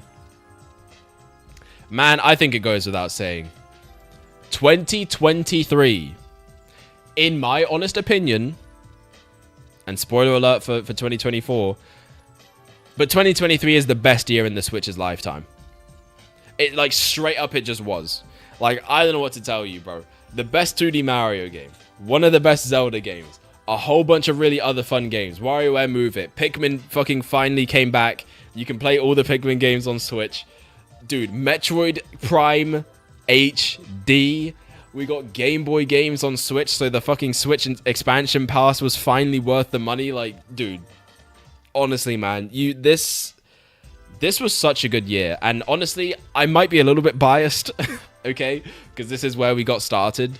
And so I have a lot of fondness for it, for like really kickstarting this whole career that I'm kind of trying to work towards here.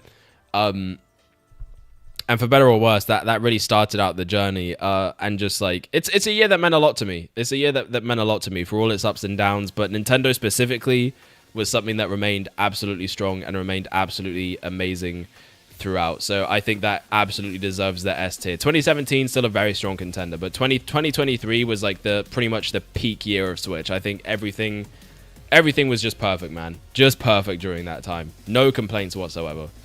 So 2024, in comparison, was a little bit slower. But I mean, how do you not be after all that? So, you know, they start with kind of a whole lot of not really anything, to be honest. Epic Mickey was fun. That was nice to see. Banana Rumble got revealed here. And that ended up being a really fun game. I really want to play more of it, man. I feel like I just did not play a lot of it. I got to get back into that sometime.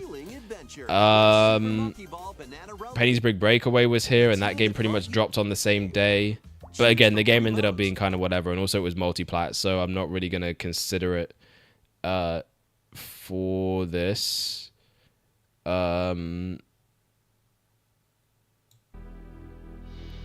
And then, what did we get here? Okay. Then it ended with Endless Ocean. Okay, yeah, not a great start to the year. Wow. There was like one game. There was one game worth a damn. Okay. Fair enough. Fair enough, man. But things would pretty quickly pick up. A long-thought dormant franchise would return. And oh my god, if again, just like Ultimate's reveal, if there was a collective moment where you could hear the absolute screams of every Nintendo fan, this was it. I mean, we all thought it was dead. We all thought there was no fucking chance this series would come back. But it did, bro. Also, this battle theme is giving me fucking PTSD. In the end, I didn't end up loving this game. I won't lie to you. I thought the padding was absolutely egregious, and I really fucking hated that. The game itself was good, but man, the padding was terrible. The pacing was bad. The padding was terrible. Like, the performance in spots could be pretty spotty. Like, the game kind of, I feel like the game definitely didn't meet expectations, at least fully. It wasn't bad, but like, at least just the idea of having Mario and Luigi back was just nice. It was just nice to have it back. Hopefully it gets to stay, and hopefully these developers get to kind of like iron out some of the rough edges, as it was their first try. You know, obviously it's not Alpha Dream developing it. Then we got Nintendo World Championships NES Edition, and this game was also a lot of fun. I really enjoyed playing that for a bit there. Switch Sports finally got fucking sports added to it. You know, crazy concept. Considering the fact that this was like, what, 2 years after the game initially released. Then we got DKC Returns HD here, which was also revealed, and that ended up being a 2025 game. Dragon Quest 3 HD 2D, again, that's a multi-plat thing.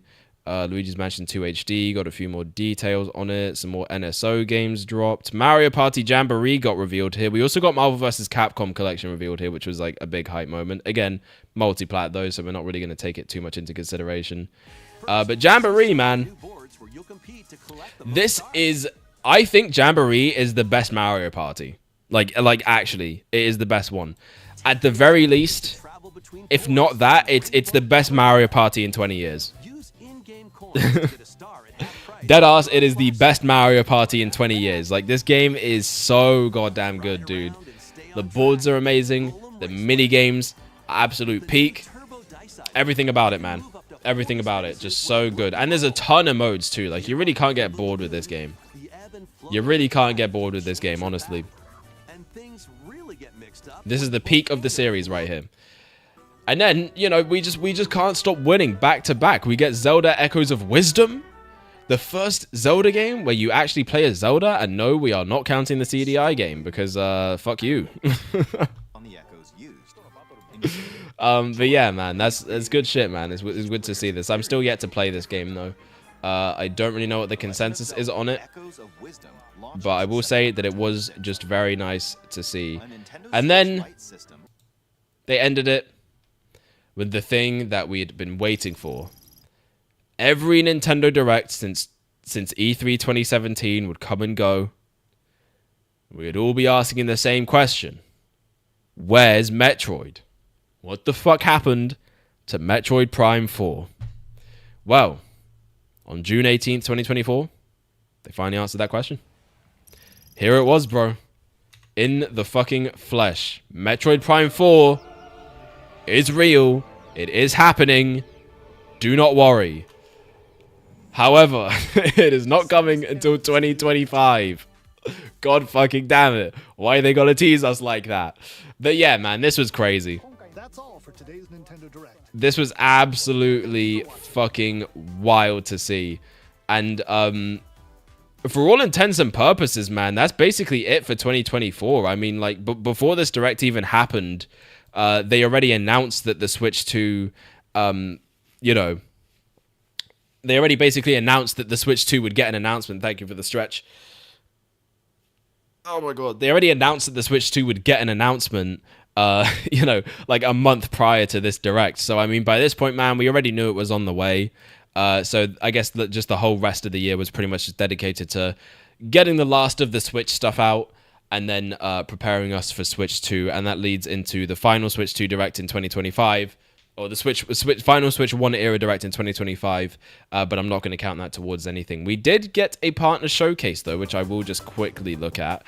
That did have some pretty good announcements there. Again, nothing really first party, and not really too many straight up exclusives, but we did get like Yakuza coming to Switch. We did get Capcom Fighting Collection 2.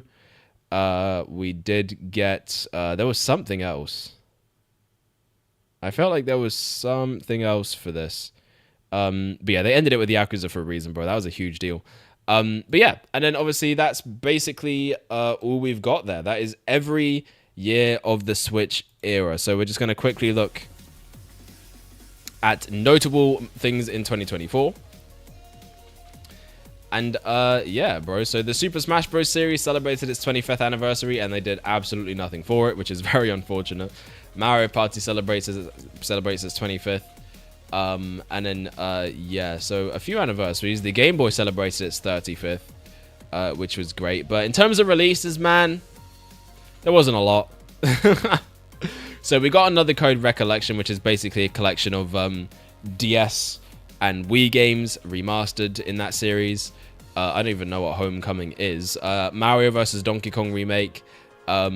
Princess Peach Showtime came out, and that game was pretty... It was good. It was good. It was nothing crazy. Endless Ocean came out, and I remember this game got, like, pretty bad reviews, so I feel like that one wasn't... not great. Not great. Thousand Year Door Remake came out. Amazing, fantastic game. Luigi's Mansion 2 HD, you know, competent port. Does what it needs to do. We got a new Famicom Detective Club game after the remakes came out just a couple years ago, so that's kind of nuts to see. NES Champion Edition came out. Echoes of Wisdom came out. Mario Party Jamboree, Mario and Luigi Brothership. So yeah, not like a lot of releases. We also did get a lot of NS. We also started to get like actually kind of frequent NSO updates like for the first time, which was nice. This is like the first year it felt like they were actually like consistent about it. Not just like, we're going to suddenly dump a whole bunch on you this month, but then next month you're just not going to get anything. Like, at least like most of the time you were at least getting a balanced amount of content. They also dropped Alamo last. Wow, just this is all recent memory, bro. Oh my god. But with that said, I think we should rank the final year of the Switch 1 era, which I'm going to say 2024... It sucks to say, because I do think there's some good releases, but I think it's just kind of a B tier. I think they went out on just kind of an okay note. Like, there was, you know, I think the big release for this year definitely was Brothership. But there just wasn't really much outside of that. Like, most of the DLCs and expansions from previous games had wrapped up this year. You know, like the actual releases they had weren't anything major. There's a lot of Mario, and as a Mario fan, I'm happy, but there wasn't like a lot of other stuff, to be honest. So I don't know, man. 2024, you know, it's good stuff. It's just nothing crazy, you know. Like, you know, if let's just say that like 2023, 2017, those are the kind of years that could convert someone who's not a Nintendo fan into absolutely loving Nintendo. Whereas like 2024 isn't really going to change anyone's mind. You know what I mean? So that's kind of how I would reason that. So I'm pretty happy with this. I don't think I would move any of these around. I don't think I would move any of these around. So overall, I would say that the Switch 1 era was a rousing success. I mean, pretty much every year had something to offer. Even 2020. Even 2020, like, you know, at the end of the day, man, like, I clowned on that year for just having such a lack of content, but ultimately, like, that was that was one of the biggest years in terms of sales for the Switch because of just how much it helped people through, like, a hard time. And I think that's something that is worth commending for, and I think that's something that's worth pointing out that really makes it something special, that really stands out. So I think, you know, for that reason, it's like each of these years can provide you with something. Obviously, some more than others. But yeah, man, I think overall, Switch era was pretty damn fantastic. And I would go as far as to say that the Switch era was at least top 3 best eras for Nintendo. Just in terms of their output, just in terms of the quality, and just in terms of like the whole community around it. You know, the Switch era really has been one that I feel like I've really been able to get invested into the Nintendo community. There's a lot of like figureheads in the Nintendo community that I've really come to appreciate during this era that have come up And more than anything, like, this is the era that really inspired me to get into content, because it's just like, I really felt like we were getting so much great stuff, but then it's like, I wanted a platform to share that. I wanted a platform to share that appreciation for everything that we were getting. So, you know, this era really did that for me, and I think that's something I'll always remember it for. Definitely not going to forget it. There were so many incredible moments. You know, so much hype. Of course, you know, there were the moments of Nintendo classically doing their Nintendo thing where they kind of, you know, going after fan projects and shutting stuff down, and DMCAs happened arguably more in this era than they did in any previous one, which definitely sucks. Like, let's not kid ourselves. Then there's 2020 and all the stuff surrounding that, and just in general, you know, there was always a question of, there was always like the thing that would come up occasionally in some of their games where it was like, okay, there's a bit of a lack of content going on here, and Nintendo kind of trying to adapt live service models in some of their games, but not really doing it successfully. Like, they don't really get how it works. So I think in that way, like, this era has kind of had a few of its pain points, but it's nothing that I think is even remotely close to like something like the Wii U era. You know what I mean? Like, you were just constantly suffering during that period. You know, there were very few things that were keeping us going during that time. So in comparison to that, man, what an absolutely insane turnaround this was. And I can only hope that the Switch 2 era is even half as absolutely stacked and insane and hype as the Switch 1 era was. And even though I was only making content for pretty much the very end of it, you know, I think I'm happy that I was there, man. I'm happy that I was there for the part that I was, and I wouldn't change a thing about it. I wouldn't change a thing about it. So Switch 2, man, a new era coming soon, and that's going to be the first one where I'm going to be there all the way. So make sure you're subscribed, all right? If you want to catch everything that happens during the Switch 2 era, you want to join in on the Switch 2 journey, hop on the hype train, you know, get this thing going. Let's really start moving out here. And yeah, just give it a subscribe to the channel, man, and also follow us over on twitch.tv/ExtraZoneArcade. You know, we stream on both platforms. Not regularly just yet. That will happen once the Switch 2 drops.